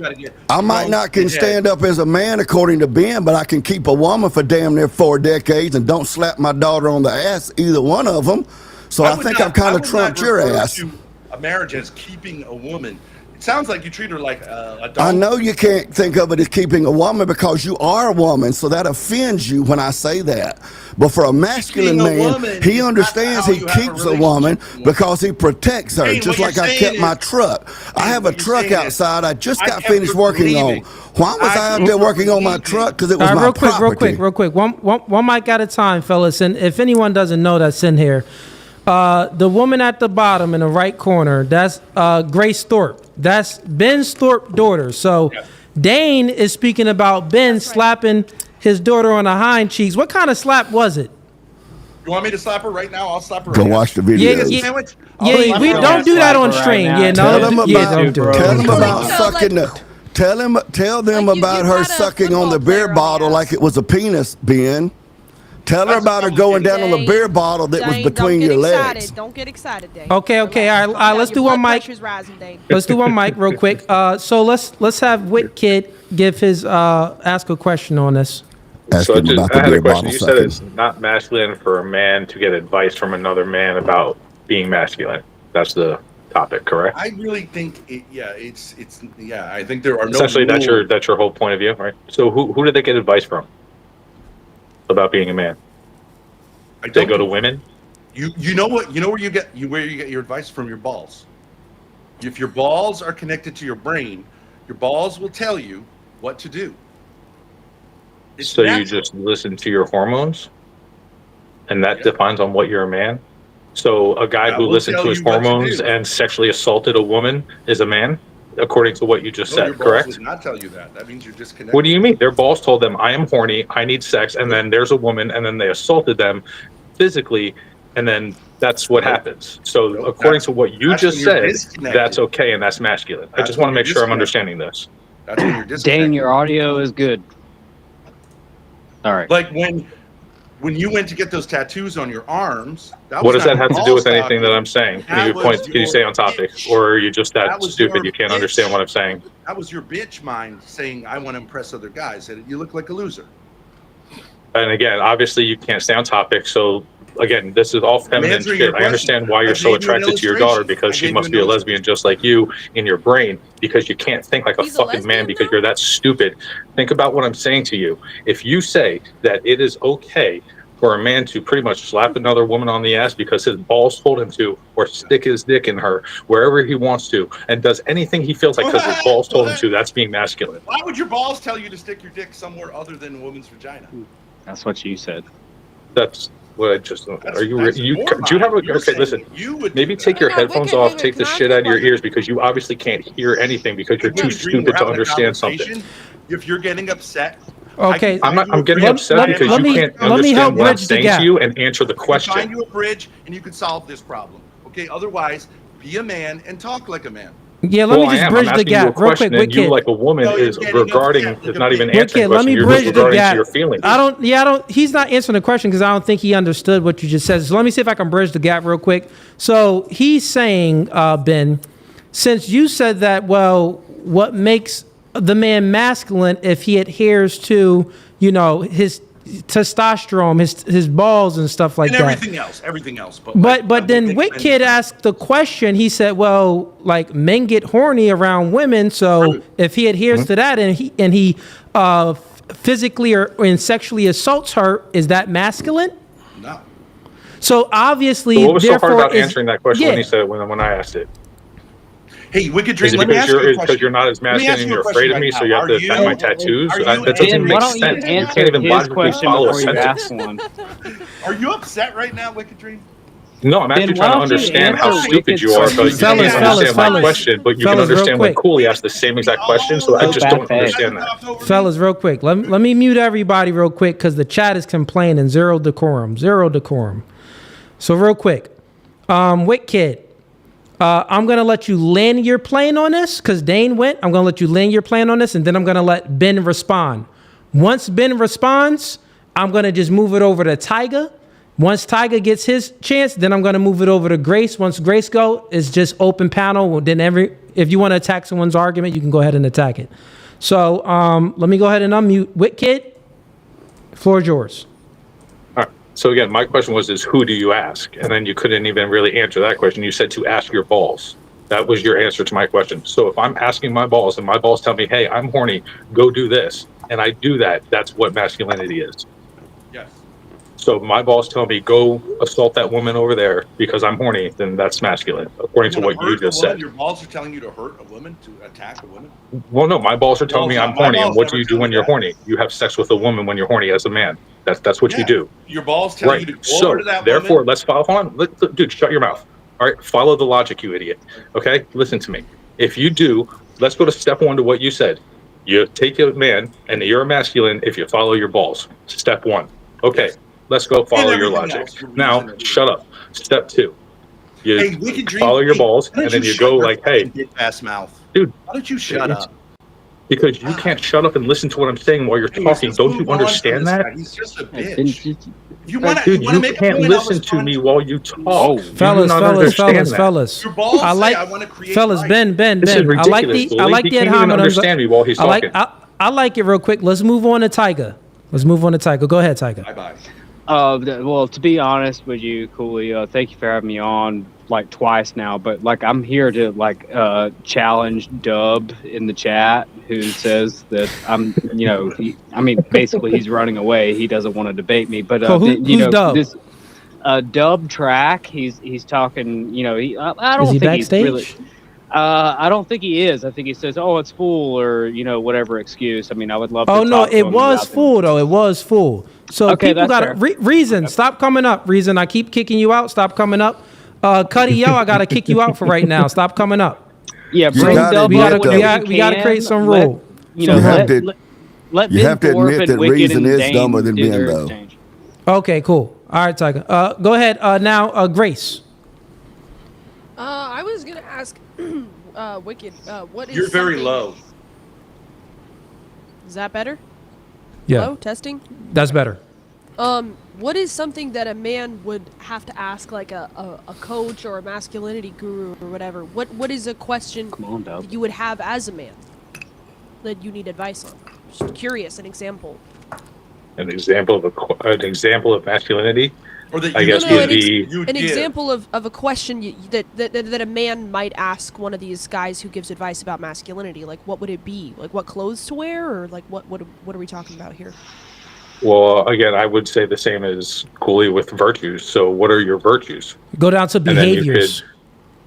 So would you ask a guy, like, not you, I'm just saying one, but I'm just using the word you, like, how do I, like, what should I do in order to be a masculine, virtuous man? Like, should I work hard or Well, should first I you have slob to ask around, or- what would your virtues be, and then you would go off of there, and then your questions would base off that. I mean, I can't ask a question what somebody else would ask. I can only ask questions that I would ask. You can't think of one piece of advice. I'm saying, like, okay, let me say, as a Well, woman, if I was asking a woman for advice, I might say, like, should I do my hair color this way, or what season is my face, or my color palette, or my tones, or whatever, or which nails look best on me, or which type of clothing. What would it be for men? So, Grace, real quick, to understand what Okay, you're so saying I think is... I think I understand what she's saying. You think you understand? Okay, go ahead. I think I understand what she's saying. The both of them kind of said two things, so actually I need to understand. So Yeah, are so- you saying that you're asking what should a man, or what should a man ask to WitKid in order to get some advice on masculinity? So you're asking that, or are you asking what advice would you give to another man for him to be masculine? Like, what are you actually asking? Neither one. I'm just saying, can you give me an example an example, okay. Question about masculinity would be that somebody might have? Because I can give examples of what a woman's question might be, like clothes, fashion, hair. What would a man's question be about? I would say how to conduct yourself around other men. Can you give me like an knowing example? your place, knowing like, your role. No, but like an example of like a question, like just one question. I'm not really trying to press. Just like, what would it look? What would it sound like? Well, how to conduct yourself around other men is what he said. That was my answer. And I think you learn that from experience. You don't ask men, how should I conduct myself around you? What happens is men will let you know what's okay to do and what's not okay to do. Well, you do when you come in here, like when we come up here into the debate, we'll ask Willie, like, hey, what's going on? What are the rules of the debate night? And we ask him, how do we conduct ourselves? And then he'll let us know. So that's not about masculinity. That's about his choice. That was just an example. Just an example. We're not asking about. But that's You're just everyone knows. Oh if you're playing soccer, you might ask the referee. That's an example. No. The point is masculinity like that? That's what I'm saying. That's the question. I get it. People, of course, there are rules. If you walk into a gym, there's rules about you got to wipe the whatever. But I'm saying is masculinity like that? Are there rules? Yeah, he answered it. No. But see, if I could respond to his response, I think that backs up my dad's point, because what are you going to tell a guy if he says, how should I conduct myself around other men? It's like, either you know it or you don't. What are you going to say? Be approachable, be friendly, That's not make true. jokes? Okay, well, when the guy who doesn't know it starts acting up, then what do? You just continue to let him do it, or do you actually teach him the way how to conduct himself? You put him down. You bully him. You bully him. Yeah. And what would that be? And bullying does what? It's It a teaches social them, right? corrector. It's not working. That's not bullying. You don't bully him. That's what women think is you No, bully. I'm just You don't bully him. You mentor him. Granted. You bully him, but what does bullying do to somebody? It teaches them. Mentor. You don't. If one of your friends is being like a douche, you don't mentor him. You say, "Cut it out, dude." Or you make fun What of him. grounds do you stand on, Grace, to tell me how to interact with other men? What grounds do you stand on there other than your imagination? I've observed male behavior in different spaces, and I've noticed that they don't usually mentor their friends. They make jokes about them and correct them in other ways, because mentoring is gay. You've understood what you think you understand based on a young... You've understood based on what you think you understand based on a young lady's experience with her father feeling her ass. Dane has chimed in on abortion a number of times, right? And yet he himself, though he looks like a woman, though he has bitch tits, cannot himself ever be in that situation. So what grounds do you have to tell women whether they should abort children? Oh, I'm sorry. Yeah, that's moving the goalposts real quick. Dane, you don't even have to answer that right now. That was just dumb. He's just acting like a girl. That's all. So Wait, no, Cooley, that's valid though. You can't just say, "Oh, you have no right to talk about men because you're not a man." That's like you've never been a trans person, I didn't so you say have no that. right to talk about trans I didn't people. say that. That's a Please stop fallacy. lying. Please stop lying. I He didn't say that. I didn't say that you have no right to talk about He men. asked you what I grounds. Said that I asked you what grounds you stand on as a woman That's to just tell another way of saying men it. how they are supposed to or how they interact with other men when you Why don't the have that fact that I'm a experience. woman? What Well, I grounds have do you experience. have to I've talk about experienced. You don't have I've seen experience how being men a interact. man interacting with other men. You don't have He that just experience. said, "I haven't experienced being a man, so what right do I have to tell men how they interact?" That's the same That argument wasn't as what saying you said. you've never been a What trans you person, claim so now, you can't talk now about you're trans just people. That's the lying same more. argument. Now you're lying more, but No, I lying just and literally repeated dishonesty, your words back to you. lying and dishonesty I'm not is lying. synonymous with Thorpe. You just What said you I've never said- been a man what and I've you never said- experienced being a man. what- So Dane, what, Dane, Okay, real what when quick. you leg do I get have to finished- stand Dane, on? Go Dane, ahead. Dane, Dane, That's what you said. real quick, Dane. And also, too, listen, let's have some decorum. When someone is speaking, just let them like land their plane, get it out, and then speak after them. Let's conduct ourselves righteously. That seems good. What you said originally. Sounds like a masculine thing you just did there, Cooley. You claimed that I said that since you're not a man that you can't speak on men, which was not what I said. What I said was since you're a woman, I asked you what grounds you stand on to speak on the behavior of men discipling or mentoring other men. When you haven't had that experience, there's no way for you to know that. That's not true. She has four brothers. Excuse Been me, around Ben. me. Will you shut up? I know She's you watched squeezed me mentor your young daughter's men. ass, but will you let her No, but answer the that's question? true, Dane. Dane, Will I've you let her seen- answer I've the seen question? men- Hang on, Dane, Grace. Dane, real quick, Hang on, Dane, Grace. Dane, you gotta Hang on, let Grace. Dane, real quick, Dane, you have to let just Grace answer the question. I know Yes, let her Ben answer gave the his question. 2 cents, but Grace, go ahead. He's covering her He's ass. right though. I have 4 brothers. I grew up with them. I've also had male friends, and I've seen how males interact, and generally they correct each other with banter and joking around and letting somebody know it's not cool instead of taking Your them aside brothers. and mentoring them. Like Your I brothers. haven't really seen people do that. Men. Your She's brothers. been around men as much as Your you brother. have. Excuse me, Some Ben. of my brothers, Because yeah. Excuse you me, probably Ben. haven't been around men because you think that picture on Excuse your wall me, Ben. it's crazy. Excuse Dane. me, Ben. Take it down. Excuse me, Why Ben. don't you let? Excuse me, Ben. telling how Yo, men- listen. Let me mute everybody real quick because we gotta create some. It's real easy decorum for everybody. Let's do a quick mute. I think everyone is muted. Where is my thing at? Let's just mute. Listen, everybody's muted right now. It's a good conversation. I'm enjoying it. The audience is enjoying it too. We got Ben and his daughter up here again, right? So let's actually fully hear their argument out. If Grace is saying something, let her fully finish. If Ben is saying something, let them fully finish their point. Because me, Dane, Wit Kid, and Uncle Tiger, I think the truth is on our side. They're going to stumble anyway, so let them get it out. Like, we don't even got to cut them off, really. Let them get it out, then refute it after that. I believe the truth is on our side, so let them get it out. All right, go ahead. Ben, you were backing up your daughter, I think, so go with what you were saying. First of all, I'm not sure that everyone agrees with you on everything and disagrees with us on Dad, everything. you gotta talk There's a lot of closer to the mic. commonality. You There's a gotta lot of talk closer to the mic. commonalities. I don't think we're There we on go. opposite sides, but maybe on this topic, maybe. But I'm just saying that I think that masculinity is something that you can't define like other things, like health. Like we can all see that Dane is unhealthy. It looks like his face is about to explode. No one would be surprised. I if he had haven't played with my cardiac daughter's arrest, ass, though. Right, as he's talking. I mean, the guy is like the absolute epitome of an unhealthy man. All right, Dane. Ben, Leaving get your aside argument. the thing behind him, the picture behind him, which is crazy. All right, cool. You done, Ben? Yes. All right, cool. We're going to pass it to Dane. He doesn't have an argument. Just like most feminine people, all he has is a bunch of attempts at peer pressure, social scorn, shame, insults, and that sort of stuff. He doesn't have an actual argument like a man. However, to respond to Grace's claim over there about her brothers, see, but because you're a woman, Grace, you don't understand that your brothers and cousins and those people that are basically peers, they're not mentoring each other.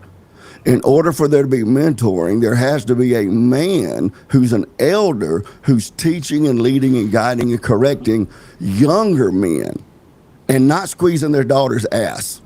So that's you're why you don't lying, understand lying. because you're a woman. Because you're a woman, you don't understand that, which proves my point. Wait, so can I make you don't a have point? any Dane grounds. just lied Excuse right me, there. Ben. I was Dane talking to just Grace. lied right there, and Cooley said men shouldn't lie.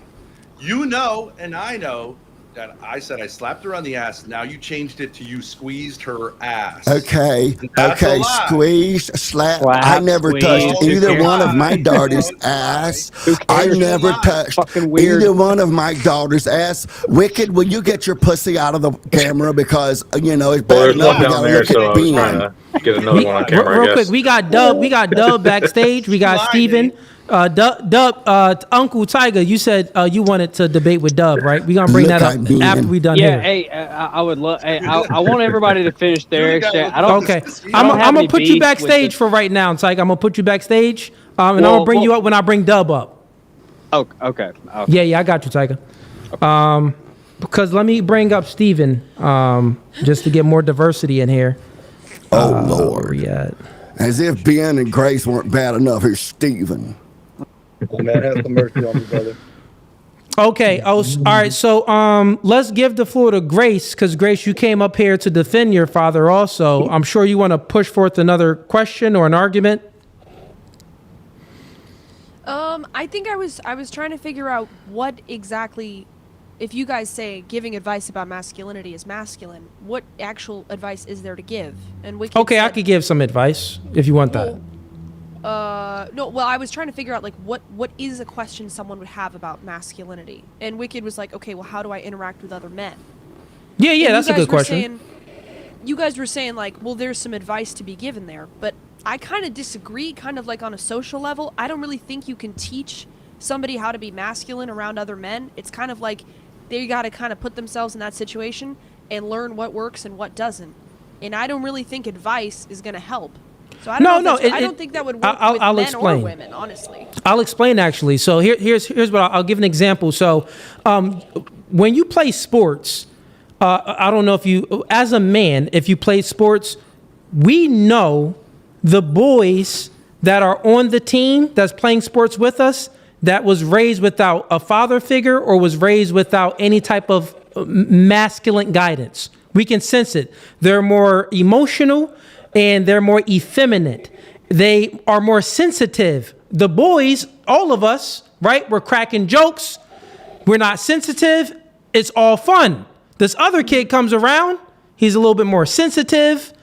And they stick out. They stick out like a needle in a haystack. They stick out very clear, right? So therefore, a question, someone can ask a question like, well, how should you behave around men? And I can give you an answer on how to behave around men. Well, one, when you're speaking to a man, look him in his eyes. It's not good to look down. Why are you looking down at a man? You shouldn't be looking down. Are you not confident? You're not displaying any type of confidence. I would also say when you're how to behave around a man is to be concise with the things that you're saying. Don't just start speaking about your feelings and having random conversations. Like actually engage and listen. And the reason why is because when men are speaking, it's much different than how women are speaking, and we can sense it. Like how women speak, everything is just like there's no set direction to the conversation. One moment you're speaking about hair, the next moment you're speaking about Hollywood Housewives, the next moment you're speaking about how this boy cheated on you. There's no clear direction. When men are speaking, it's a clear conversation. If we're speaking about something, the conversation isn't gonna go in many directions. It's one directional. You just didn't take your own advice because you weren't concise. He doesn't have to be. He's the boss. Slow. He's the boss. When you And talk if about you that weren't kid on the such a playing little field, bitch, does he you'd look like understand Wicked Green? hierarchy. Doesn't he look If exactly you weren't like such a Wicked little Green? my dog Look at Wicked sucking, Green. little Does he have daddy clitoris issues? playing He bitch, does. then you would understand hierarchy amongst men. He is the HMFIC, the head motherfucker in charge. Know your role. Shut your mouth, man. That's hierarchy about manhood right there. You ladies down here, you Thorpettes don't get it. Does the kid? Yeah, you're talking Ben, about that on was the a field bad- sticks out like a sore thumb. Doesn't he look just like Wicked Dream? Doesn't he look like that? The kid, you see it in You know his what the eyes. funniest part is He's so you can only act sensitive. off emotion. He's It's so angry. funny. He's That's got the a best dog. part. But Grace, That's all he is. He's just so Grace, emotional. does that You know what's answer real funnier? quick? Is his daughter actually acts more manly than he does, which is blowing my She really mind. does. I'll give Grace that. She She's actually a pain can in the control ass, herself, but Grace and really he is a can't, lot more which controlled and actually proves stoic that and maybe her logical. brothers than Mike are said- actually yo, more fellas, manly and fellas. masculine. Dane and They Wicked, gotta y'all be both stepped speaking at. at the same time. I couldn't even hear what y'all was saying. But So, Grace, did I answer your question?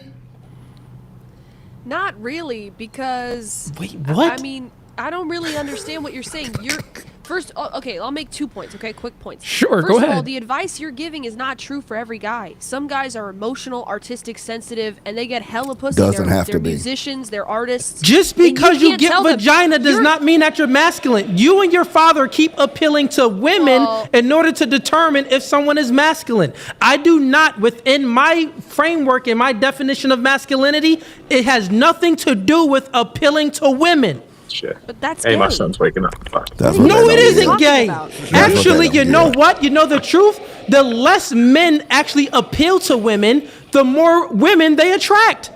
Yeah, but That you're is the appeal- truth. The more you're trying to get the woman, the more you're trying to do things for the woman, the less the less the woman is attracted yeah, to you. If you mean it that way, like you're saying trying if to you- get pussy, yeah, you're trying trying. to make yourself appealing to women. I'm not saying that. I'm just saying that a certain type of guy that you would say is unmasculine will naturally attract a certain type of woman. So how can you say like I just think you're giving That has a nothing to do- one-size-fits-all description No, of you- masculinity that you I don't missed really it. think applies. No, no, That's you only my missed it. first point.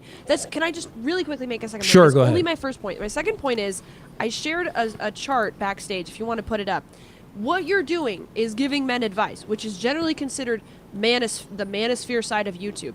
Now, watching manosphere content, according to this chart, which says is the top 15 least attractive hobbies to women, gambling, No, that's a watching lie. porn, having Funko Pops, and doing makeup are all more appealing to women than watching manosphere content. I was Yeah, just, I'm just curious it if wouldn't you be shared my screen, so once again what your no response to that would be. Grace, that's nonsensical. What women would not be attracted to in they wouldn't like this type of content because it doesn't appeal to women. No. It's So- about men who watch this type of content, not watching it itself. So like Okay, a man so who watches state that porn again. versus a man. Okay, so these are the top 15 least attractive hobbies to women. Oh, least So- attractive hobbies to women. Yeah. Okay, got so it. Go the ahead. least attractive one, only 3.1% of women said it was attractive, is watching manosphere content. If a man Got does it. that. So if a man watches manosphere content, the woman would deem it as unattractive. Correct. It's the least And do attractive you know hobby. why? Do you know why women would deem what a man watches as unattractive? Like I what? think Give they me would deem that as unattractive. what's some because reasons? Why would a woman say it's unattractive? Because Yeah. you are. I think women see it as effeminate to take advice from men about how to be more of a man. I think that's like one of the least attractive things you could do. No. You know why? You know why it's unattractive to women is because I think I know what you're gonna say. I'll tell you. No, what's unattractive to women is when women lose leverage. Women that's don't what you're like gonna losing say, leverage. yeah. No, listen. Women don't like losing. And Dan, I'm just gonna put you on mute because I getting some background noise from you. That's not me. Women. Someone else on the Dane. break. Okay, it is someone Breathing. else. I think it's Oh. Dane breathing. It's not. No, me. it wasn't Dane. I'm getting some feedback coming from. Let's see if it's coming from Ben. Okay, it was coming from you, Ben. I unmuted you. Let me unmute Dane.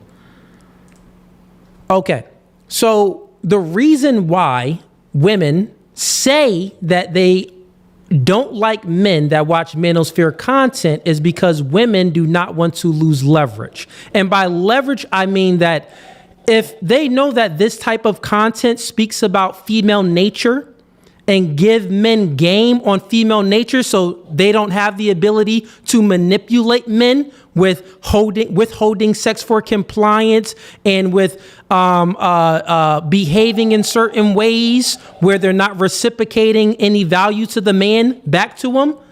This is why they're like, oh, that's unattractive because like, ew, they're giving too much game to him, telling the truth about women's nature. This is why women are unattracted to. So it's not the fact that they're unattracted to men watching the content. They just don't like men having leverage on them, because women nowadays that was indoctrinated via feminism, they think that they're equal to a man, and they want the man to think that as well. They want the man to continue to think that the woman is their equal. No, I'll prove you wrong. You want to know how you're wrong? What? Go ahead. Okay. A man is generally not going to be attracted. Let's say these two things are equal. Women, let's just say this is true. Women are not going to be attracted to red pill, manosphere guys who watch that stuff. And men are not going to be super attracted to women who are feminists. But it's not because men are not attracted to feminists. The reason that's true is not because they're afraid that the feminists are gaining secrets and power about how women can control men. It's because they're not feminine. They're masculinized. It's not because they don't want women to get the leverage of watching feminist content. They just don't find it attractive. So the opposite is true for women when it comes to men watching manosphere content. Now, if you want to you're incorrect, actually. Men don't like feminists because feminists are scary. No. That for a second. I've never said scary. What you're doing is you're straw manning. Yeah, you're straw manning my position. So it would actually work out the same for men towards women, right? So men would actually look at not unattractive. That was your words. I didn't say that it was unattractive. I'm saying that if a man found out that this woman was always watching this feminist type of content, the logical conclusion, he would be like, oh, well, she's a feminist. She's not going to listen. She's going to be non-compliant, right? That's what the man. Listen, that's what the man is going to. No, not feminine. Is that she's going to be indoctrinated with all of this stuff that in her worldview, she's going to think that she's equal to the man. She's going to be masculinized and not feminine. Right. It can be that she's going to be masculinized, not feminine, or whatever it may be, but it has nothing to do with the man losing attraction for her. The difference is the man he won't lose attraction for her, because men we're simple creatures. Men, like, listen, even if she a feminist, but she got that wagon back there, listen, he's still going to see what's up with her, see if he can convert her, right? So it's much different for men. We don't really care about all of that type of stuff. But for women, they care very hardly about not losing leverage. They don't want to lose leverage. This is why they don't want to get a prenup. I ain't gonna sign no prenup. Ew, miss me with that. They want to maintain their leverage. I understand the point you're making. You haven't refuted it though, Grace. You're saying that red pill teaches men how to get one up on women, and women don't like that. It don't teach them how to get one up on women. It's not about a one upper. Red pill is not about a one upper. Red pill simply is descriptors about. What do you mean by leverage? I mean, I'm just using. No. When I was saying that's how women view it. Women view it as men will have leverage. Men don't view it as having leverage on women, because men, we have a different ontology than women. We're physically stronger. We're more logical. Our biology is different. You get what I'm saying? A woman is not competition for a man. Well, they're not our competition because about how to stop having women gain leverage on you. It's not once again, you are straw manning my position. You just said that's what it is. No, Grace, listen. Making my content. That's how women see it. That's how women internalize it, right? Men, we don't internalize that.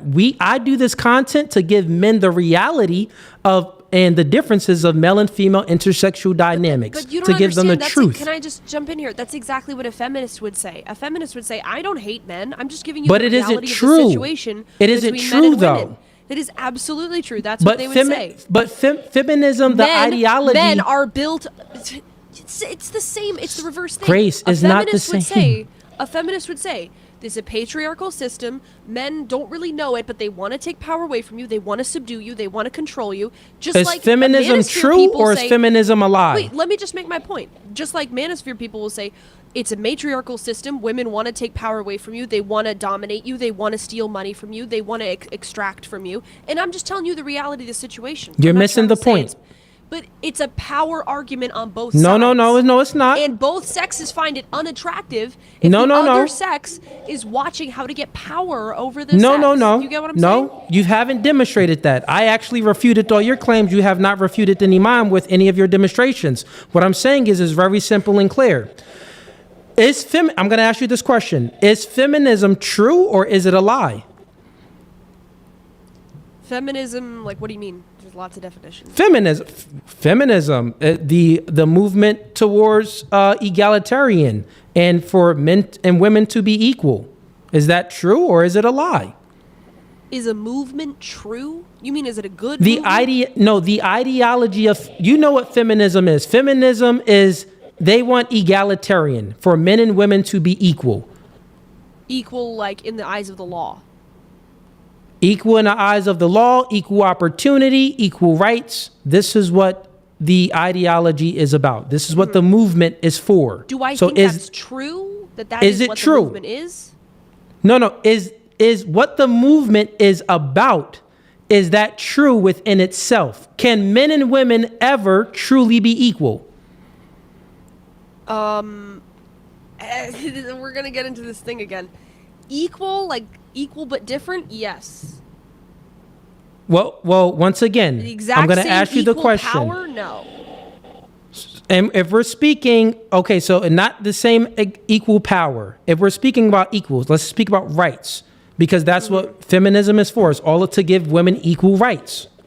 Okay, So- legally, I don't think necessarily women should have the exact same legal rights as That men. isn't my question. If you think, my question is, do you think that is true or is it a lie? Can women ever truly have equal rights to men? Under the law? Yeah, is it even possible? Well, of course it's possible. I mean, So, no, that's the thing.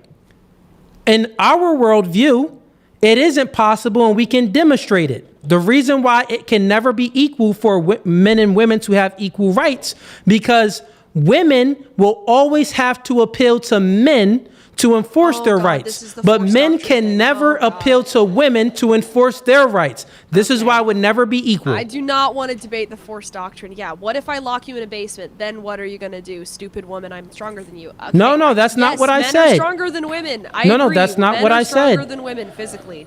No, that's not what I said. It's very simple. What I'm saying is, I'll repeat it back and make it simple. Since feminism itself is a lie, it's a standard that can never be met. It's a delusion. This is why men, when they're watching, if women are watching some feminist content, we would be repulsed by, like, bro, she's just listening to lies, actual lies that I just demonstrated here. Red pill content, as far as the descriptors of red pill, not just all content. A Red lot pill of lies niggas. all the time. Listen, listen. Hypergamy a lot. is a lie. Hypergamy Listen, is a time lie. out. Stop it. A lot of dudes be lying, right? But if we're speaking about red pill descriptors, they are rooted in biological truths as far as male and female intersexual dynamics. You can point to anyone and I can refute it. This is why if the man is listening to something and he's getting this truth, he's getting this ism, the woman is like, oh, this is leverage. This is leverage. He can use this against me. That's how she views it. If the woman is watching feminist content, the man isn't looking at it like, oh, she's getting leverage. He's looking at it, oh, she's being lied to. You get the difference. Well, I think you're Let me incorrect unmute you. about- Let me unmute you, You're Ben. incorrect Oh, my about bad. Go how ahead. women view men watching manosphere content. They're not saying, "Oh, That's he's getting one. leverage." Grace, shut up. That's one important point. That's one interpretation, is that women are afraid men are going to figure out their tricks. Another interpretation is that when a woman sees a man doing that, she recognizes he lacks confidence. He's not listening to his balls. He's not connected, and that turns her off completely. So okay, each so one of does those it is turn going does on. it turn women? So when men go to work, men have a boss, and their bosses tell them what to do, and their bosses give them advice. So are you saying that, well, if a man has a boss, it's unattractive if she views the boss, if the man is listening to the boss? It's way There's better some if a kind of man is the crazy boss. feedback. Hold on. There's some There is a crazy feedback, yeah. I know it sounds like Darth Vader or something. Somebody sounds like I Darth muted Vader over myself, so here. it's not me. I muted myself, so it's not me, and it was me going see on if while it's my dad Steven. was muted. So I think it's Yeah, either it's not Steven or me either. Dave. I don't know if it's Steven or something. It ain't none of me. Let me speak real quick. Oh, I think it was Steven. Yeah, Steven, I just muted you, man. What the heck? Okay. I'll be right back. I'll have you speak in a second. Well, actually, Steven, you can speak now since you was waiting patiently. Go ahead, Steven. What's your any questions or points on this? Since I was listening, I didn't want to talk about any of this, but it's all good. I'll hop on this and be. But I can agree with Ben on one thing, what he just said, because I feel like part of the reason why my girl doesn't like me watching this type of stuff, it does go to leverage too, for sure, but it also goes to the fact that it, like red pill content does attract feminine men because they want answers, because it's not working with going on this feminine agenda. They've been working trying to do this women, try to please women, do all this, and it makes them see that, hey man, maybe I don't have as masculine a man as I thought I had, that he feels like he needs to go talk to these actual masculine men to learn something. So I kind of see both sides of it there. Yeah, but the whole point of all of this was their question, because they're speaking about masculinity. They think that it's all relative and stuff like that. So Grace was trying to make a point. Well, this is why, this is why women don't like their boyfriends watching red pill content because they are unattracted to it. I just prove her wrong by refuting all of her points, how it has nothing to do with the content itself. It has to do with what's being said in the content and that they are losing leverage. Well, let me ask you this. You didn't prove me wrong. You just asserted that. You didn't refute my point, but I refuted yours. Cool. Let me ask you this. You tell that kid who's looking down, look a man in the eyes. Okay, now he knows that. Do you think that that's like new information for him? Or are you just saying you're not acting like a man, and he knows that? It could be new information if he didn't have an that men don't know that. No, if he didn't have an example. Listen, Ben, you asked me a question. Let me answer it. If he didn't have an example of a man, like a father that was masculine himself, to take on certain masculine characteristic traits, then yeah, he wouldn't know. You would actually have to tell that kid, yo, look up at men when you're speaking. Like, look him in his eyes. Don't look away. The coach asks you a question and you look down and you mumble, right? You're saying the coach grabs me by my face mask and tells me, look in my eyes when I'm speaking to you, boy. Have you ever played football before? Right, but why he's not correcting him on information. He's not giving him advice. He's saying you're by doing lacking. So he is giving him lacking. advice. It's a moral point. You are a bitch. That's what he's saying to him. That's why he's grabbing him by the mask. No, by Act like doing a man. Ben, by doing, you are correcting the behavior of a younger man, of a boy. That's what's happening there. Let's say this man does this. When people ask him questions, when men ask him questions, he looks down and he mumbles.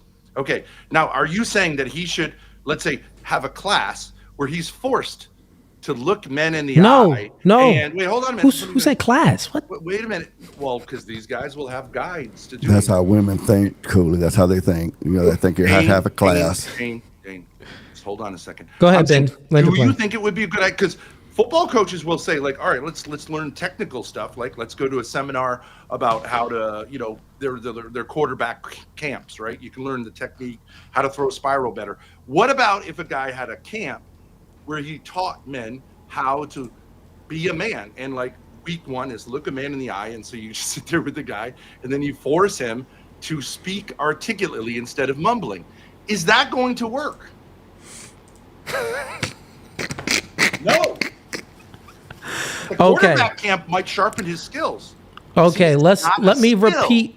Okay, so you're basically saying, Ben, that you're making an extreme example for a man to correct a boy's behavior by he has to go to class and all of this other stuff. That's what the manosphere is doing. So, I mean, listen, Ben. Now there are people, right? Because there's all different type of individuals. We had some low IQ people up here and some higher IQ people up here.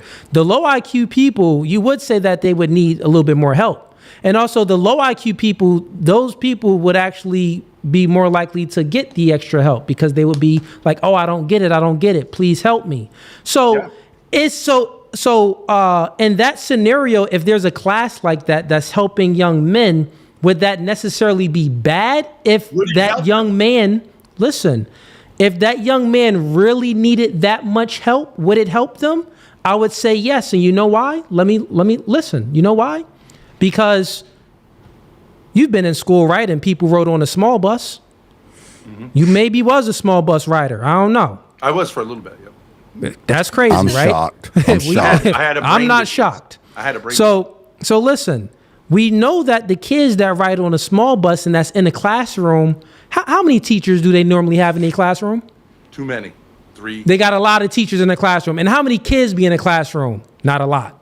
Right. It'd be like 4 or 5 kids with about 3 teachers in there. So they're getting extra help because they can't understand the course that the teacher is teaching right now. They don't get it. They need this extra help, so they in this bobo class, the slow class. They're never gonna meet. No, they can. I had friends that was in the slow class and they advanced out because they got that extra help and it helped them. So I actually seen it within my own friends. So what I'm telling you is that the same thing with men, if they don't understand these certain male and female intersexual dynamics and how to operate with women and how to conduct yourself around men, they need that extra help. And to have a class or a course for these men is not a bad thing. For some men actually need it, just like some men need 2 or 3 teachers to teach them how to read a book. Nope. I'll tell you what that kid on the field needs. He needs to go to his parents. I was stop cooking, bro. being a mama's boy. You were cool. Dad, and have his dad love him. Then he'll have the confidence. Not a matter of a course. It's not a matter of a lack of knowledge. It's a lack of confidence. It's a lack of connectedness. If I could, and you said it yourself, Cooley. You said that kid true. Doesn't have a dad in his home. That's why he's looking down. Not because he knows. He thinks it makes sense to look down. It isn't always. So listen, it isn't always just. It isn't always that. You can also be, as a man, you can be socially awkward, and women aren't attracted to socially awkward men. Since women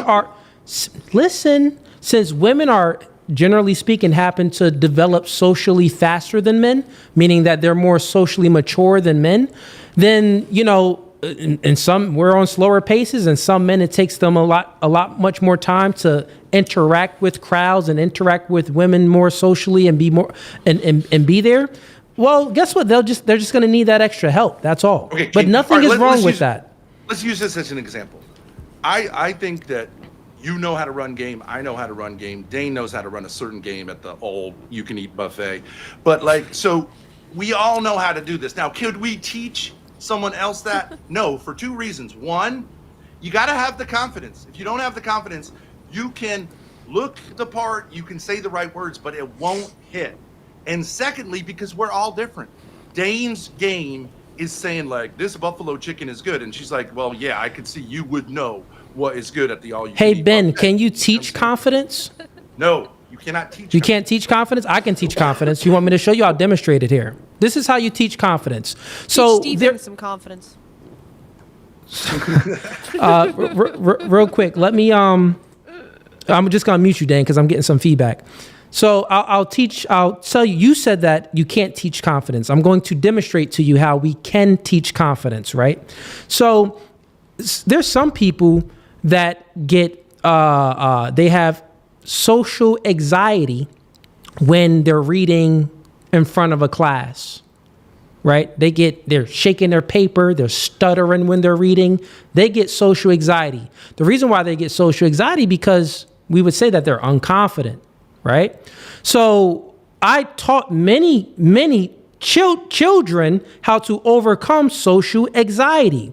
And ways to overcome social anxiety, the reason why they have social anxiety is because of the lack of confidence. But if you peel back the layer, it's because these students, instead of thinking about the people that they're speaking to, they're thinking about them. They're thinking about people thinking about them. That's what they're doing. So instead of thinking about the people that they're speaking to, they're thinking about themselves. They think about, well, what this person is, they're probably judging me. They're thinking about me, right? So what you do is to overcome that, instead of thinking about the people thinking about you, just think about the people. And also think about the people so you can deliver the message to them in a proper and in a good way where they can digest the information. That will not help. Listen. I'm telling you, right? I've taught many kids this because I used to do this and stuff like this. Listen, well before I got into podcasting, what I'm telling you, many children have overcame social anxiety by taking away their thinking patterns off of themselves and putting it on the other people. I actually don't even know that what you said to that student makes any sense at all. I think it's you didn't get it. You didn't get it. Okay, I'll say it again. Okay. All right, so I'm nervous. So I'm a kid. I'm nervous, right? Because sure. I don't got no daddy. I feel like I'm too short. I'm ugly. I got acne. Okay. Now I'm up there and I'm going like this, right? Okay. Yeah. So now you tell me what? What are you telling me? No, first I ask you why.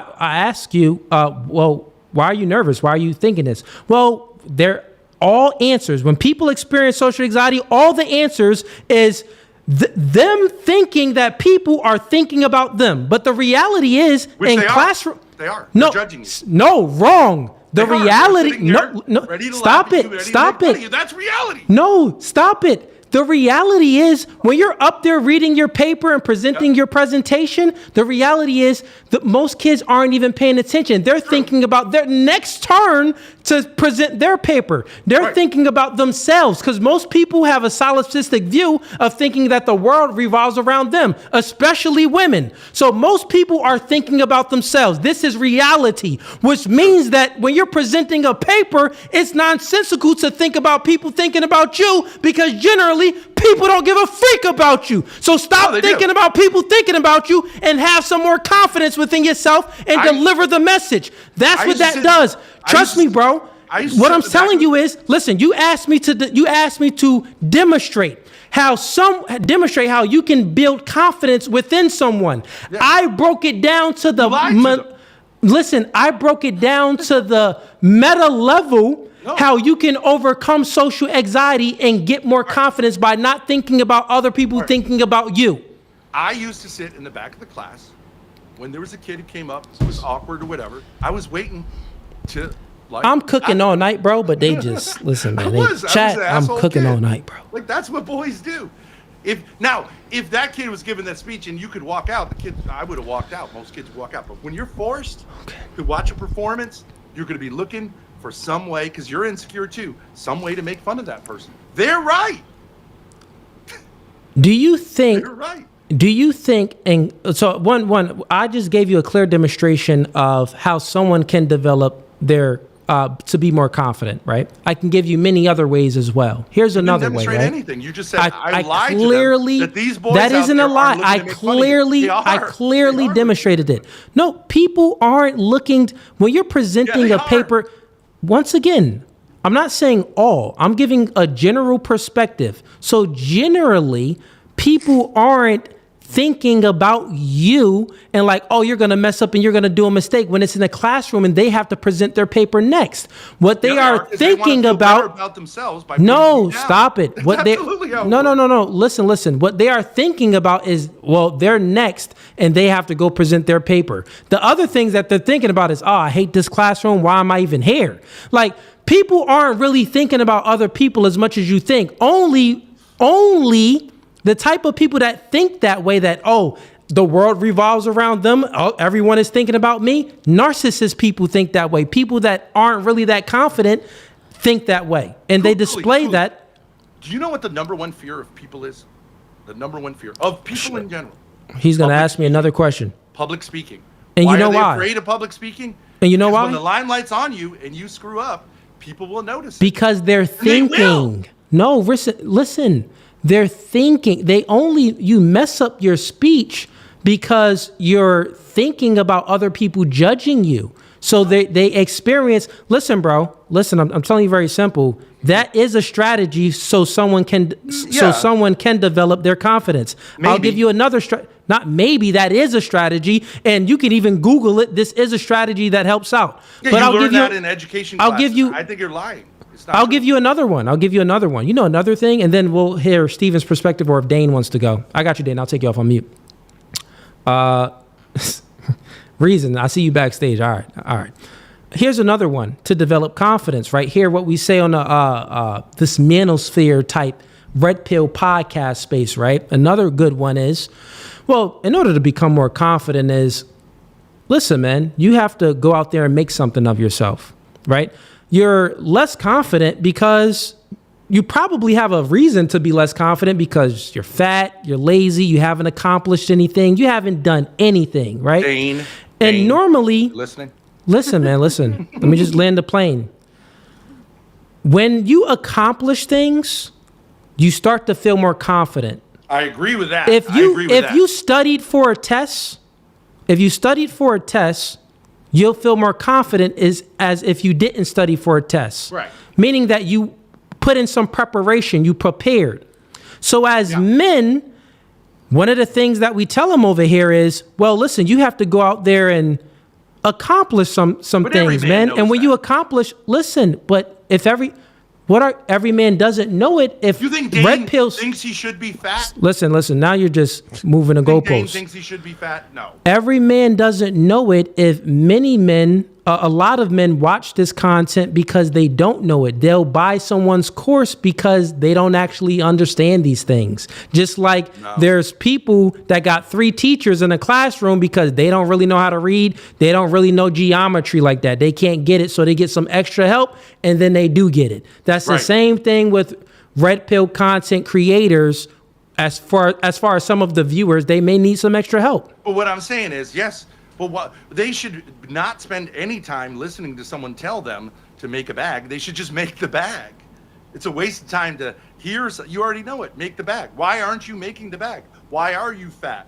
Why are you in your mother's basement? You know, those are the real questions. Like, they already asking themselves those questions. The reason they're not doing it is because they're failing. No, most of the reason why people aren't doing it is because most of the reason is because they haven't, because they haven't tried. They really haven't tried. Most people are lazy, bro. But anyways, I think real quick. Anyways, I think we nailed this down. I fully demonstrated how someone can become more confident, which would then disprove both of y'all arguments as well. What else do y'all got baked into this? I'm going to unmute Dane. By succeeding. Wait, can I say something really quick? Isn't that a circular argument to say you lack confidence, you need to do stuff, but the reason you don't do stuff is because you lack confidence, but you lack confidence because you don't do stuff? Like, isn't that just circular? Like, there's no some people can have confidence and no, that isn't the end point, because some people can have confidence and not do nothing. Well, let me ask you this, Cooley. Do you think that people who do drugs need someone to tell them that drugs are bad? Do you think they're lacking information? Once again, I'm just asking you a question. There are certain cases. This is why we have. You ever heard of DARE? Yeah, DARE was big. Failure. It was total huge. Failure. Scam. Well, not scam proven. Not exactly right. Because exactly. You know, they did a post test. So let me finish. Let me answer it. I see what you was about to say. And that's just like with the sex ed classes. Like when you're teaching sex to kids, they're more likely to engage in it. When you're teaching DARE to kids, you're actually teaching them to do the drugs. Yeah. But what I'm saying here is, if you don't tell someone not to do something, especially as a kid, a young adult, when you're immature, they can be influenced by someone else to do it, and they may not know that it's bad.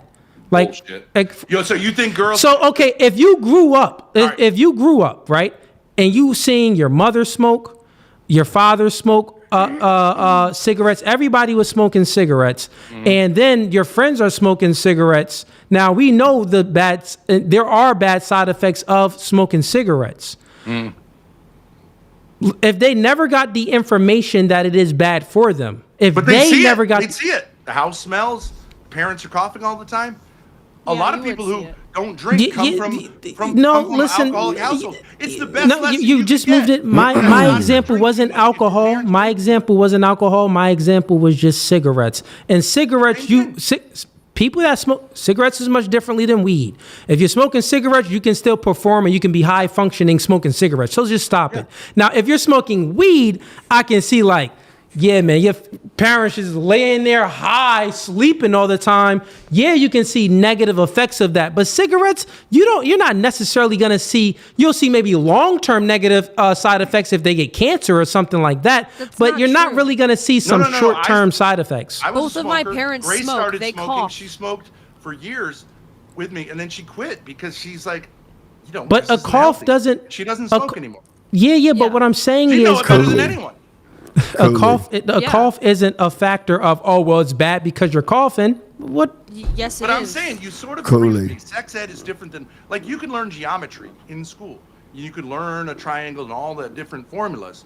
But Listen, sex my ed's auntie, different. every time she wake up, she like doing all of this every time she wake up because she be sleeping all the time. Okay, well, that I could look at that as bad. Should I not go to sleep then? So what you're talking about coughing is just this is a stupid example. But Dane, go ahead. You wanted to say something.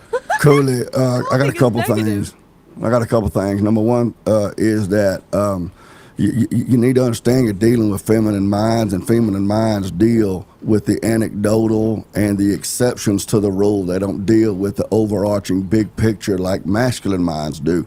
That's number one. Number two, Ben, am I to understand you correctly? You said several times something about how men think with their balls. You said is that what you believe?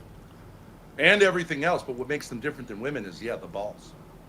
But they think with their balls. Am I understanding that correctly? Yeah. That you believe that? Yeah, I mean, I understand. I Pushes did them too. in certain directions, yeah.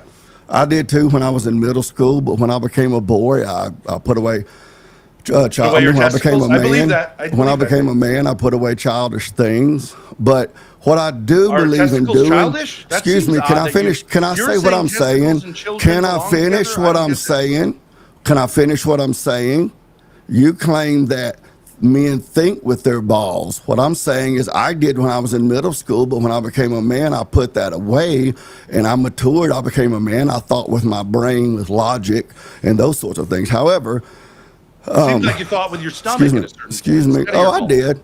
I did. That's good, but that's very womanly of you to try to that's resort to very that womanly of instead you, of dealing with because logic. women- At any rate, women can I use say food what to I console can I say what I was going to just say, let or him you land just his going to plane real talk over quick. me like a little bitch? Go ahead, Dane. Just land your plane. Go ahead. Thanks. But part of my growth and my maturity into manhood and making sound decisions was that I learned to look at the outcomes of people, because there's a lot of people out there have ideas that they think are true and good and the best route to go, and they come out with bad outcomes. So with all of the wisdom that you and Grace here seem to have about relationships and family and stuff, I'm dying to find out, because you talk about a lot about my BMI, which I don't care about, but that sort of thing. Obviously. But however, I am coming up on 4 decades of marriage, and none of my children are out there at a drag queen bar drunk online cheering on a drag queen. So I'm wondering what results, actual products, outcomes do you have? Excuse me, I'm almost finished. That could show that you actually have a clue what you're talking about when it comes to family, answer that. relationships, marriage, and child rearing. Look at me. Look at this square compared to your square. Okay? You're fat. Your skin is pink. It looks like you're about to have a heart attack. You have a picture of a naked man holding a baby behind you. You're wearing a t-shirt at your age. So in every way, I have authority to speak on this behalf because I'm successful. I have 6 Successful at what? Successful at what? Not keeping your family together, not raising your daughter in such a way that she's not at a drag queen bar acting like a whore. Not at any of that. Acting like a whore? Right. Not any of that sort of stuff. was Well, I I mean, my acting like a daughter's whore, my daughter's not at a drag queen bar, falling all over Do you know herself, what a drag drunk, queen dancing is? around. It's a male thing. I It's know gay what a male. drag queen is, but my point is, saying I was my point pouring is myself the out to a only gay thing, man? the only thing you have been is to try to shame somebody's clue, which I don't care, man, because unlike you, unlike you, I have a successful marriage. Unlike you, I have a successful marriage. I didn't slap my daughter's ass. problems. She's not out there carrying on based on my trauma and daddy problems at a drag queen bar drunk. So I've kept it together. I'm asking you with all of your wisdom, all of your wisdom. Well, I know what your daughter was doing, and that's a direct reflection on you. And she made a lot of money doing it. So, in all of your wisdom, as a father, what outcomes have you had? Complete disaster. Just answer his question, Ben. He's looking for outcomes. Okay, look down at her rectangle. I'm super proud of her. She's a wonderful young woman, beautiful young woman, super articulate, can hang in men's spaces, and very few women can do that. Your fat, ugly daughters couldn't get themselves on a camera for 2 seconds because their mouths are filled with chicken and pork and turkey, and I'm sure they wouldn't have them come up. Call them up, have them come up here, and I'll show you what the difference is. Hey, Grace, would you be attracted to men if you would you be attracted to a man if you found out he was watching red pill content? It would severely decrease my attraction to him. It'd decrease it, but you're in here engaging in the content? I'm not here because I want to have sex with you guys. No. What I'm saying is no. But what I'm saying is the only way it would decrease it is because the leverage aspect. You don't want him to get to the truth of things. Right. That's the only way it would decrease it because listen, if you engage in it, you engage in it, right? So the only other reason would be the leverage aspect. If he engaged in the content as well, you wouldn't. You engage in it too. Why would you lose attraction for him? Engaging in it. Hold on. Engaging in it is pretty different than just consuming it. That's different. That's like she found a guy. Remember, Grace, you found a guy, rich kid. He was in some sense a suitor, and you saw that he had a red pill book on his shelf. Your response was to laugh. To laugh at him. Yeah. For having it. Yeah, it was like how to figure out the psychology of women and manipulate them. Look how to figure. No, exactly. Leverage. This is all. You don't want the man to have leverage over you. Look, you're proving the point. You should talk to this guy. He's a joke. I mean, he never read the book, so I'll give him that. Have him come up and talk to Cooley, Grace. He's a joke. Your daughter was at a drag queen bar, knee walking drunk live on the internet, but he's a joke. Come on now. Performing, Dane, and you're drinking right now, and you should continue drinking all the way to the end. Wait, can I ask you guys? Wait, Cooley. I had a really quick question. Oh, you want to introduce Del? Okay. No. Go ahead. Ask the question. Go ahead. All right. This thing about like teaching men masculinity. What if we take it to a woman's perspective? Okay, so if let's take this like men think with their balls, women think with their tits, right? So like let's say a woman has a baby, and there are a lot of women who have this issue. I don't agree with your presupposition. That's a horse thing. Yeah, I don't even agree with your presupposition. That's a whores and perverts thing. What you just presupposed, I don't agree with it. Men don't think with their balls. Men think with their brains. Little boys think with their balls, and whores think with their tits. Okay, well, you get it. You only associate testicles with little boys. I get it, Dean. All right, real quick. Grace Blander playing. Go ahead. It's sort of a metaphor for like your nurturing side, that you're soft, that you're warm, that you're enveloping, etc. Okay. Not my nurturing side. Only a whore and a pervert's nurturing side. Dane. Go ahead, Grace. Just land your plane. The problem, a lot of women have a problem of not really connecting with their baby or experiencing that nurturing instinct. And I'm of the opinion that you can't really teach a woman how to be nurturing of their baby. She either has it or she doesn't. How do you know that? You can give her tips and tricks, but like you really can't teach her to be warm and loving. How do you know that? That's true. How do you know that? I'm just saying, I'm literally just speaking You as a pulled human it being. out of your ass. Dane, you made it I don't up. think you can You just teach a made it woman how up. to I do can make that. up all kinds of Answer stuff. the question though, Grace, real quick. Dane, that's a good question. Grace, can you answer? How do you know? It's an innate quality, and you either have it or you don't. I don't think. Why do you think that? Why do you think that? Well, she knows from her experience of her mother. Excuse me, Ben. Would you shut up and let me talk to let her your answer daughter? the question. Hey, go ahead. And how do you know that? I know that? Yeah. Because I How can do you know it's imagine innate? if I was to picture a woman, my mother was cold, but like let's put that aside. If I was to picture a woman who's like not very nurturing and kind of like doesn't really connect with her baby, what am I gonna tell her? You gotta love it. If she doesn't love it, she doesn't love it. What makes it innate for you but not innate for another woman? Like what's the mechanism? What's that mechanism? If a woman has been masculinized, if she lacked a mother figure, father figure, lots How of do different you know things, that? trauma, How do you know that? hardened, if She has was eyes, Dane. Well, a lot of Can things you shut make up, women Benz? unfeminine Pat her and ass nurturing. after the stream. How I do can't you shut know up, that? How do you know that, Grace? All has of this stuff eyes that you're convinced of, how do you know that's true other than just you made it the fuck up and it gave you a positive emotional response? How did you know Dane, that? are you on the verge of tears? No, Trust but me, Grace, it'll you take a are. lot more. It'll take a lot more than your whole ass to make me on the verge of tears. How do you know that? You'd have to withdraw I food can from answer How your do you question. know Dane, that? Shut up, Ben. Go put on your dress, Ben. So Go real put quick, your real quick, dress, Ben. listen. How do you know that, Grace? We're asking I good know questions. that, Dane, because what would you say to a woman who's not nurturing of her baby? What are you going to tell You her? made the claim No, that the just give me an woman had an example. Give me inert, an had an example of inert something that nurturing anyone could tell that ability. woman. Grace, You listen, made a listen. I got you, claim. Dane. I Dane, need I you got to you. I defend got your you. claim, ma'am. Dane, I got you. So, Grace, is very simple.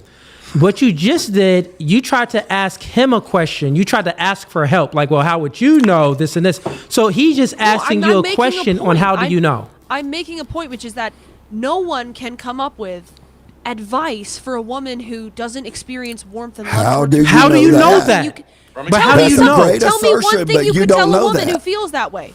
Tell me something you could tell her. From experience. Look, it's not up for me to Yeah, tell from you for anything experience, from yes. experience. You're making a claim. I'm asking you to support your claim. Demonstrate it. Please You demonstrate it. How do can't you know? because you Pull up made it the statistics? fuck What- up. You pulled it out of your ass that your daddy was What are patting you on. asking me for? Statistics?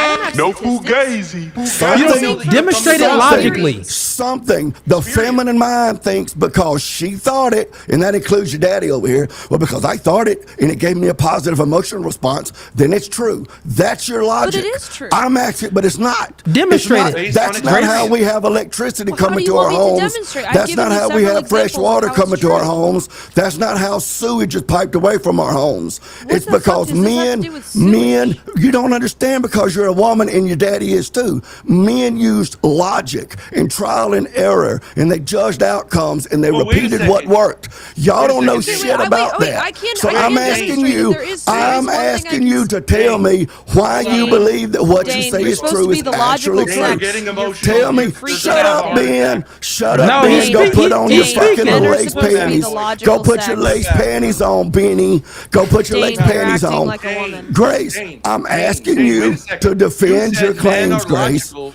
You said Defend men your are claims, logical. Grace. Ben, just Don't let him- let your daddy come save you by the ass cheeks. You said men are Defend your logical claims, and women are Grace. not. Real Please quick, stop talking fellas, about my fellas, ass. real quick. Let's create some decorum. Ben, I got you. Hold up, Ben. Okay. Dane, hold up real quick too. Yeah, sure. Grace, let me just bridge this gap, right? You're making a claim, right? And all Dane is doing, because I'm asking you these questions too. We're both asking you these questions. How do you know? You're making a claim as if it is true. We're asking you to demonstrate how it's actually true. That's fair.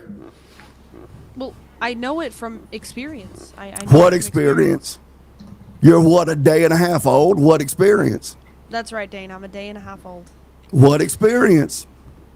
Truth corresponds to reality. I have experience. What of watching, experience? Don't give me any of poetry. seeing my You friends' claim you mothers. have Dane, experience. do you want me to answer the question? Or are I'm you just gonna asking you freak out? what experience?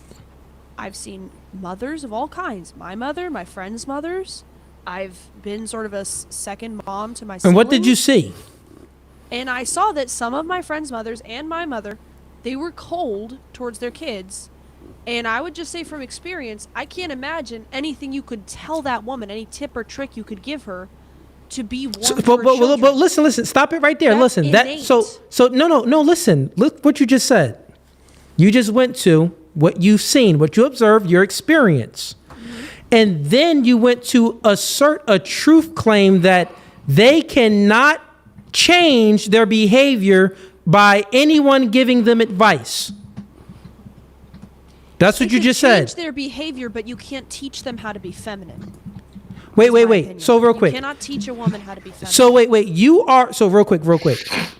You are a Christian, and under Christian ethics, if we can't change our behavior and a man can't become like a man that's bad and he's doing bad things, like he did these things in his past, if he can't change those behaviors and become good, if a woman can't change her masculine behaviors and then become feminine, this wouldn't be a coherent statement for Christianity, because in Christianity we know that you repent for your sins and you can seek Jesus and you can change, and there is change there. We even know we see change happening all the time with people giving advice to other people.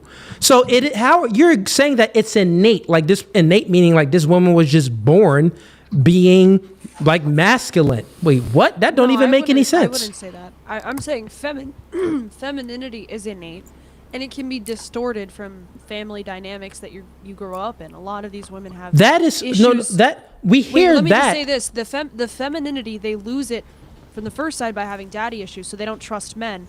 That sort of we have no them. problem with that. We got no problem with that. The problem with what you're saying is there's no advice that you can give to this woman for her to change her behavior and become more feminine. You're making a truth claim. And advice, tips and tricks. You can't like that's not going to work. She might put on a facade of being more How do you know it's not going to work? There is a way to fix it, which is to resolve her daddy issues, her family issues, to, But how do you Christianity is the resolution of daddy issues. That's fine. But literally giving her a course or advice. How do you know within that course? How do you know within that course isn't to fix daddy issues and things like that? Like, how do you're just making these assertions? That's why we're asking. You're making a truth claim. That's all they do. If you were to say they make truth claims, we're not speaking about two different things. Well, we're talking. I assumed we were talking about like what it would look like. The manosphere gives you tips and tricks on how to be more masculine and confident. And you're saying that there's no way. If you were going to apply that to femininity, it would be tips and tricks on how to be more feminine. It's too superficial. It's too superficial. That's the only point I'm making is that you can't really teach someone that, but you can ask them to look back at their family dynamics and make a huge like if we were to say to Dane, it's just the way to get less fat is to eat less tricks and exercise more. He already knows that. Dane knows that. It's truth. Only the truth can set you free. It's not tips. I don't give any tips and tricks. I give the truth. Well, a lot of the manosphere is tricks. Like what you said about confidence. Like stop focusing on what they think about. That isn't a tip or a trick. That is the truth. It is a tip.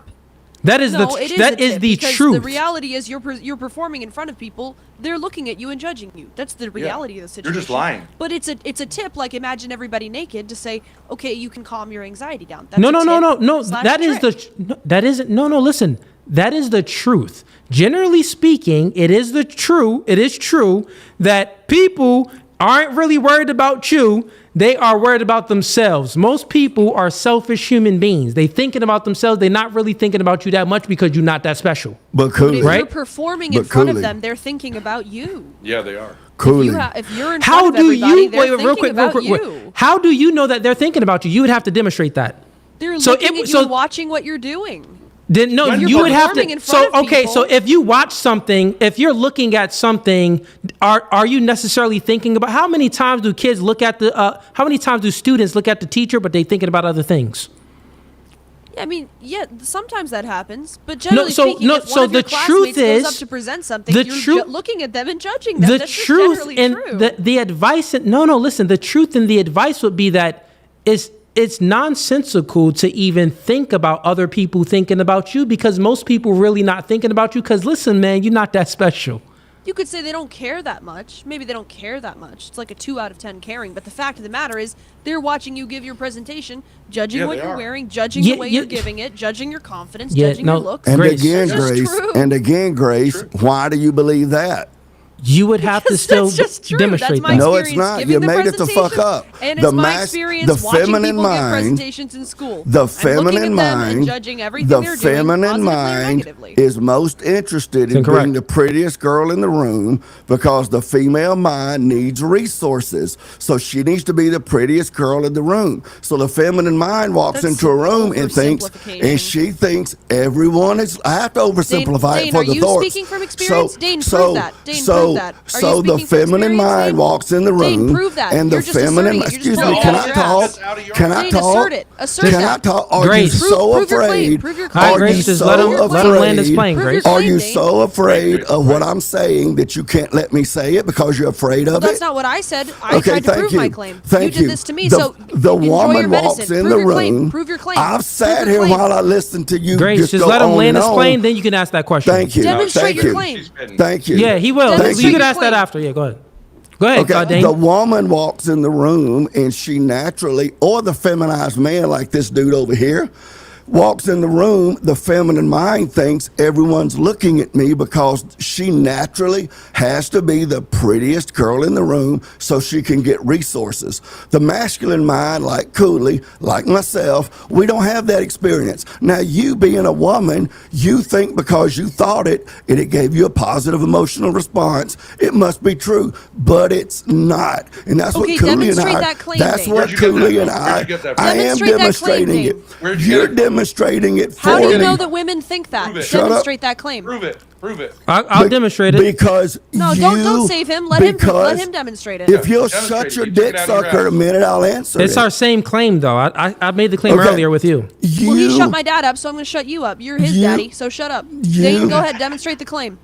Yeah, hush, Grace. You go ahead, Dane. demonstrated it for me, you and your mother over here, because y'all claim that everybody's looking at you. That's the feminine mind. The two of y'all are my demonstrations. Y'all are like two little monkeys in the circus. Okay. So because I said when somebody wait. So ahead, because I said when somebody is giving a presentation and they're in front of people, that people are looking at them. You believe that is demonstrating the claim that women always think everyone's looking at them because they have to be the prettiest girl in the room? Our claim you kind of pulled that out of your ass, Dane. That's not really a demonstration. You said really much more than that. If I say when a male musician is on stage, if I say when Coldplay's on stage, everybody's looking at him, does that make him a woman because he knows that everybody's looking at him and he knows that everybody's judging him? Does he have a feminine mind now? Grace, that wasn't the only thing. That wasn't the only thing that you said. Just like your ass. Dane, I got you. Dane, I got you. We're not talking about me. We're talking about just to create some decorum. Don't save him, Cooley. Let's create some. Don't save him, Cooley. It's not to save him, Grace, because you're speaking out of both sides of your mouth.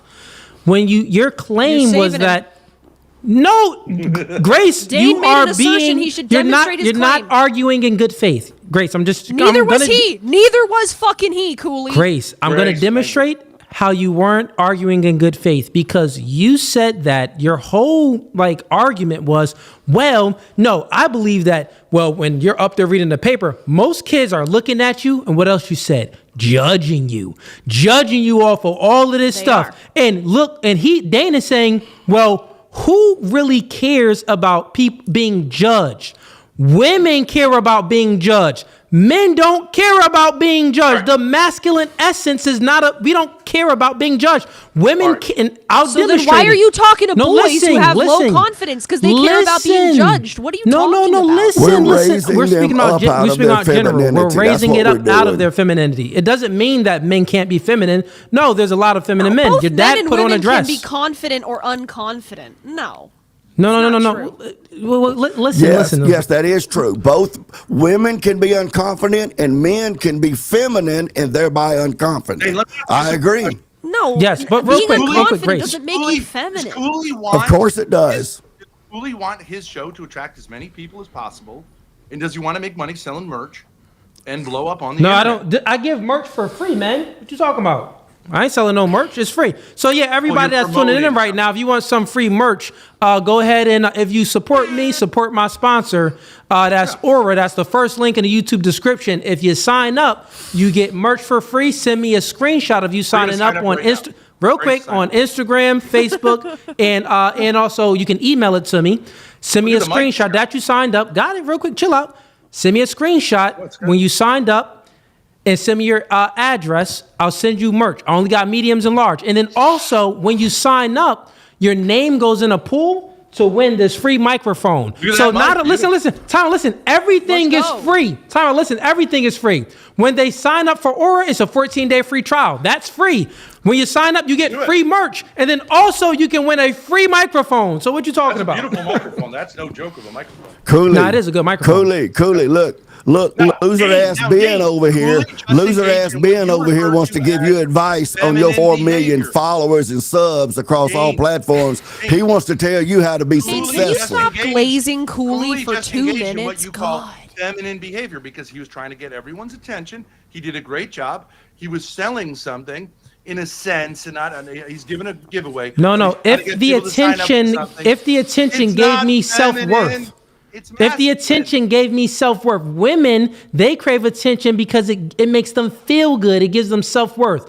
I don't give a freak if no one clicks the link and does anything. I get to keep my merch. I got more shirts that I can give out to homeless people when I be riding around. I don't give a freak. You don't care about Dude, that is such a generalization. There are plenty of mousy women who don't want people to look at them, who just want to focus on their thing, who don't want to be the center of attention. These are just different archetypes No, of personality generally that speaking, you're Grace. conflating to the entire No, it's not, sex. Grace. The Grace, exceptions listen. do not Exceptions make the don't make the rule. rule. Grace is The very simple. exceptions don't Generally make the rule. speaking, It's just a category of a woman's personality. Some women Grace, are you know what? During wildfires. They don't COVID, want listen, attention. Grace. During COVID, many businesses went out. Many businesses got shut down during COVID. You know why? Because we had that lockdown and everything. You know what business did not go out of? You know what companies did not go out of business? Makeup companies, hair companies, all the things that make women Salons more were appealing. closed. Listen, stop it. All the things that make women more appealing so they can attract more things and feel more confident about themselves because they're always worried about people judging them. And did you buy your That's not beard true. oil and your shea butter too? Yeah, we all care about our appearances, Cooley. We're on the Nah, internet. I have we're no on beard oil you camera. in. That's why I was Not working really. right now. Not really. Look at your dad over here. He don't Wait a obviously minute. don't give a shit about his appearance. Well, you can blame that on me because that's my haircut. Look on at him. yourself. The dude Yeah, looks just like he look. just come off of a For one 5-day moment, bender. Where, my God. Now, Look like he just actually, woke up on So, the front so porch. real quick, fellas. Ben, real quick. My bad. We've been going back and forth for a while, but I want to hear Dell. You said that you are you a feminist, Dell? No, I would define myself as a philanthropist, but I think that you're a little low, Del. yeah, It's I okay. think. Yeah. Oh, it's low. No, okay. we could hear you, Dell. Dell. So you messaged me in the back, said that you want to debate about feminism. Do you think that feminism is a good thing? What stance are you taking? Are you pro-feminist or anti-feminist? Well, I would say my stance is that I would word it like this. I would say that I think that there are some problems with feminism. I think Marxist feminism, radical feminism, there's problems with that. But I think that there are some types of feminism that are better and that actually are beneficial for Western. What types of feminism is good? I would say, are you familiar with Pope John Paul II's new feminism? I think that's actually Yes. very good. I think that's a good one because he incorporates complementarian ideals, and he also talks about how we should encourage female intellect and genius in society to overall create a better civilization for men and women. So I Absolutely, think that's a yes. suitable form of feminism. But I also want to So say, so real quick. You're giving a different definition of feminism. Feminism itself started with the idea to dismantle patriarchal systems and also get rid of nuclear families. Is that a good thing? I would say no, that's not a good thing. Okay, so listen, since currently right now, feminism pretty much worked because now women are in the workforce. Now, a lot of patriarchal systems, many of them has been dismantled because women are in these spaces and stuff like that. So we're already like on the tail end of it already happening. So this new ideology necessarily wouldn't be called feminism if you're saying that, well, it's to promote the women's and men to be intellectual and to go into certain fields to move technology forward and advance society. That's totally fine, but that wasn't the founders of the feminist founders. That wasn't their ideology. Their ideology was to dismantle patriarchal systems, get rid of nuclear families and things like that. Well, cool. You could make the argument historically. The first feminists were those who championed the Virgin Mary. This is very, very unusual in history. By saying Mary is the mother of God, and Marian theology put women in a new place which they never had before.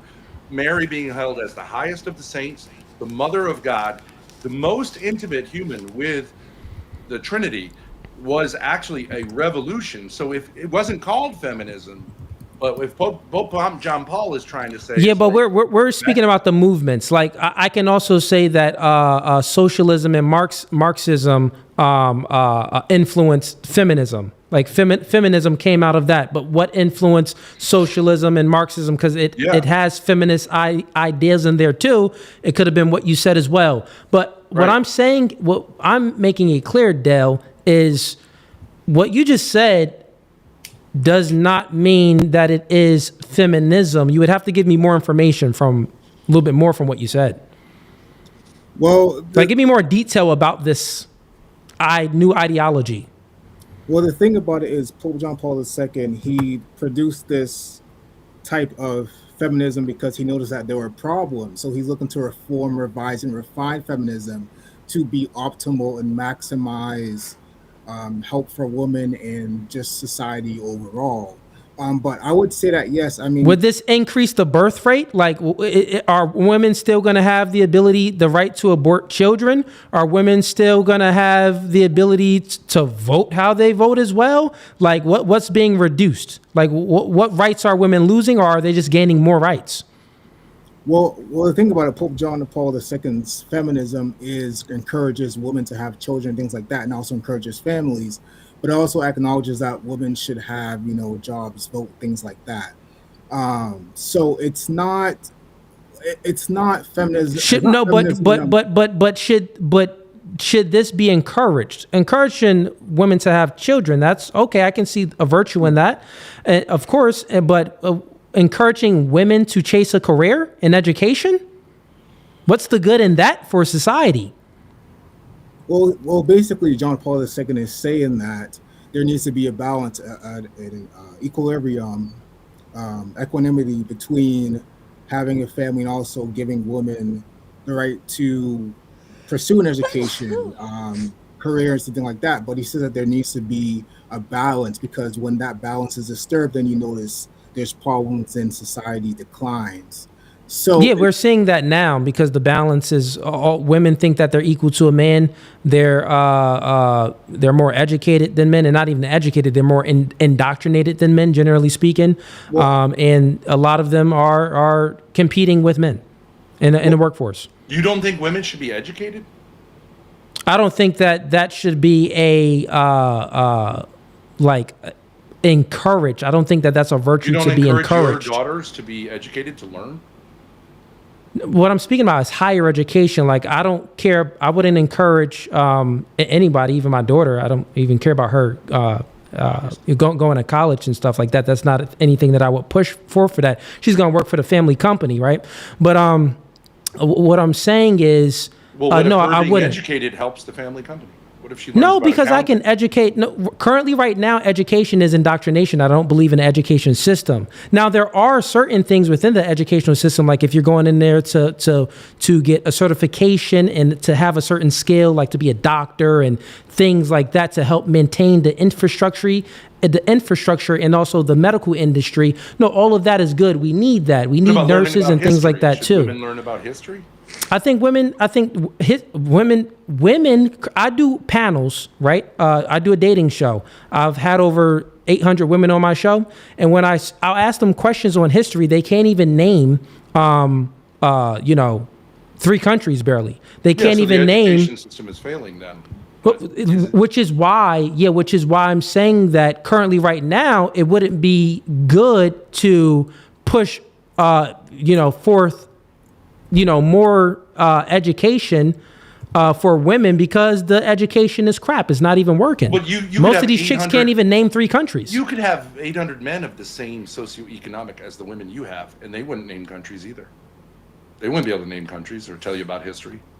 You're taking like hoes basically and saying like, hey, no, I'm not speaking about hoes. No, well, I'm I not mean, even the speaking women about you're hoes. getting are like OnlyFans. Well, I've seen the girls on your podcast, Cooley. I mean, I'm just saying. I'm not saying it's anything I wrong mean, with they're. that, but their brothers don't know more about history than listen, my podcast is not like I'm in a regular area in Pennsylvania. I'm not in Miami or in LA. I get regular girls that come on. I don't get a bunch of OnlyFans on my show. Their brothers who went through the same education system are significantly more educated and able to answer those questions than they are because they're male? I would say that, well, yeah, because they're one would because but studies they don't are, show that. Tests one tests would because don't show that because girls they're do male. better than boys when they're tested for like the SATs. So you're wrong. No, what I'm saying is naming 3 countries besides America, Canada, and Mexico, I wouldn't see a problem women, but naming those countries. The reason being, I'll explain real quick. You asked me a question, let me explain. The reason being is because men and women tend to focus on different things. Men care more about people. Women care more about people. Men care more about things. So since that's being the case, history is more attractive to men. History is not that attractive to women, generally speaking. This is why women would not, really, be able to name 3 countries, because they're not really, that's not really appealing to women, generally speaking. They're more appealing to, like language arts class and, life, TV shows, poetry, art, things like that. Grace, you had a question? But do you think the women who you ask, like, for 3 countries, should they be able to name them? Or is it fine that they don't know? Well, if they're going to school, they should be able to name them. That's the point. So your issue is not with women being educated. Your issue is with the education system as a whole. You think is failing. So that's what I was going to. So okay. So real quick, if we had a better education system, then it's like, okay. But I also think that men and women, we learn differently. Like the education system right now is more suited for women than it is for men. You sit still in a classroom, you're doing this, and you get what I'm saying? It's suited for women, it's not really suited for males. But anyways, Dell, back to you, right? So please give me more information about this feminism type stuff, because so far it's not really convincing that it will change anything for the better. Well, here's the thing, right? Realistically, yes, I've looked into Rachel Wilson's book, History of Occult Feminism, and Carrie Grace? The End of Woman, I believe the name is the book. So those 2 books do provide a good explanation for the problems and pitfalls of feminism throughout history. But the reality is feminism is not going to go away. So I think the best thing to do is to reform and refine feminism to promote... And within this reform, how you're saying it will be to promote like good virtues within women, or what would it be? Yes. Okay. And so, also, this that wouldn't negate feminism then. Feminism has nothing to do with none of that, man. It would just be a different word. But wouldn't you say that, ideologies and beliefs, they change over time based on cultural expectations, based on economics, sociological factors, things like that? Yeah, I'm saying that it would have to change to something totally different, man. I mean, if you want, you can still call it feminism, but it doesn't adhere to the founders' beliefs of feminism at all. It just doesn't adhere to it. It's like what you're doing is this is like, oh yeah, I created Coca-Cola.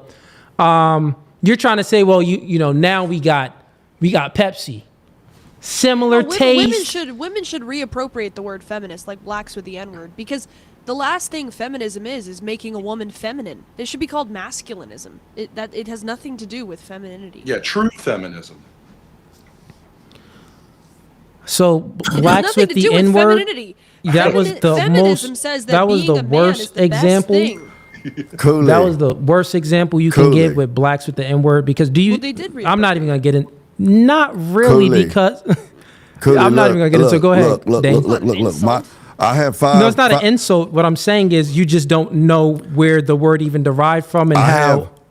I know where the N-word came from. I have 5 kids between. I don't think you truly know, but go ahead. I have 5 kids between 34 and 24 years old. We homeschooled all of them. Grace is not a good example of a home education. I'm just gonna say, man. Thank you, Dane. That was really very intellectually. Can you why don't you demonstrate just that hold claim? up your middle finger? Just go like this. Okay, that's the extent of your. All right, so it's a very womanly argument. Real quick, listen. I appreciate this, but I'm gonna be honest, fellas. Everybody that's in there, I've been streaming for almost 6 hours. It's been 5 hours and 40 minutes. It's almost 1 a.m. my time. I'm ready to go too.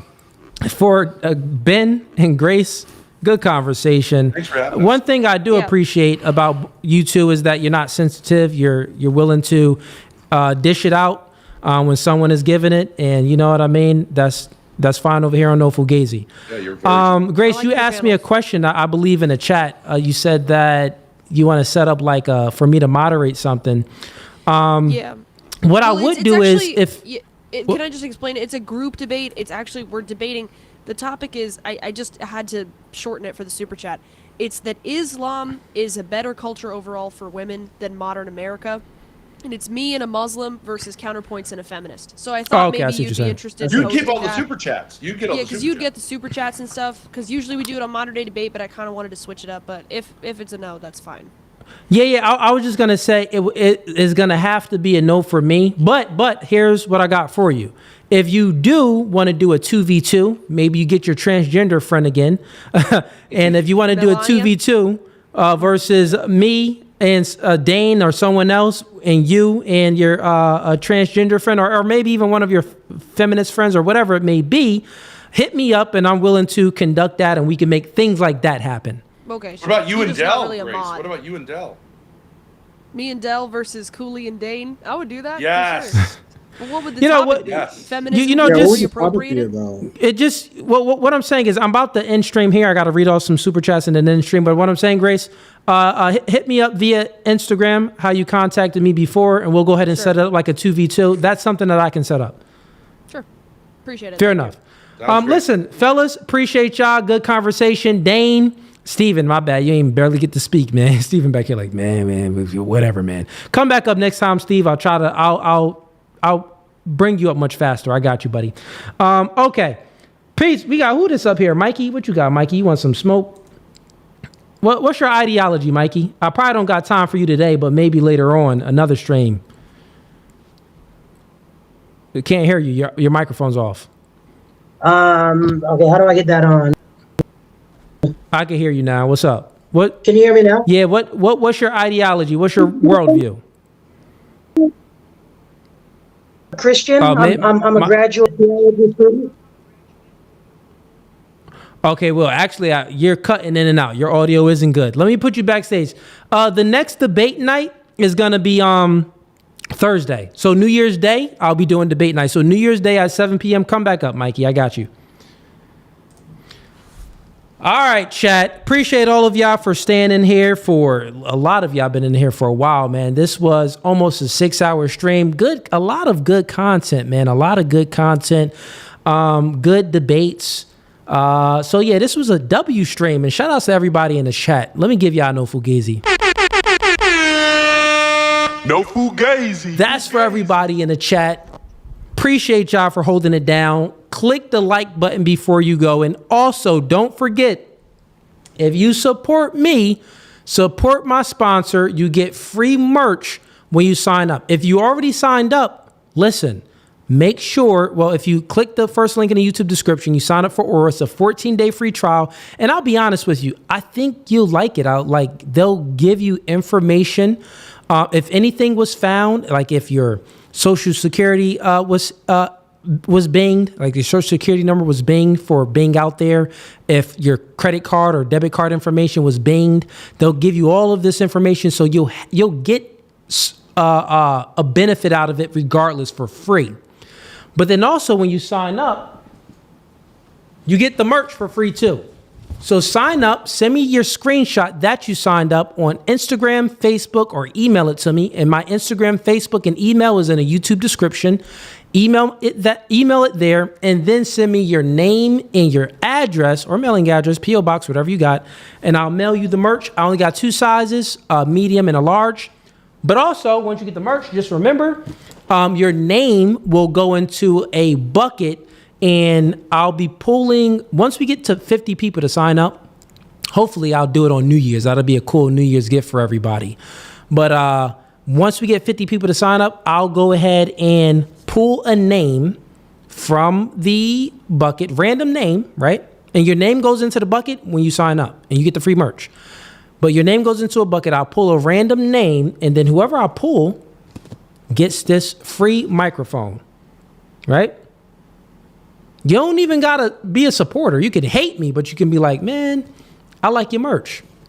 Man, I want that microphone. So, yeah. And this is a Shure MV7X. Great microphone. I'll be honest, I actually like it better than this microphone because this microphone, it's so condensed. Now, this is a Shure SM7B, but you need a cloud lifter with it because it's so condensed. The audio is very low. And you need to purchase a $250 cloud lifter to increase it. Or you need a good audio board. But this mic, you don't need a cloud lifter. It's already at a good ratio within the audio. It sounds clear. It sounds crisp. And I have about 15 of these, and I use it on my dating show. But this one is unopened, brand new, and I'll be giving it away for free. So hit the like bell. Hit the like button before you go. Click the bell icon so you're notified of when I go live next. But the next live stream will be this Thursday on New Year's Day. 2026 is when I'll see y'all. New Year's when I'll see y'all. So tune in then. Peace. We out. No Fugazee. Fugazee.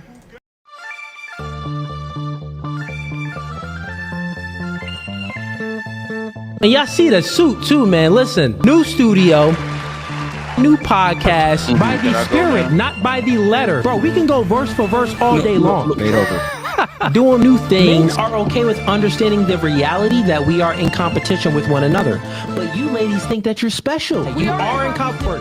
Men are men of their word. So here's my word. I'll fly you out here and we can do it in person. And after that, we could box. I'm about my business. So remember I said, when I ask you these questions, I will dismantle your entire argument. That's the end of the debate, my dog. I'm 39, but I don't look your typical 39. Belly. Yeah. You look 39. It's okay though. That man isn't intimidated by a woman like you. He's annoyed by a woman like you. Because a man doesn't want to date another man. He wants